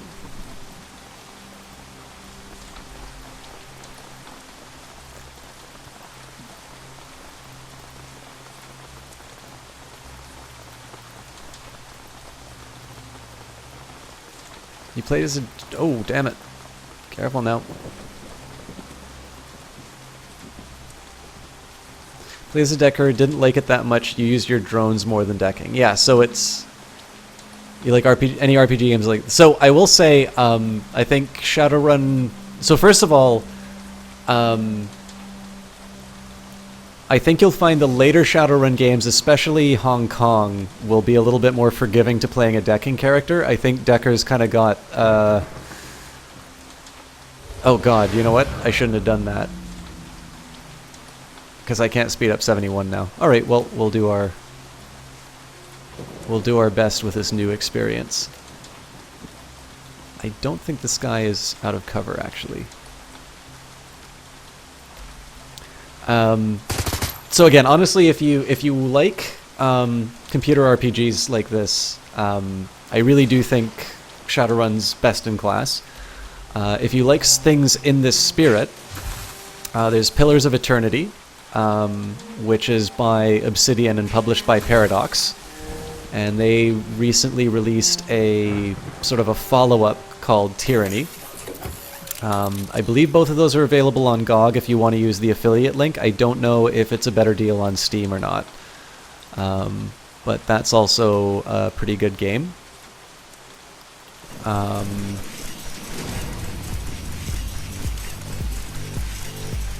Oh, we've got more people. I probably shouldn't have wasted that move on him. Alright, let's see if we can make something happen with this.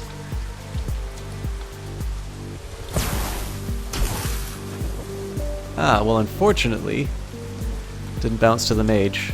I wonder if that's deliberate or if that's a bug. Let's just take 3 shots. Oh, can't.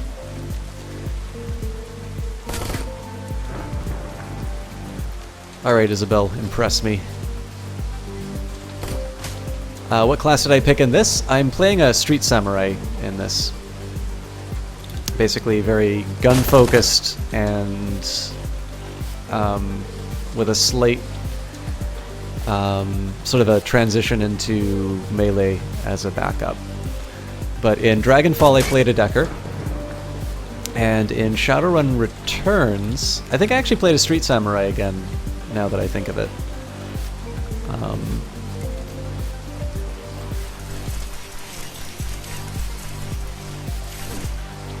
Well, crap.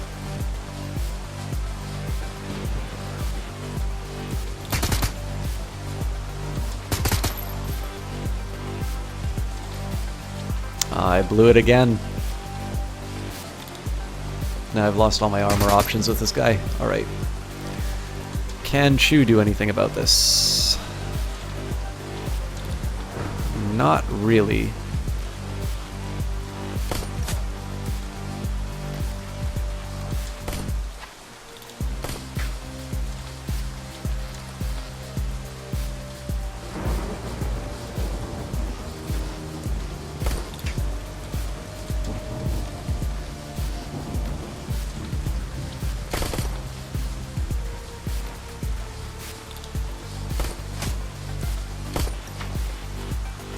Alright, at least that sort of softened him up, but if I don't make it count with this full auto, I might be in trouble. Not good. Headshot? Not good. Alright, I think it's, yeah, 1 turn. Hopefully this is the last one, otherwise I'm in deep trouble. Come on, Kashai. What I should have done first was augment him. Oh. I am out of range. Okay.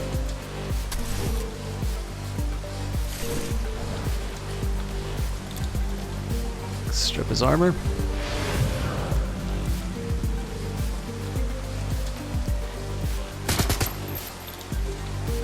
Again, just trying to get a little bit of chip damage in before I do anything too drastic. It sort of lets me know where I stand on these. And then 71 can sort of clear out the major problems.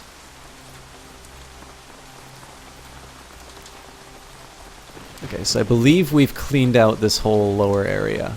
I'm not quite ready to go into these spots, though. I sort of want to see. I have a feeling that this will get closed off pretty quickly, so I want to take a quick look around.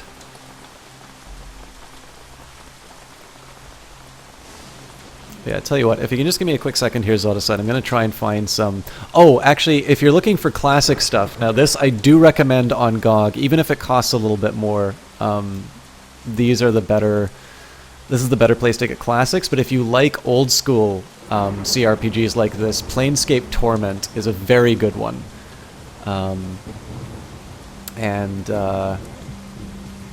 That is available on GOG. I don't know if it's on sale at the moment, but let me take a quick look.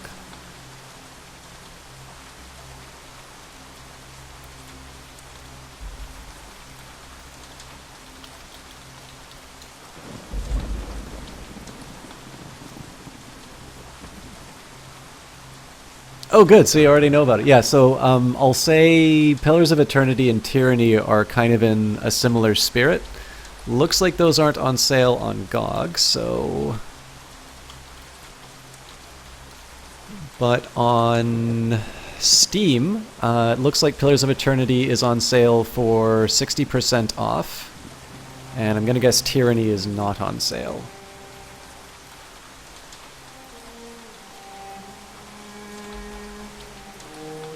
Yeah, Tyranny's $49.99 for the basic game, not on sale because it was just released. That is one that I believe is the same price on GOG. Definitely a very good game, but it's a new one, so I know people are a little more hesitant to play to pay full price for stuff. What else can I recommend?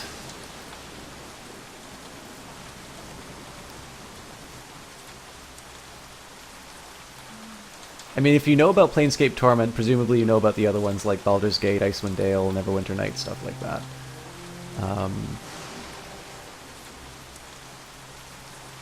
Yeah, the Numenaria one. It's a little costly, in my opinion, and I haven't played Wasteland 2 yet, so as much as I like supporting Brian Fargo's stuff, to pay full price for a game that I'm probably not going to get to until after Wasteland, it seemed a little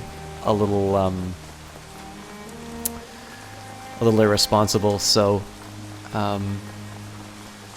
never played the Baldur's Gate games, I don't think. So the Planescape Torment used the engine that was made for Baldur's Gate. Baldur's Gate was like the one where everybody, like that was kind of the first of its kind.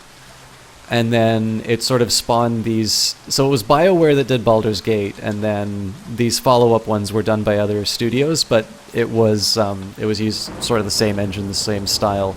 So Icewind Dale was a little more combat-oriented, Torment and Baldur's Gate were a little bit more story-oriented. But yeah, Torment's definitely a very solid game, and from what I understand, the remake is supposed to be very good as well, although I personally haven't played it.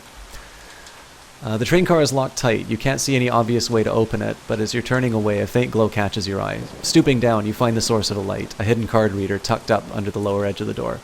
But honestly, Zod aside, so out of all of this stuff that we've talked about, I'm saying this to you assuming that you have and already intend to play the other Shadowrun games. If you have not played Dragonfall yet, that needs to be at the very top of your list of priorities. And you can get Hong Kong at a very good deal right now if you haven't done it. It's 66% off on GOG if you want a DRM free version, but I will say it's 75% off on Steam. So as much as I love directing people to that affiliate link, you know, I'm not being paid to lie to you. You know, the better deal is at Steam right now, and what you're basically paying for is for the DRM free access. It may go cheaper later on. I don't know what GOG's plans are for that. But I know in the case of Steam, they kind of put everything at the price because, of course, they've implemented their return system now. Your car disappears into the reader, and the door to the train car rolls open. The inside of the car is a mess. A number of massive crates have been hastily disassembled there. If it looks like someone was unpacking something large, or a number of somethings in a hurry. Toward the back of the car, a single intact crate catches your eye. It's a heavy industrial thing, fabricated out of corrugated Duraplast and sealed with a series of mag locks. You don't see any sign of a panel or a keycard reader. You have the other Shadowrun game. Okay, yeah. So those are definitely my higher recommendations. I'll say Dragonfall, you still have a little more of a combat orientation, but you do have some more opportunities to do sort of like rigor sort of things. But I think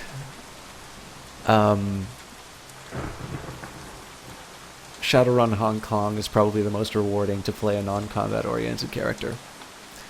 And yeah, outside, I mean, so just to let you know, I am going to be playing Tyranny on stream, if you're interested, if you want to wait a little while for seeing it. I mean, I'm not going to tell you to not buy something using my affiliate link right away. I think it's really interesting. And it's a game where you have lots of options. Your character creation actually involves a it involves a bit of a story element on its own, and it will affect sort of what happens in certain regions. So if you like this style of game, it's definitely something that's right up your alley. But if you wanna hold back and see for yourself, I should be getting onto Tyranny pretty quickly. Examine the crate. Your exploration doesn't reveal any obvious method of opening the crate. You do find a small box that has been welded to one side, however. A label on the box reads, "Remove contents and add to control routine before activation." Open the box. The box lid swings open. A generic black data stick sits inside. Lifting it, you find a universal data port set into the bottom. Ractor, can you take a look at this data stick? Of course, my friend. Handled here. Ractor slots the stick into his bracer and touch types a series of commands. A scrolling wall of text fills the bracer's display. It appears to be a firmware upgrade of some sort of control system. I can tell you that it hasn't been applied yet. It is designed to be single use, so once you plug it into whatever it's meant to go, the stick burns itself out. He unlocks the stick and hands it back to you. Can't tell you any more than that, I'm afraid. I'd suggest that we hang on to it, just in case we encounter whatever it was in those crates.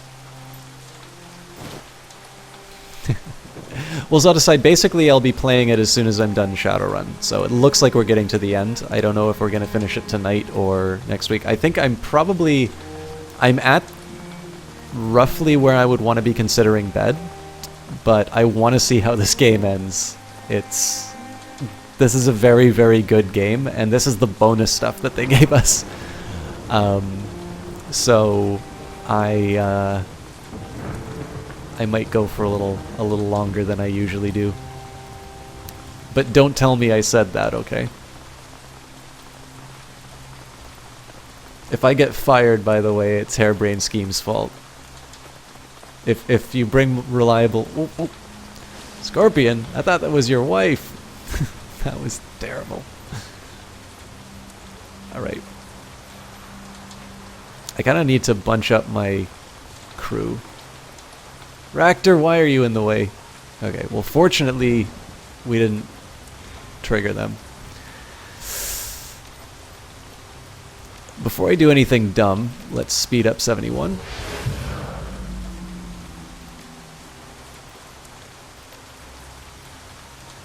But yeah, if Harebrained Schemes ever brings back reliable Matthew, I will very happily switch from economist to voice actor.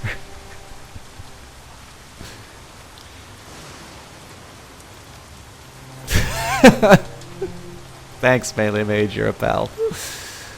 Alright, mages are kind of squishy.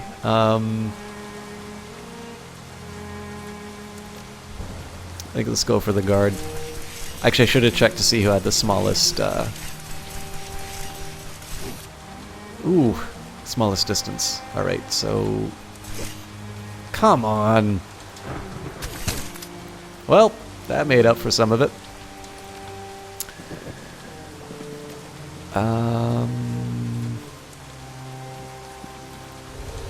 Let's strip this guy's armor.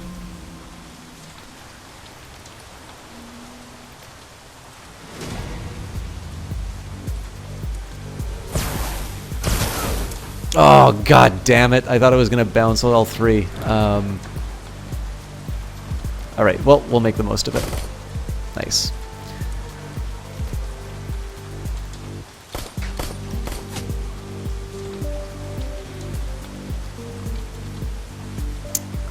Let's get Isabel to try and drop the weak mage.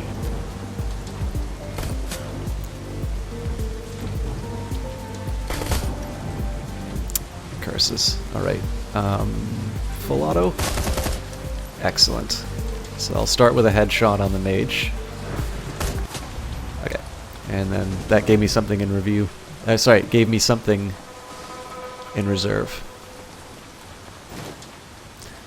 Got the Ares Security Access card. Let's, I think I'm going to take a quick look around. So that's not my end goal. But I'm going to take a quick look around just in case that takes me to... It's very likely going to take me to another area. And I'd like to do a little exploration first. Although it looks like we're at the end of the line here. We're probably going to run into one last batch of guards at that entrance. And... Bob's your uncle.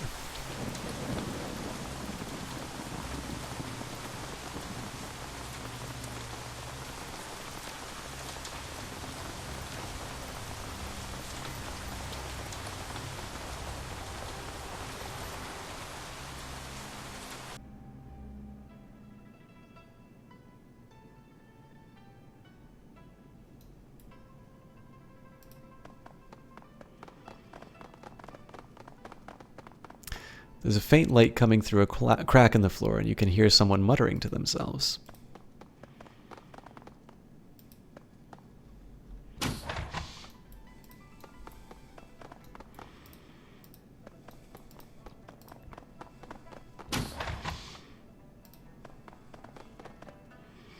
Somebody left this terminal without logging out of their admin account. A power schematic fills the screen, illustrating the flow of electricity to the warehouse and its surrounding buildings. It appears as though the buildings in this area are running off their own designated generator, the typo utility grid having been deemed to be old and unreliable. Navigating through the file structure, you also find a passcode for the nearby substation gate, 2324.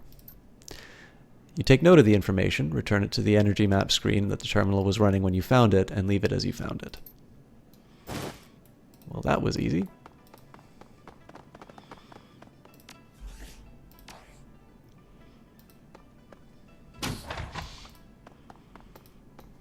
I'm leaving this one last because there's very likely a person there.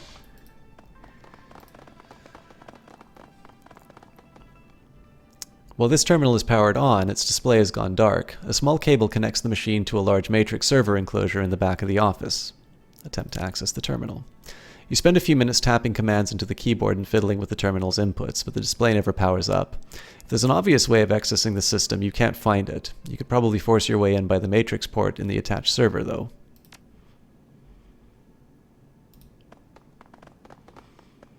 Have Isabel jack in.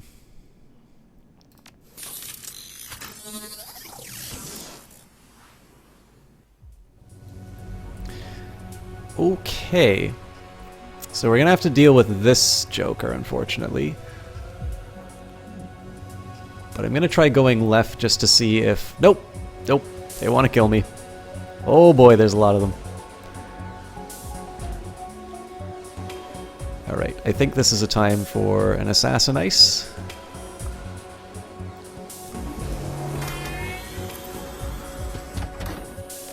We'll go for the killer. And we'll go for the erosion. Actually a slightly better... Oh, and it's black ice. But it's got more HP, so let's go for the white ice first. Nice. How much does it have left? No idea, so let's just hit it with it. Or I gotta go for the black ice in this case. Excellent.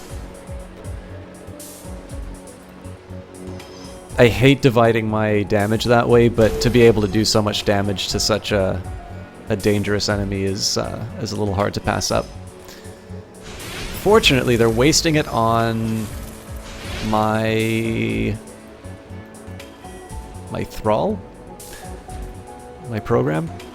Alright. Try and drop a killer on it. Okay. Can't get too mad that that missed. I just nick it with the Tar Blaster. Let's see if we can make it work. Cool. So maybe the assassin will be able to take it out.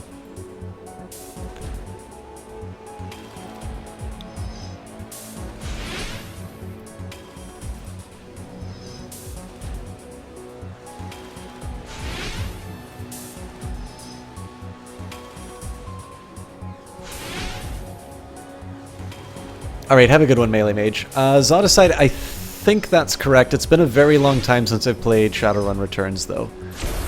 Ouch. Alright, so let's heal that up first. Alright, let's see if I can get my program to take one of these out. I'm gonna be generating a lot of trace off of this, I think. Ugh. Alright. No point in wasting any of my good stuff on it. Ah, but I did waste my turn, so that's another 10.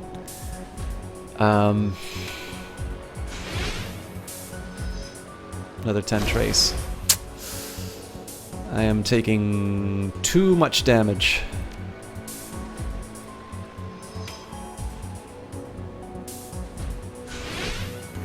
Alright. I want to do a high amount of damage to the white range, so... Okay, nice. Cover kind of screwed me a bit there, but...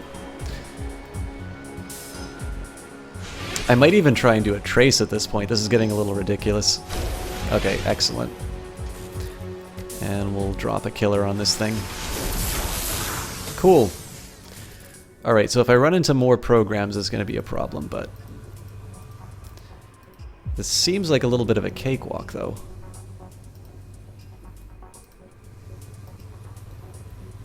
Yeah, there's a perimeter that I'm not affected. I guess Ares isn't as good at computer secure. That would actually be really interesting if you can sort of personify different corporations through how easy it is to go into their systems. Alright, hope you all like Simon Says.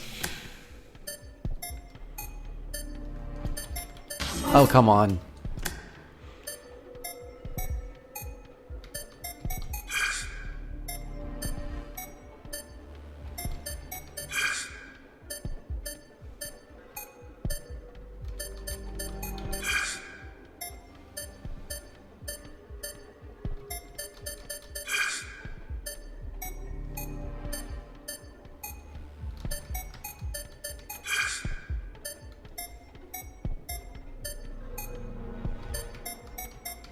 I think that'll be enough. I usually don't need more than a minute, so okay.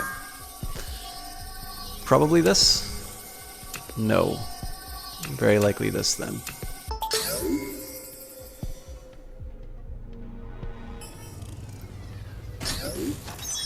The data archive contains a folder upon folder of documents regarding Ares' use of outside contractors, along with the internal memos detailing the corporation's intentions regarding those contractors.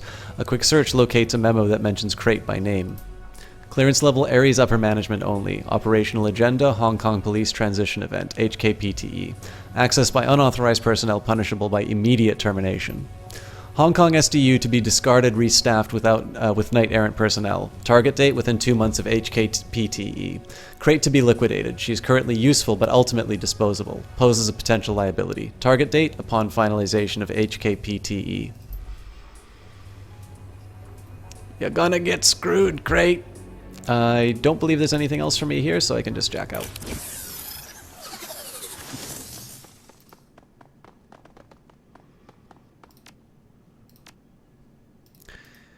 And now we potentially sound the alarm by running into somebody, but... A startled-looking wage slave blinks up from the terminal at the sound of the opening door. His jaw drops open. Who the hell are you? Easy there. I'm a contractor. Tonight's my first night on the job. Yeah? Well, what are you doing here? Shouldn't you be manning your post or something?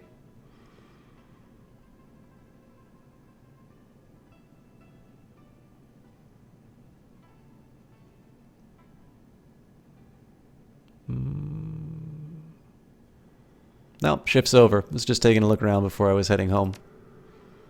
Yeah, well, you're not supposed to be here. Hell, if you're doing contract work, you should already know that. I've got half a mind to call security. I've got a better idea. You tell me everything that you know about the warehouse, or I'll put your head through your desk. I don't know anything about that. I'm just trying to keep my spreadsheets up to date. My boss would know more. I have an access key fob for his terminal. I need it to do my work. Here, take it. Please just don't hurt me. Sounds relevant to my interests. Give it here. After rummaging in his desk for a moment, he tosses you an egg-sized wedge of black basket. There it is. It's got an RFID chip inside. You just have to have it on you, and the terminal will grant you access. Now, please, take it and go. I'm going. Don't tell anyone I was here, or you'll regret it. You think I'm going to risk getting killed over a data entry job? Fuck that. I'm going to pretend that none of this ever happened. He punches a button on his desk and the door slides shut, with a distinctive thunk of a maglock clamping down follows.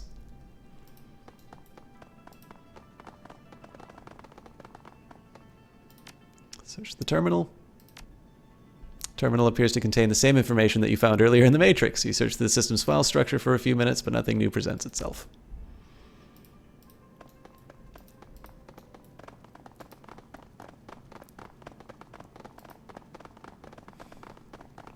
Of course, I should have learned my lesson from last time. It's entirely possible that I would have had a bunch more combat for doing that bonus bit, but I just want to see everything that the game has to offer, guys. Can you blame me? Oh, hello. Investigate the substation.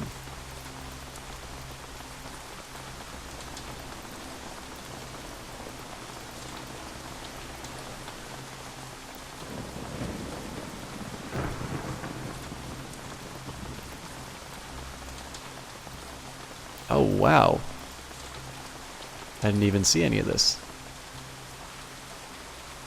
The door of the substation is guarded by a chain-link fence. An old access panel hangs next to the locked and rusted gate. Despite its age, the panel's inset display glows invitingly.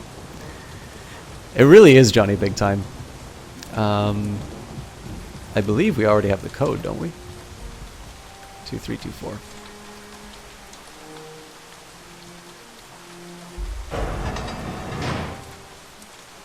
Yeah, so Johnny Big Time, I don't know. I think you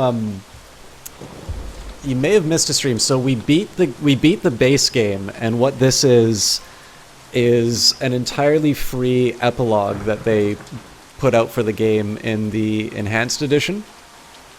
So we probably had about 11 hours of it so far. I mean, some of that is just me doing like shout outs and going on tangents and stuff like that. But I'd say we're probably at about 15 hours of additional content that they just decided to give because they're really nice guys. Yeah, Johnny Big Time. So that was basically the ending of the game.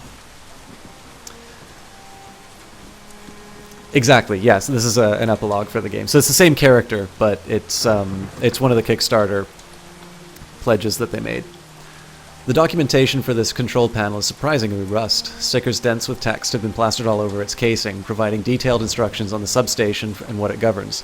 From what you're reading, it looks as though this substation regulates Typo's local power grid. Disconnect the power and smash the panel. Following the instructions on the stickers, you disconnect the power and then smash the panel to splinters. All around you, lights begin to flicker and die. Gobbit glances around, cackling with glee. Awesome! I'm betting that rattled the STU officers. If they're off guard, we'll have a few more seconds before they can raise the alarm. If we wind up fighting them, that is. They'll never see us coming. Yeah, Johnny Big Time. I mean, I've already kind of sung the praises of Harebrained Schemes, but again, right down to the origins of this project, saying that they're going to make the game anyway, and that the Kickstarter is entirely about just enhancing a game that's already being made, because of course this is a viable series, right? It's not like they're saying, oh, you know, we just need the money to achieve our dream of bringing the third entry in a tremendously successful CRPG series. You know, they're treating everybody like adults and saying, it's like, look, we're going to make a game no matter what, but if you guys want this thing to be as cool as we have it in our heads, we're going to need some more money. And so, you know, the Matrix elements, that you've been seeing, this extra mission and all of that was there because people said, you know what, we like what we're seeing, and we wanna help you realize that vision. And then next year we get to experience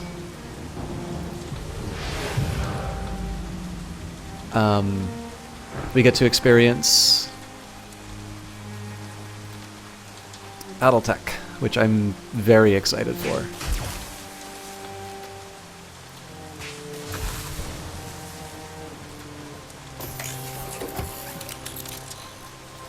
Okay, so what I'm going to do here, I'm not actually going to go for the Shock Trooper because he's already stripped of his armor. I'm actually going to head back to the Combat Mage. It probably means I'm going to be one attack. Oh, nope, I get two, so.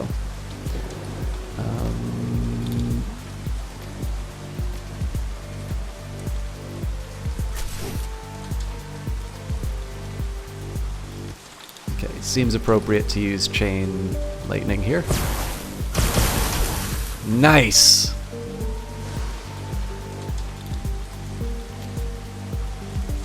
Okay, I'll try a double tap. Damn it.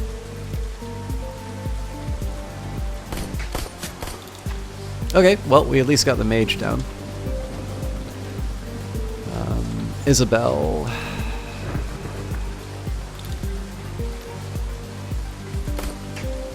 Damn it. Line of sight blocked. That sucks. That really sucks. Okay, let's drop him. Not quite enough, but we should be good.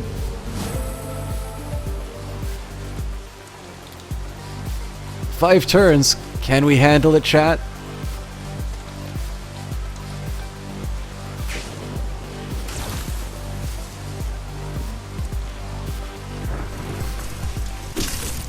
Oh, that's what you get for making us wait another turn.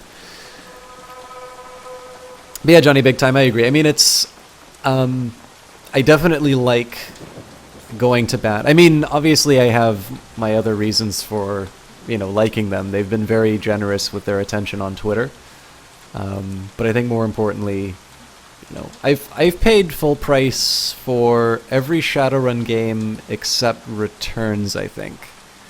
I've been very satisfied with them, and I appreciate that, you know, people who stand out for sort of the integrity that they have and the quality that they do sort of deserve the respect. And, you know, it may be a small platform that I have, but I definitely want to make sure that people know. Well, it's like the streaming thing, right? Like, you put on a good show, you're a lot of fun to watch, but I think there's also something, you know, when I give you the shout out, there's something about talking about your character and what a nice guy you are in general, in addition to the fact that you're really fun to watch, that hopefully just kind of adds a little something special to those shout outs. I mean, it's very easy to play a game like this, even though this is a well-written story, and so clearly, you know, you can't really do any good writing unless you've lived a little and you've had some experiences. But I think it's very easy sometimes when you play games to sort of, you know, just assume that they magically come out of somewhere. And so I have a lot of respect and a lot of admiration for people who've so consistently produced quality like this that, you know, I sometimes maybe go a little overboard on it, but I think they're a really outstanding company, and I definitely want to back up what I say, both with my own purchasing decisions, but also with sort of the advocacy I do on stream. So, hey Jeff, how you doing? All right, we've made it. This is the warehouse that Ares hired the SDU to defend. This is where we're going to find our answers. Before we walk through that door, make sure that you're ready for a fight. I'm as ready as you are. She squeezes her eyes shut, rubs her temples. More ready than that, I hope. Hey, got Empress Celestia. Long time no see. I think I still owe you a Prismata stream. I'm not gonna lie, 71. I'm really hurting over here. I think I'm feeling the delayed after effects from that magical energy I soaked up back in the police station. She swallows, eyes darting. She looks nervous. Look, I'll do my best to see this through, but if anything should happen... This time around I did a Street Samurai. I actually seemed to roll the wrong type of character for each game. So I did a Decker that sucked at combat in Dragonfall, and I felt like the character was not as useful as they could have been. So I wound up putting a lot of points into rifles where I sort of wanted to make them the ultimate Decker. This time I rolled a Street Samurai, not realizing just how cool the Matrix mechanics are. So I mean, I'm having fun with Isabel, but I'm sort of feeling a little uncreative with my supreme badass. But it's all good. I'm loving this game. We're on the bonus content now, but it's really good. And I do promise you, I will do Prismata. Between the move and working through my backlog of like promo keys and that, it has definitely taken me a while to get back on track. But oh, you did a rigger. That would be really cool. I have not played a rigger yet, and I haven't done a spellcaster, which was what I used to always roll in RPGs. But a shaman in this one? Cool. I think I don't know if I want to design an adventure first or if I want to go to the workshop and try out some adventures, but I think I should start doing some casters, because I like the character of Gobbet, and it'd be sort of neat to just, think about what kind of backstory I would want to make for a spellcasting character. But yeah, anyways, for Prismata, actually guys, Prismata is another example of a game where I sort of like to talk it up, where I can. It's really interesting to see how sensitive the development team has been about the advantages of streaming. It was a really great audience. I've not avoided it because of a lack of interest in the game or the kind of people that it brought in. It was actually a lot of... it's a really good time that I had doing it. But I've got a lot on my plate, and I sort of thought I'd be able to do something like a cast every day, but I'm actually finding it really hard to keep on track of the stuff that I want to do outside of casting and casting at the same time. So I'm going to finish a couple of like the big tentpole games, and then I'll be able to find a little more equilibrium in terms of doing some of these fun side things. And there's a lot. Like there's Gwent. I got into the beta for that. There's a ton of little indies that I've sort of wanted to show you, which maybe you've heard of, but you've kind of always passed by. And of course, we're going to be coming on to the holiday season with a lot of sales. So I'll get it all sorted out. But I do appreciate a lot of you guys who've been... Prismata is out on Steam for people who bought into K. Oh, that's really cool, actually. Yes. I hope I get to play it before they go into full release, but if it's full release time, obviously I gotta stream for that. It's a really good game, though, guys. So if you get a chance to try it, or even if you just bookmark it and take a look for what's going on, Prismata is... It's not a card game. Most people will look at it and say that it is, but what it basically is, it's the essence of strategy games, particularly real-time strategy, although it's a simultaneous turn system. It is sort of the essence of a strategy experience sort of boiled down into this really fun game. It's by a bunch of like geniuses. If they got into MIT, then they're a million times smarter than I am, so. Anyways, sorry guys. I need to stop selling other games while I'm on this. It won't. You're gonna make it. Chew nods. I'll do my best. Lead the way. Enter the warehouse.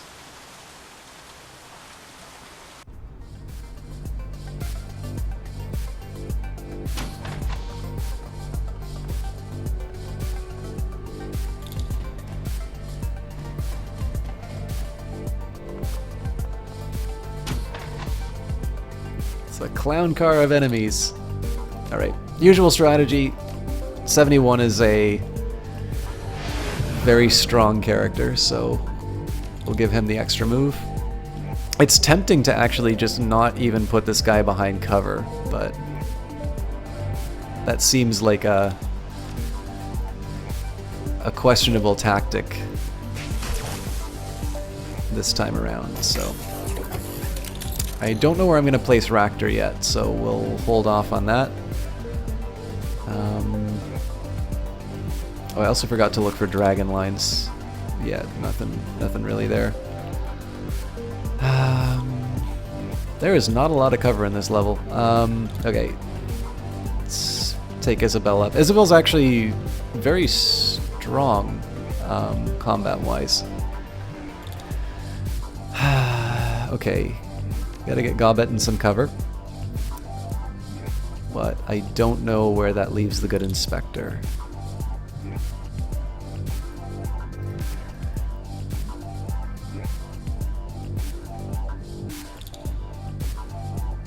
Okay, Raptor here. Gobbet behind the Ares crate. Detective behind the other crate.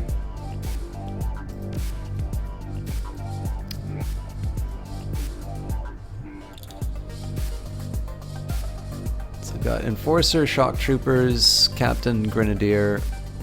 I always feel like the Grenadier causes me the most grief, but I think it's going to be... So everything but this guy is going to cost me 3 move points. Let's start on the Grenadier then.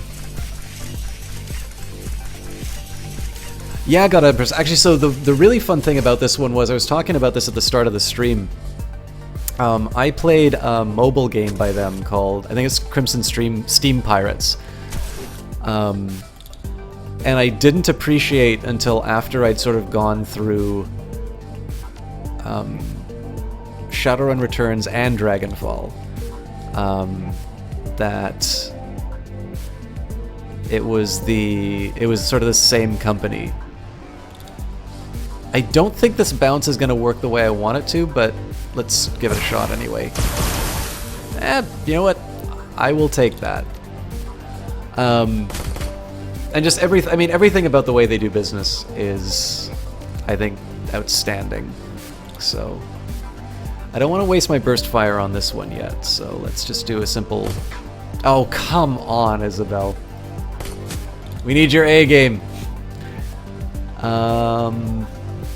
What do I want? 71. Maybe we just go for the highest expected value? Yeah, let's smack the guy around a bit.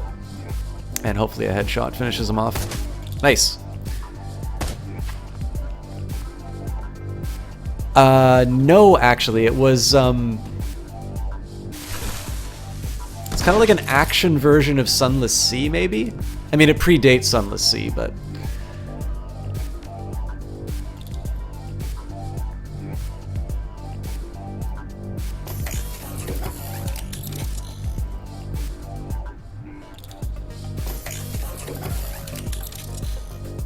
Okay, apparently Kasha is knocked out.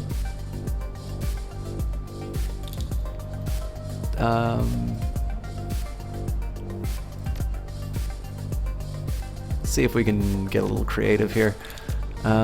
Strip his armor. There's no really good poison spots.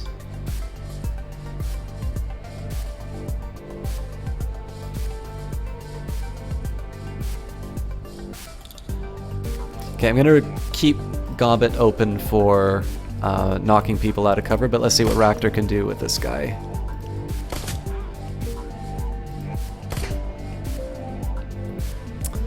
Alright. No real magic that I want to employ here, so let's start off with a double tap. Solid. In this case, I'm going to chance it. Even if we can get a little chip damage in. Man, she is really on top of things. Alright. What can Isabel? Isabel can reach both. Who do I want to flush out, though? 69 and 72, so I think the Shock Trooper is going to be more likely to drop.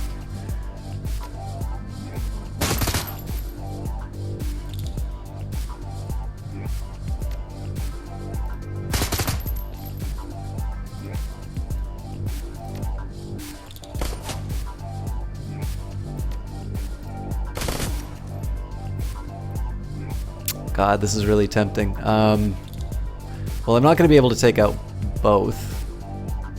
You know what? I will not risk anything.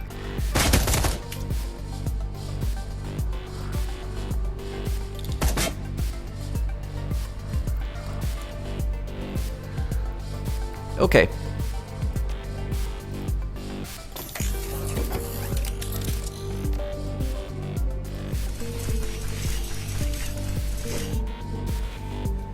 You failed, Kashai. We needed you. Well, there's a goblet solution for this.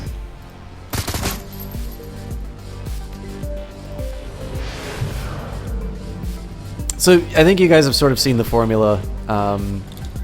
Knock them out of cover, strip them of their armor through any means necessary, and then I like to get my minor characters to sort of do the chip damage, because that'll basically inform whether I want to do something like a headshot or if I put everything into taking a character out. It's a little bit easier when there's like a single character for me to worry about, but when it comes down to the sound of as the sounds of gunfire die down, Chu's eyes lock on the transplast windows that line the western wall of the room. On the other side of the window sits the most impressive armory that you've ever seen. Sinister-looking black and yellow vehicles emblazoned with stylish logos sit parked in front of the stacked cases of ordnance. A half-track armed to the battery, with a battery of surface-to-air missiles dominates the center of the room. The vehicles are military-grade, designed for battlefield use, but the insignia of the Hong Kong police force adorns each one. Fuck me. That's what Ares is working towards. You're gonna have to be more specific. Look at the insignias on those vehicles, 71. She points at the half-track. Its segmented armor is covered with the Ares and HKPF iconography. Knight-errant branded police vehicles, Ares regalia on HKPF material, and enough firepower to take out half the buildings in Victoria Harbor. Hell, you do the math. They're planning on taking control of the HKPF. She nods grimly. They're going to try and pull the police contract from Mitsumusha, and even merge it with Knight-errant, and when they do, they'll have total control of security in the Free Enterprise Zone.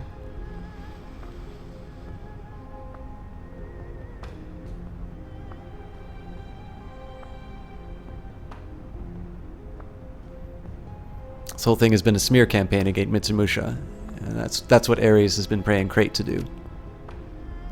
Because they wanted to make Mitsumusha look bad, so that the Executive Council would welcome them with open arms. Months of police brutality, hundreds of people massacred in Kowloon City, all to help Ares win a fucking contract.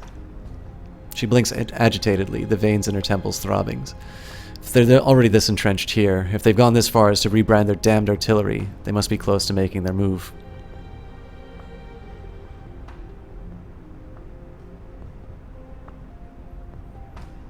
That isn't going to happen. We're going to beg Crate and secure this location, and we're doing it now.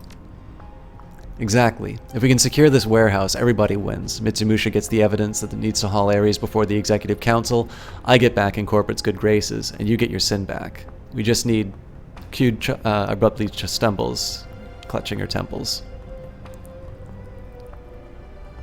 Oh God Emperor. I didn't even think... So I played a little Shadowrun, but I'm not that familiar with it. But I am kind of aware of some of the big events. That's such a good idea.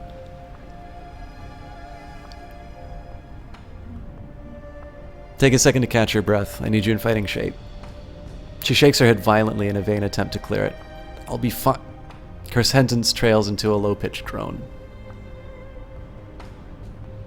What's wrong? Everything. I'm seeing double. I can't think straight. She takes another stumbling step forward. I can fight it off. I'll be okay. I just need a second to catch my... Without another word, she pitches forward. Her face hits the floor with a dull smack. Great. That's just wonderful. What's wrong with her? She struggles to lift her body off the ground. Groaning through clenched teeth, the cords stand out on her neck, and her temples have flushed nearly purple. She holds herself, trembling like a newborn foal. Try to revive her. You do your best to bring Chu back to her senses. She's conscious, but borderline incoherent. Her eyes are badly bloodshot and half rolled back into her skull. Damn it, Chu! You should have stayed on venting! You aren't well enough to be here! Her mouth falls open, but the sound that comes out is unintelligible, something between a moan and a whimper. Tears begin to well in the corner of her eyes. A crackle of static from the warehouse's PA system cuts in, drowning Chu out. Moments later, a cold voice pours through the speakers. "Hello, Mr. Lee. Hello, Senior Inspector Chu." She spreads her arms, a wry smile on her face. "Welcome to the future site of the Toho Harbor Complex. You know, you really should have stayed with your pirate friends.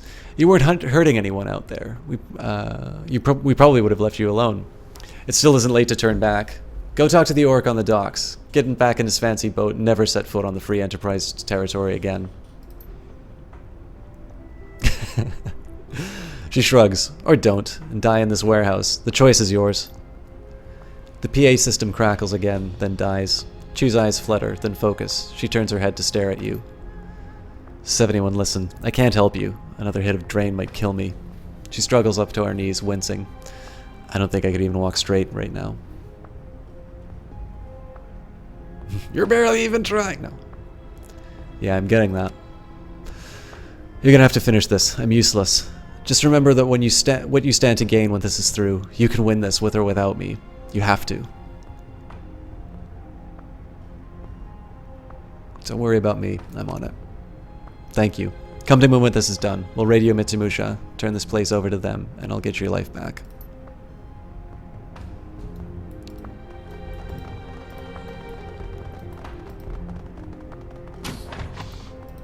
So I should probably be saying what I'm laughing to in chat, otherwise it makes me sound like I'm laughing at inappropriate points during the story. Okay. So we've got some dock wagons and a terminal. I don't know if it's going to start combat when I walk into this room, though. Apparently not. Let's just be careful about where we step. This terminal has been wired into a large, vaguely sinister-looking device that has been mounted to the warehouse floor. Gold contact plates line the base of this device, and a variety of articulated arms hang idly by its 4 elevated pylons. The terminal's display winks on as you approach. Examine the display. Power dock 1.11a charging control station. Searching for paired slave device. Device missing or out of range. Step away. So I suspect we're going to be getting the same from all these terminals. Yep. And something... Yep.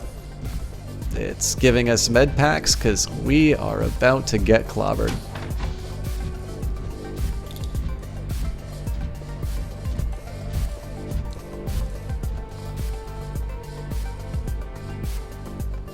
Well, that's just not fair.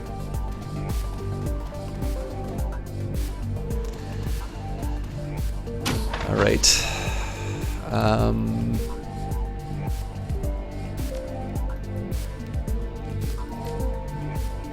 Oh boy. Okay, let's see if I can get her. Oh god damn it, that's not what I wanted to do.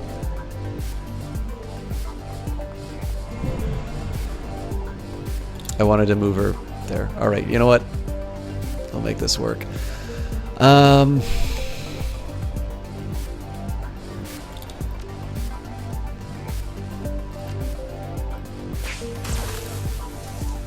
can either try and take down the big guys right away, or I can try and take up the skinny meat men. I'm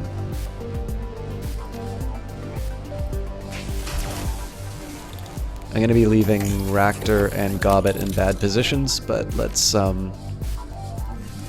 we'll get this done for at least one turn. Okay, a little armor damage is good. Isabel, I need you in cover. I'm gonna get hit by a grenade here, I think.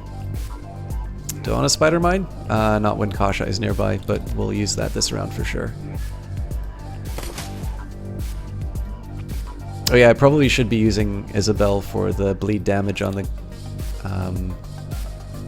the troops.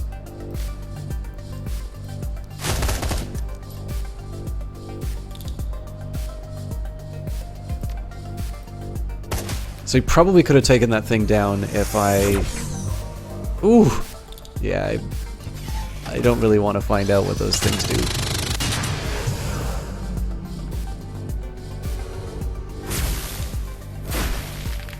Christ almighty. Alright, I pretty much have to do a grenade at this point. Oh god, there's so much I want Gobbet to do.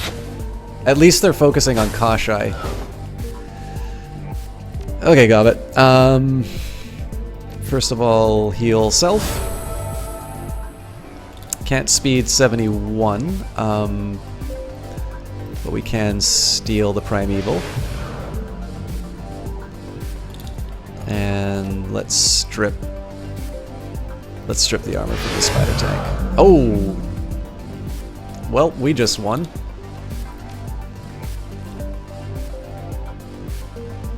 Kashai is out of commission for the next little bit, so let's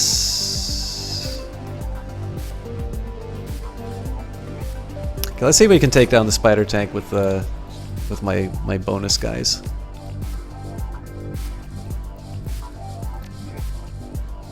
No, this is dumb. I don't think I'm going to be able to do 68 damage with... Oh, you know what? Let's make this an unfair fight. I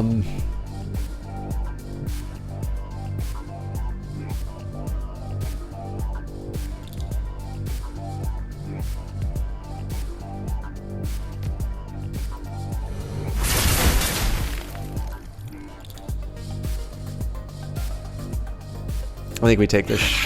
I think actually we're just going to move from character to character until we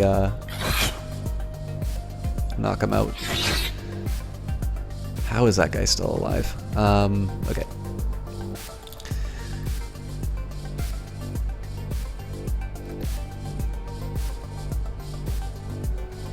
Oh, he's at -3. That's got to be enough. Let's see what we can do on the spider tank. I'm not impressed, Isabel. Get your shit together.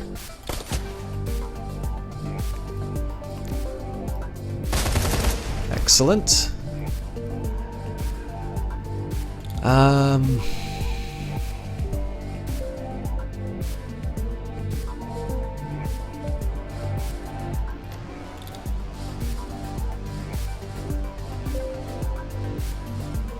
I kind of want to keep the Conjurer because he's just going to keep giving me more guys to... Yeah, you know what? Let's just focus down those spider tanks. Alright, have a good one, Godumbrus Celestia. It's great to see you again. Thank you very much for stopping by, and we will... Oh boy. Yeah, I'd be pissed if I was the Shock Trooper too. We'll see you next time. Alright, can I activate Kashai? I cannot. Can I eliminate the Shock Trooper? I can. So let's take on the cat. You know, I should probably get some cover at some point, huh?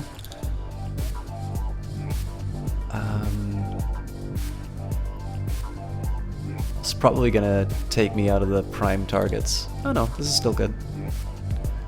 I don't have a lot of hope for this, but, well, still did the work. Let's go for the Spirit again. Again, higher chances of escape, but I really...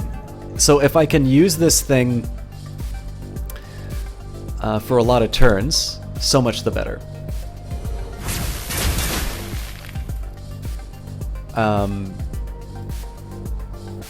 Even if I set it free, I sort of win because there's still a possibility that it'll attack its allies. As usual, we're gonna strip armor again. Gobbet took some damage, so we're also gonna drain life on the captain. Damn it. So next question is, who do I want to knock out of cover? No, you know what? We're gonna be focusing down this machine, so instead we're gonna... We'll try and finish off the captain. And now we free up Isabel. I'm tempted to use the mine here, but I think we'll just go for explosives. Alright, close enough. That's the nice thing about explosives. Oh my god! Your terrible aim. Not gonna worry about reloading quite yet. At this point, I just want to put out volume. Excellent. Okay. So we'll crack off a headshot on the combat mage. Of course, there's another.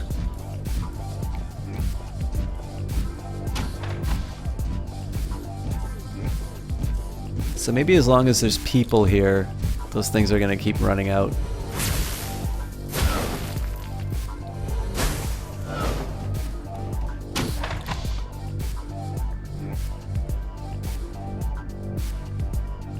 Alright, how do I want to handle this? Let's get my beastie.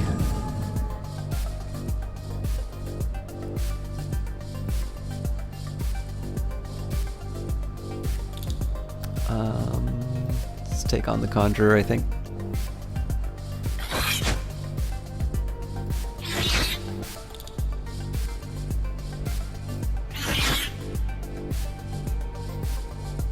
Can I activate Kashai yet? I can.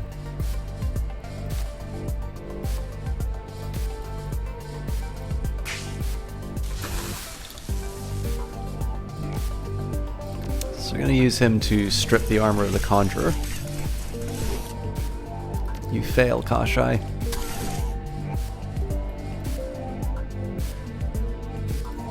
And we'll do a cheeky pistol shot if we can. Yeah. You don't know until you try. Okay, let's try the high capacity. Excellent.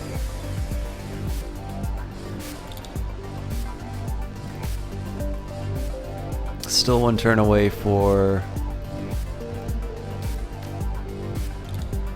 speed, but we can at least strip some armor off of these tanks.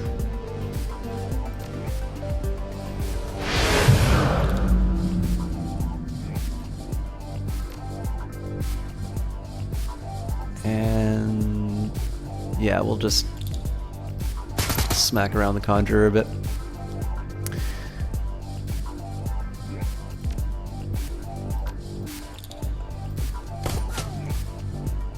Alright, Isabel, do us proud. Excellent. So I believe, you know what, these things are going to regenerate any damage that we do to them, so we're actually going to give them a free turn while I reload.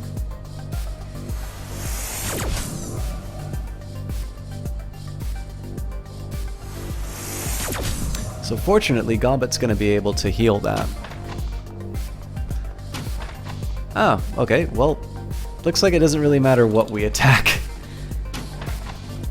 This is going to be a little harder to deal with, though, because they're coming from all directions. I'm going to need to think a little bit about how I want to handle this. Okay, so I think the clear... I have to upgrade 71, unfortunately.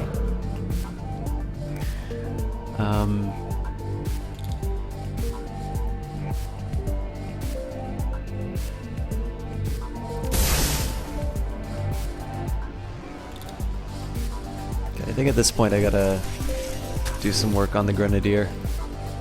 Actually, this was a dumb call. I should have focused down the machine, because that's what I'm going to be doing with the rest of my team.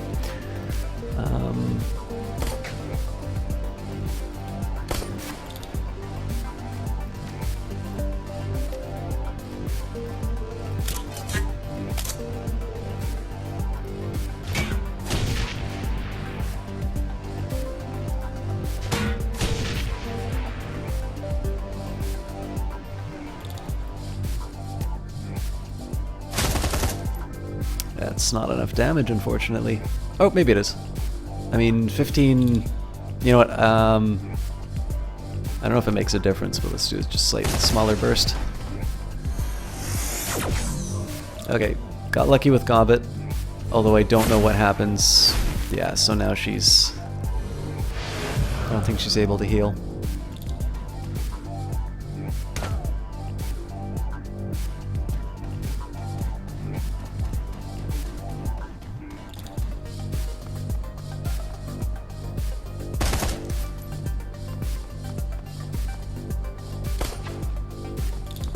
The more time they spend chasing Kashai, the happier I am. I may want to reconsider my positions, though.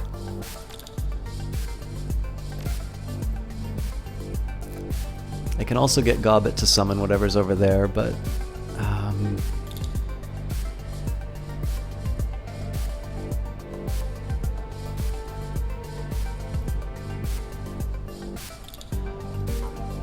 you know, I think we'll take the most direct paths to these.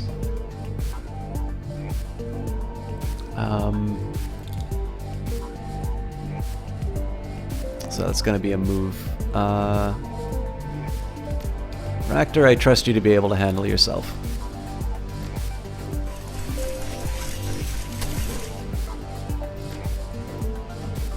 I kind of want to push things back to my advantage, so not quite enough to take that guy out. I think it's still prudent to focus that thing down. We'll do a mass heal. Let's steal the Primeval again.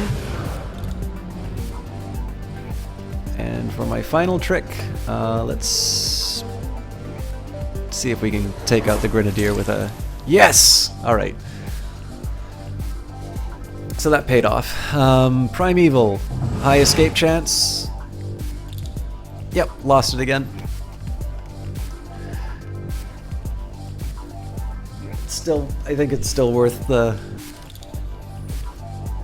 one action, personally. Alright, Raptor's in a crappy position. He's got like 3 people on top of him. But I think any of my moves are gonna put me in a pretty compromised position no matter what.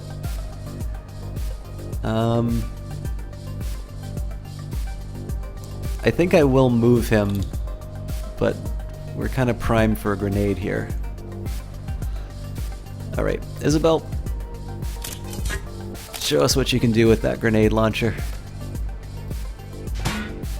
Jesus Christ, girl!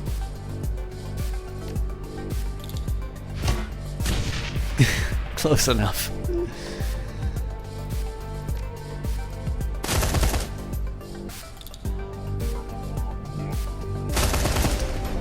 Alright, well hopefully that's the last of them.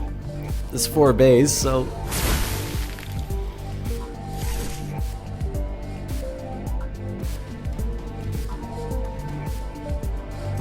Sorry, Isabel.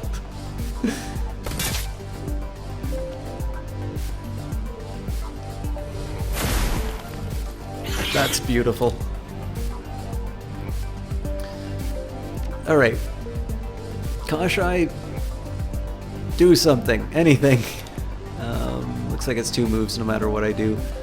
So Raptor is gonna supercharge him first.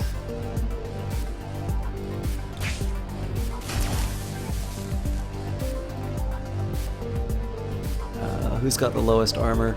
Combat Mage. So I'm sort of relying on my teammates to get us out of this pickle. So it cost me 2 to take on the shock troopers and mages and such. Let's head on the outside. Work our way in. Oh, you know what? I could have used Gobbet to strip some armor.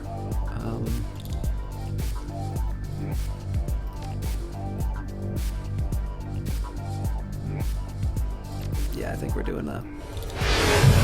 Beautiful. And I still think it's worth taking a shot to take the Primeval. And for my last trick, I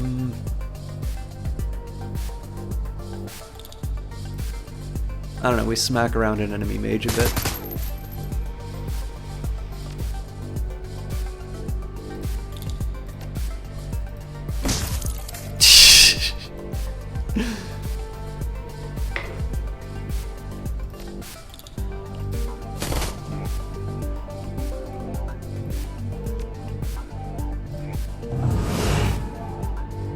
Alright, we just keep losing that thing.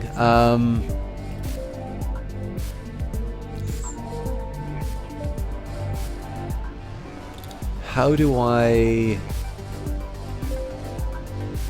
Okay, we'll do a single bullet in this guy. I'm gonna do full capacity on... I think the shock trooper's the right call here.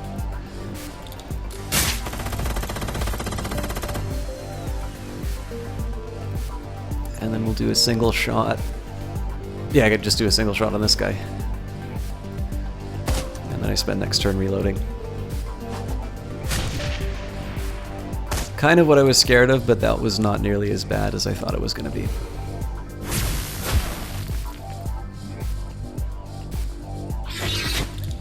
And imagine, just think, that guy was not on our side. Alright. So I'm going to use Kashai to knock people out of position. I'm actually going to take on this guard. Gobbet's going to be able to knock this guy out of there. Shot. Oh, I really wanted that to be an attack, not a move. Maybe we can AP damage him then. Alright, so sitting duck there. I'm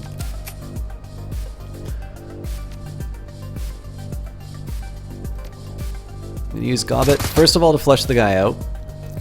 And I'm actually going to save her move. So, Raptor... Yeah, Raptor will take the shot. And miss at point blank. About par for the course. Double tap on the captain. Again, no success. Nicely done, Isabel. Real team player.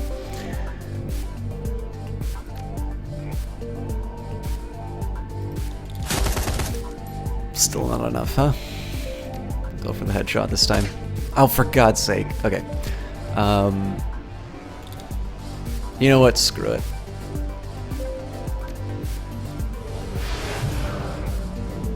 We'll banish it this time.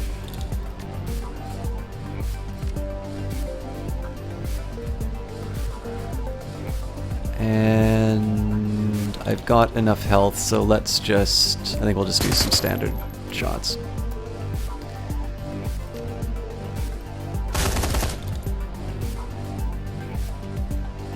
Alright, so it seems like there's another round of this then, so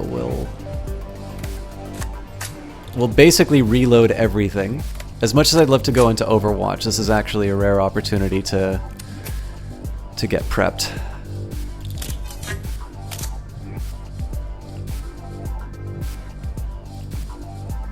I could also probably stand to position myself a little bit better, so let's get Rector here. Actually, may not be a good spot for him, to be honest, but... does anybody need healing? Looks like Rector does. Although, everybody gets heals. We still have a Spirit in reserve, so I think we just set up... Oh, hang on.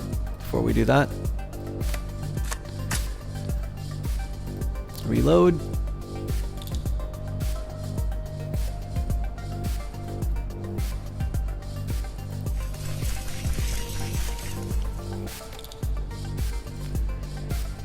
Overwatch. Crate comes barreling into the room, her weapon drawn. The heavy ballistic plates of her uniform make her look more mechanical than organic, an impression magnified by the coldness of her voice. That was quite the feat, taking down those spider drones. She pulls us back the slide of her weapon. Don't get your hopes up, though. Your skills won't be enough to save you. You sure about that? We've taken down everything you've thrown at us. Hell, you've worked for Joe Sang. You know what we went up against in the Walled City? Your performance in the Walled City was impressive, I'll give you that, but I've still got you outgunned. She gestures with the barrel of her weapon. You may be good, but you're not invincible. All it takes is one well-placed bullet. Glad to hear you feel that way. I was afraid you'd surrender before I got a chance to make you pay for what you did to Nightjar. Who? Oh right, the collateral damage from the ambush. That was just business. If your friend didn't want to get shot, he shouldn't have gotten in the way. Before we get into this, there's something you should know. Make it quick, I'm not getting paid by the hour, and I don't like delaying the inevitable.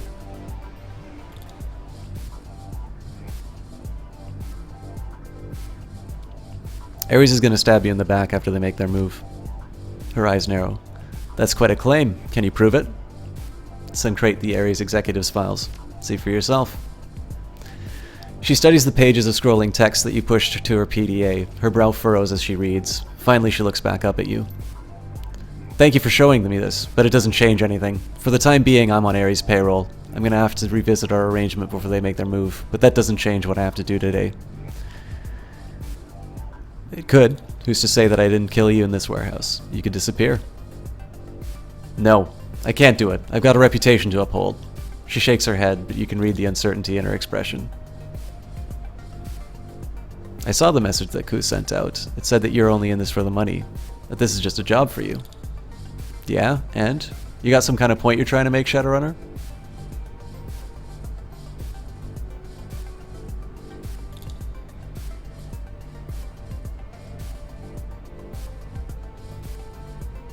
Just that you don't have any real stake in how this plays out. You're not a true believer like Lamb was. I don't need ideological reasons to do my job. I just do what I'm paid for, no questions asked. Sound familiar, Shadowrunner? It should. We're not that different, you and I. Every villain says this! Ares is all about money, too. We just trashed about 1 million Nuyen and spider drones. Who do you think they're gonna blame for that? A frown overtakes her face. Behind it, you could see a brief flash of worry.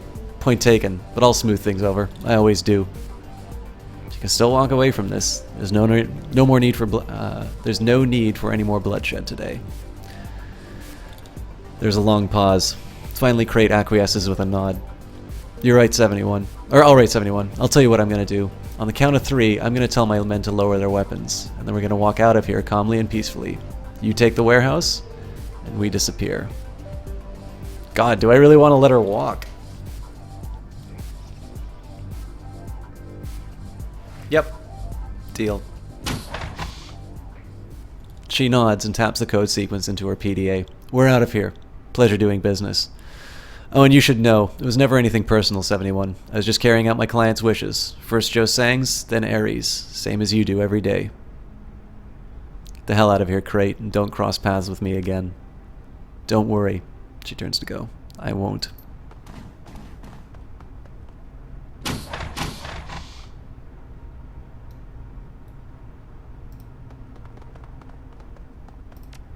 Give me the loot.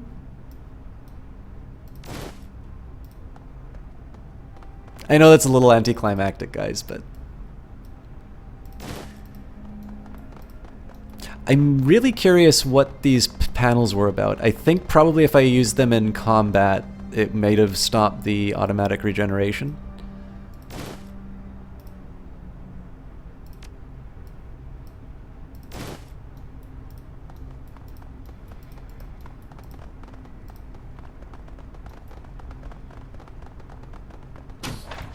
Yeah, actually, in retrospect, I probably should have killed her for what she did to the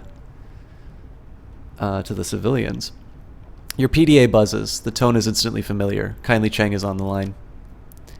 Hello, dear. She swills something in the color of overripe plums from a rocks glass. I take it you've secured the Ares facility in Taipo? You're surprisingly well informed, Auntie. Our dear friend Jomo has been very good about sending regular progress updates. It's part of his job there, you know. So tell me, what are they doing there? What is being stored in that warehouse? It's an armory. Ares is preparing to take over the HKPF. Ah. I see. There's a long pause. Kindly looks down into her drink, a contemplative look on her face.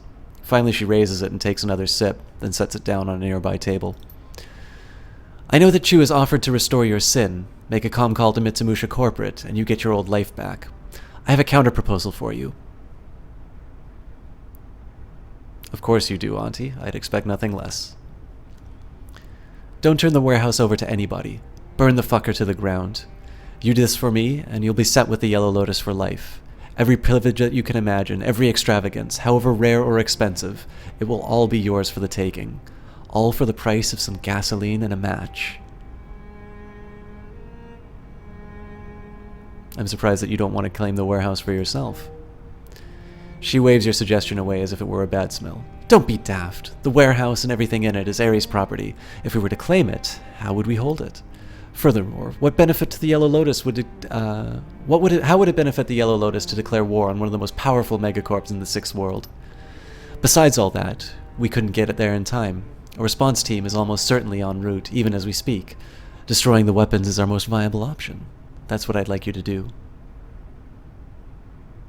Why burn it? Why not just let Mitsumusha have the place? Turning that facility over to Mitsumusha won't stop Ares. It'll force their hand, push them into attempting an immediate takeover of the HKPF. The end result is likely to be long and bloody, and Mitsumusha will lose it in the end anyway. If Ares Microtechnology is set on taking over the Hong Kong police force, nothing will stop them. They have the resources to succeed in the end, no matter how desperately Mitsumusha attempts to resist. Why not just let them do that? What does it matter if Ares controls the police? Use your head, dear. Under Mitsumusha, the HKPF was content to leave well enough alone when it came to the triads and their territories. They knew which neighborhoods were theirs and which were ours, and they did us the courtesy of keeping their noses out of our business.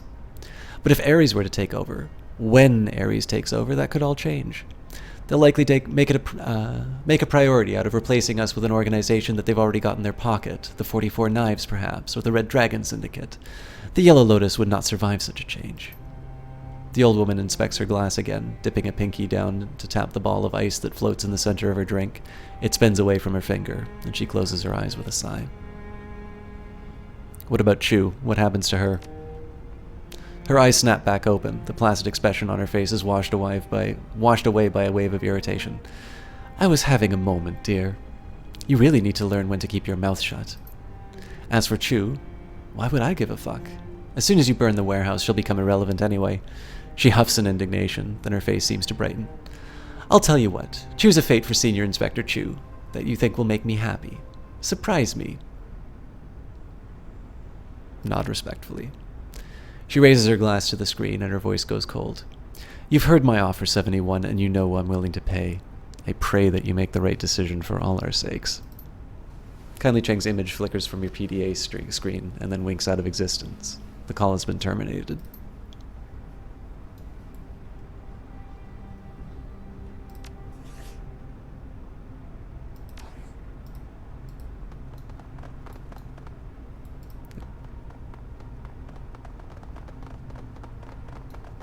No more loot.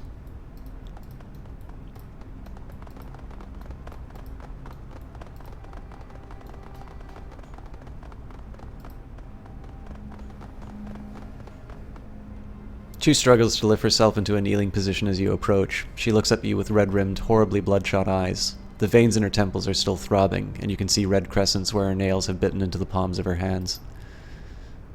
71. Is Crate... She's gone. I convinced her to walk away.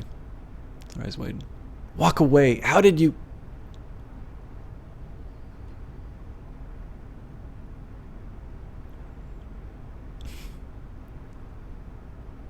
For what it's worth, I already regret it. I should have put a bullet in her. She shakes her head. Hell of a surprise. I guess it doesn't matter, though. Reach into my pocket, 71. Grab my PDA.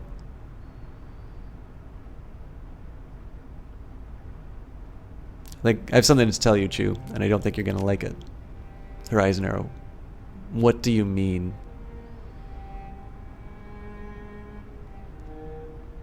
I got a call from Kindly Cheng just a moment ago. She wants me to burn this warehouse to the ground. My motivation is actually the fact I have no loyalty to Chu, but...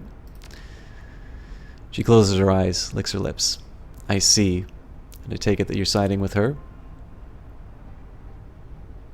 Considering it, yeah, she's my boss. Reconsider, please. Think about what I've offered you. I'll get you to safety, but we're burning this place. Sorry.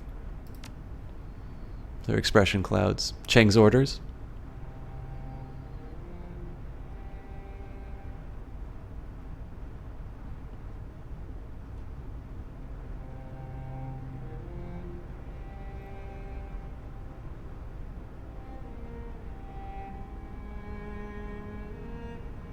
You have your loyalty to Mitsumusha, Chu? My loyalty is to my team. Chu closes her eyes. I'm too weak to stop you. Do what you're gonna do. Enjoy your life in the Shadow 71s. You just sacrificed your one and only chance to get out.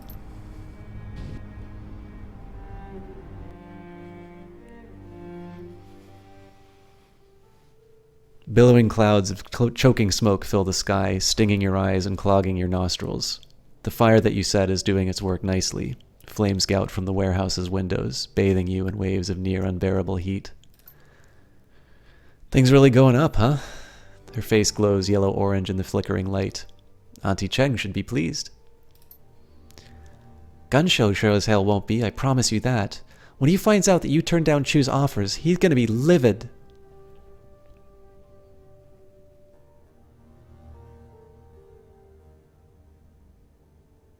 Duncan and I both belong in the shadows, whether he wants to admit it or not. Your comlink buzzes again. Captain Jomo's face winks onto the screen. Ahoy, my friend. You're finished with the warehouse. That much is plain as day. Jomo can see the flames from where he stands. It's probably the best that we get a move on, la? We don't want to be here when the owners of that warehouse come a-calling. You're probably right. Are you taking us back to the Benteng? Yes, my friend, and from there directly onto the boat hole. Kindly Cheng has informed me that big changes are afoot within our organization, and that we should prepare ourselves for a lengthy voyage aboard your fine ship. Jomo? The bolt hole isn't seaworthy. She's like a sieve with a rudder. Not anymore. Utama's men have been working tirelessly to repair in your absence. She isn't ready to set sail yet, but soon enough she'll be ready, perfectly capable of crossing the Pacific unaided. Crossing the Pacific? Jomo, where are we going? To the new home of the Yellow Lotus, beautiful girl. His smile gleams. Come now, we must go. But trust Jomo, all will be made clear in time.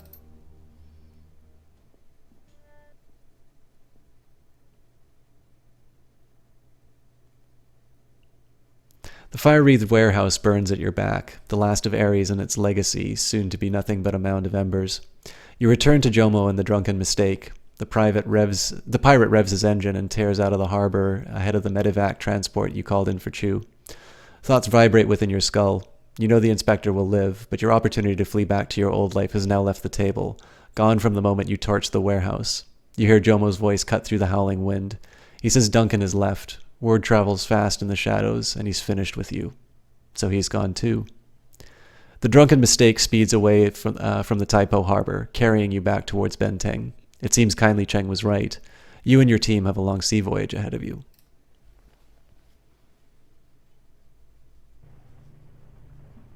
The bolt hole motors along, cutting through the choppy waves of the South China Sea. The coarse sound of Captain Jomo's voice echoes down from the wheelhouse. He's singing a crude Indonesian sea shanty, and in between verses he barks with laughter. Well, he seems to be enjoying himself. It's not the worst thing I've heard. I don't know. I kind of like it. It's atonal, and I can't understand the lyrics, but you can hear that he's happy. He sounds like a leopard seal with a sinus infection. Gaiku shakes his head. Sometimes this acute hearing of mine is a curse. 16 days of this will be challenging to endure. Drive Duncan crazy if he were here. Gobbet snorts and shrugs languidly. I hear you, Seattle. This is how it had to happen. This is the life that you chose for yourself. You're good at it and you like it. Duncan doesn't. What did you expect him to do? Isabel shakes her head, sighing. Don't blame yourself, 71. You're cut out for this life and he isn't. And the inverse is true. He had a normal life. You never did. What were you going to do? Go back to be a clerk with a stuffer shack? Sell tasers at Weapons World? Yeah, I can't really see it. Look to your future, not your past. That's how you progress into a better position in life. So tell me, my friend, what do you intend to do when we arrive in Seattle?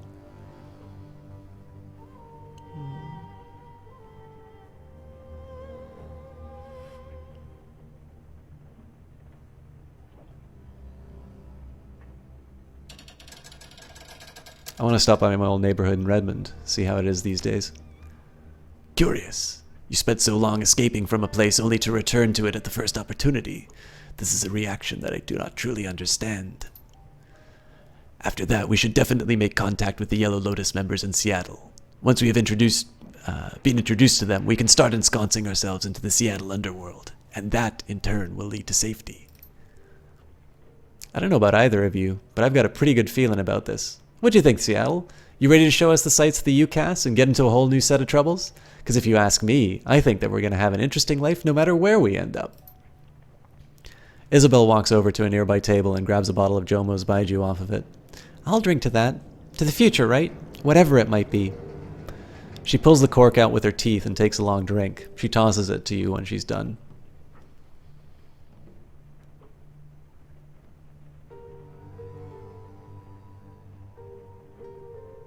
I'll drink to wealth and prosperity. Johnny Big Time, thank you very much for that host. The Baiju burns like a slug of old kerosene and engine grease going down, with the faintest aftertaste of copper wiring and old shoe leather. Not the worst liquor that Jomo's got, not by a long shot. Gobbet laughs, throwing back her head. That's the spirit. No matter what happens when we make landfall, we'll be ready for it. Come hell or high water. We're survivors. Come on, toss the bottle over here. As you settle in for another day on the long trip to Seattle, you feel a sense of calm wash over you. Jomo's rough arias intermingle with the sounds of the wind and the waves, blending into white noise. It's a strangely comforting sound. To the aft of the room, a wide porthole gives you a view of the open ocean. The sky outside is so brilliant as to be almost blinding. Squinting at the light, you let your eyes close. For now, at least, the horizon seems clear.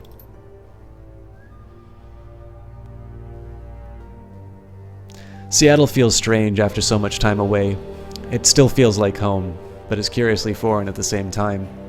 With Kindly Cheng and your crew at your side, you rapidly make it feel like you never left Hong Kong. Kindly introduces you to Zheng Li Quan, the Seattle Mountain Master of the Yellow Lotus, and through him you find work and safety. With your help, the Yellow Lotus rapidly expands its influence into the Palayak Barrens.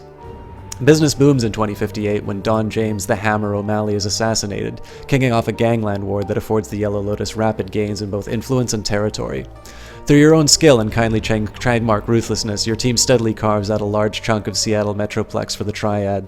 This expansion continues until the Renraku ecology inexplicably seals itself off from the outside world, trapping its hundreds of thousands of residents inside. The UCAS military cordons off the structure, casting a pall over the Metroplex. In response, the Yellow Lotus wisely chooses to slow their expansion, the better to remain off the military's radar. The world turns, seasons change, and life moves on. In the following months, Ares Macro Technology takes over the contract for the HKPF from Mitsumusha. The Tolo Harbor complex is completed, and a new heavily militarized police force walks the streets of Hong Kong. In Hong Kong, the feud between the Red Dragon Association and the Yellow Lotus erupts into a full-scale gang war in the early 2060s. The Red Dragons prevail in the conflict, and the Hong Kong branch of the Yellow Lotus is completely annihilated. The Triad's traditions live on in the Seattle Metroplex, under the stewardship of Zhen Li Kuang and Kindly Cheng. Duncan's fate is forever a mystery to you. If he lives, you never hear from him again. You and your team remain as tight-knit as ever. Together you look to the future, and to the promise that it still holds.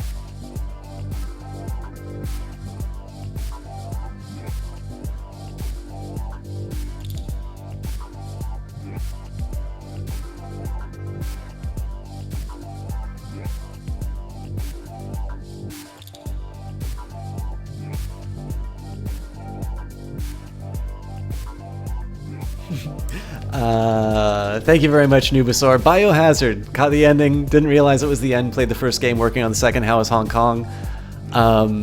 Yeah, no problem, Biohazard.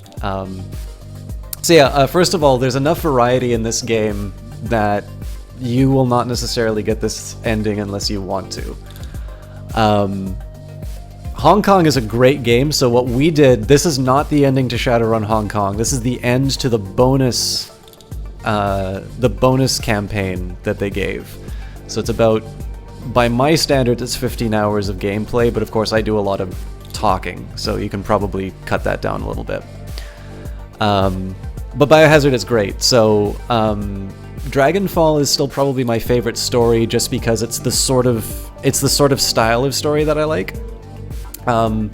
If I take out my personal preferences, then I would say, I mean, Shadowrun Hong Kong is equal to it, and so they're equal in story content, and Shadowrun Hong Kong has the better mechanics because of the new Matrix.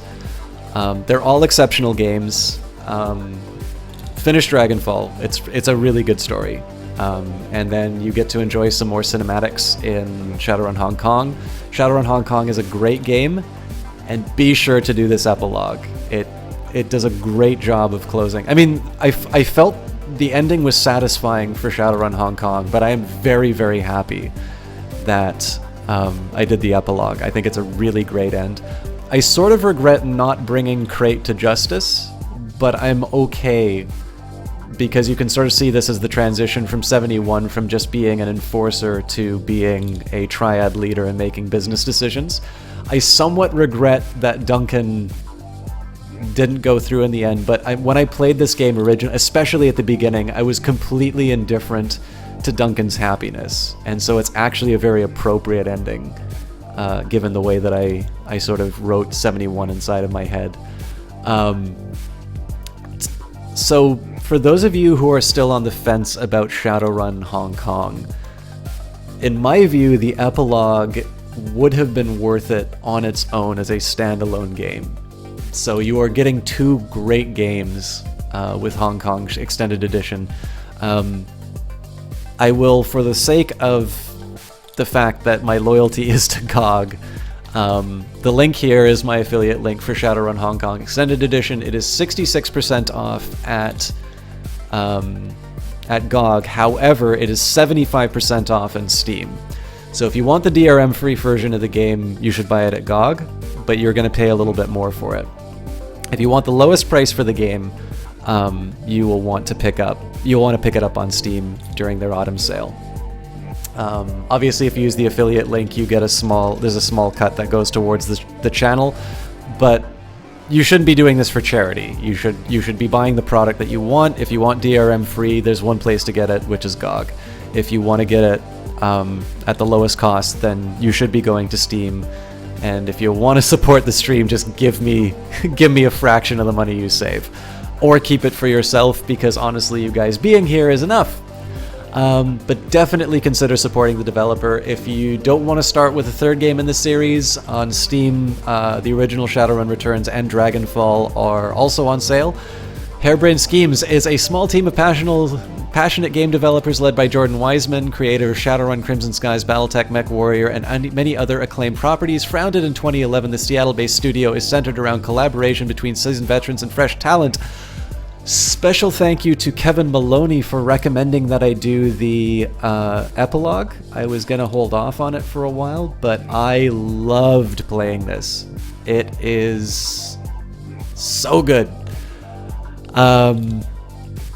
But yeah, so honestly, guys, I mean, I'm very happy that you guys really like this. I loved playing it.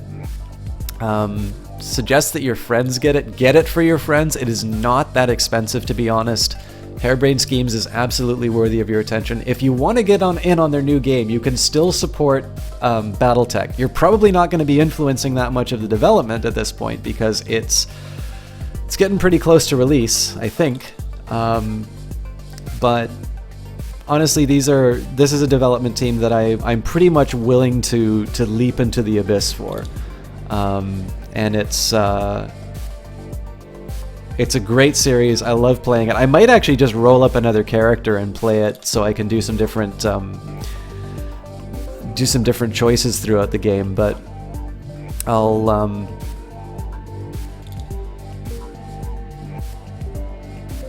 I don't know. I'll have to decide that, because there's so many games to be playing.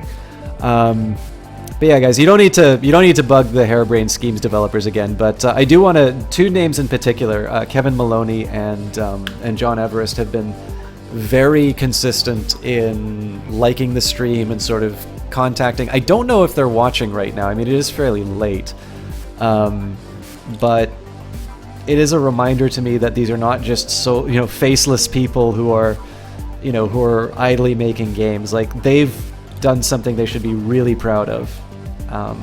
Well, they have to be proud of. I mean, I don't see how they couldn't be proud of it. But it's it always made me a little giddy to see them, interact on Twitter.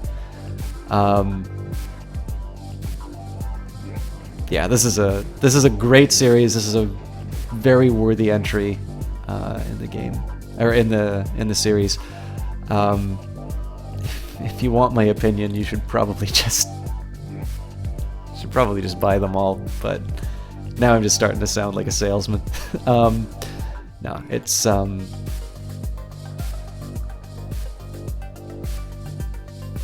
don't know what else is there to say. Definitely has locked me into doing more CRPGs. We'll be doing Tyranny next, so I know some of you were considering on buying that. You'll get a chance to see that. Sadly, we won't be doing that tonight, because again, I'm past my bedtime, which tends to be a trend with these Shadowrun games, I notice. But, again, there's nothing more to say. One of the things I really like about there's nothing more to say, so I will proceed to talk more. I think one of the things I really like about the Shadowrun games is the scope of returns was quite narrow. One of the things I really loved about Dragonfall was the options that you had, and also the depth of the subplots. I think Shadowrun Hong Kong builds on that even more. I really feel like the story could have gone very different directions, and I noticed there's a lot of achievements that I still haven't completed. I think it's a really good start. One of the things I respect a lot about this game is that it's a very satisfying story, even though it's quite obvious that there's a lot of different directions that I can, that it can go, and that's not easy to do, right? And there's a certain part where you're filling things in for yourself, but yeah, I'll say it again. These games would have been worth it if you could get them at full price. They are a very, very good deal now. So, I mean, Christmas is coming up too, so definitely if you've got a gamer in your life, if I need to do like a capsule review, as I sometimes do for the games that I get promo keys for, if you do not like CRPGs, then this isn't for you. If you are into story-based games, you should be playing these games. If you like CRPGs, you should be playing. If you like XCOM-style combat, you'll probably enjoy this, although you may find that some of the dialogue moments, like if you just want pure action, you should be sticking with XCOM and something like Xenonauts or playing the original. Is it Xeno or Xenonaut? Probably Xenonauts. Those would probably be a little more satisfying to you, because your plot is important. I mean, it's Shadow. It's a role-playing game. You can't turn around and say, oh, I don't care about the story. This is such an interesting environment, and I think they've done a really good job of showing me the potential of what can be done in this universe. So I actually do want to sit down and play around with the level editor a bit. So, I mean, unless you don't like CRPGs, it's very hard for me not to recommend this one. I think I will note, based on what I did on stream, for both Dragonfall and Shadowrun Hong Kong, I noticed I took a fairly long break from streaming it. Part of that was for variety, part of that was because of school and because of the move. But I think what people may find is that when you move on to the bigger titles like Dragonfall and Shadowrun Hong Kong, there is sort of this big introduction where you're building up your character and you take a succession of runs. Some of those runs aren't as exciting. So even in Dragonfall, there are some really well done individual runs, and there are some other ones that sort of feel a little grindy. And I think that's just because I spend the time to basically do every dialogue option on stream. I don't know if somebody's, playing the game privately and going through the individual experience. I don't know if solo play gives that same impression that I got. This is not a fault of the game. but I will just point out that that was based on the way that I played the game. That may be a point where somebody, maybe if they're impatient or something like that, doesn't get a chance to see the end. Play it through to the end. If you have to skip missions, if you're not getting anything out of the story, just skip the missions to, you know, to get to the plot, because it is so satisfying to see these threads put down. But the big thing is that, like, Dragonfall especially, the sub-stories are incredible. I think the main plot was the highlight of Shadowrun Hong Kong. But, like, for me, the Glory subplot, what just floored me in Dragonfall. So even then, like, if I'm trying to talk about the things that people may not like, to me, doing all the adventures was what made it worth it. So again, I really can't do anything but give, you know, the most enthusiastic support for this game.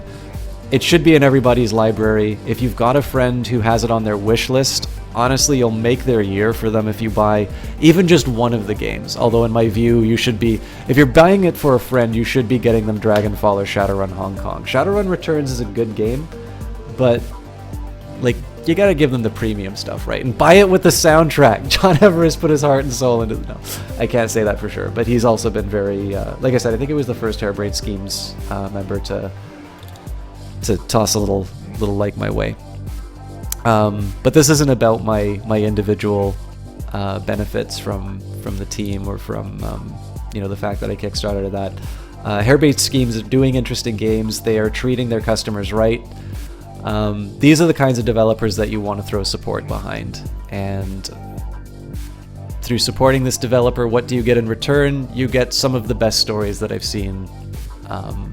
Certainly, out of the games that I've played on this stream, Shadowrun Hong Kong and Shadowrun Dragonfall. I didn't do returns on cast, but Shadowrun Hong Kong and Shadowrun Dragonfall are easily some of the best stories that I've played on cast. So it's easy for me to give these recommendations, and certainly when people are asking for opinions on stuff to play, I'm going to be recommending Shadowrun very highly. But it's almost 12:30, so that's it for me tonight. You guys have been wonderful to watch. Do any of you have comments on the game while I find somebody to host?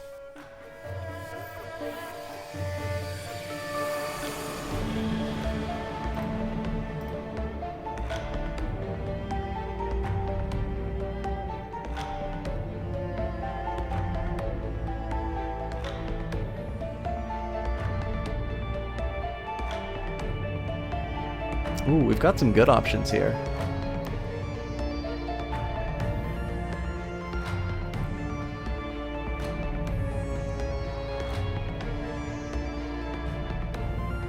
All right, I know who I'm hosting tonight, but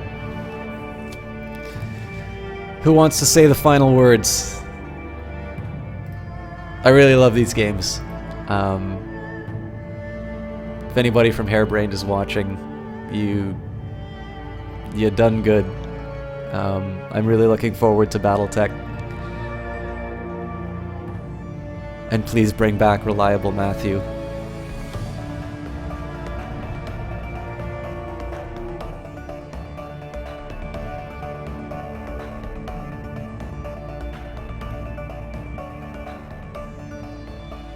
No final words?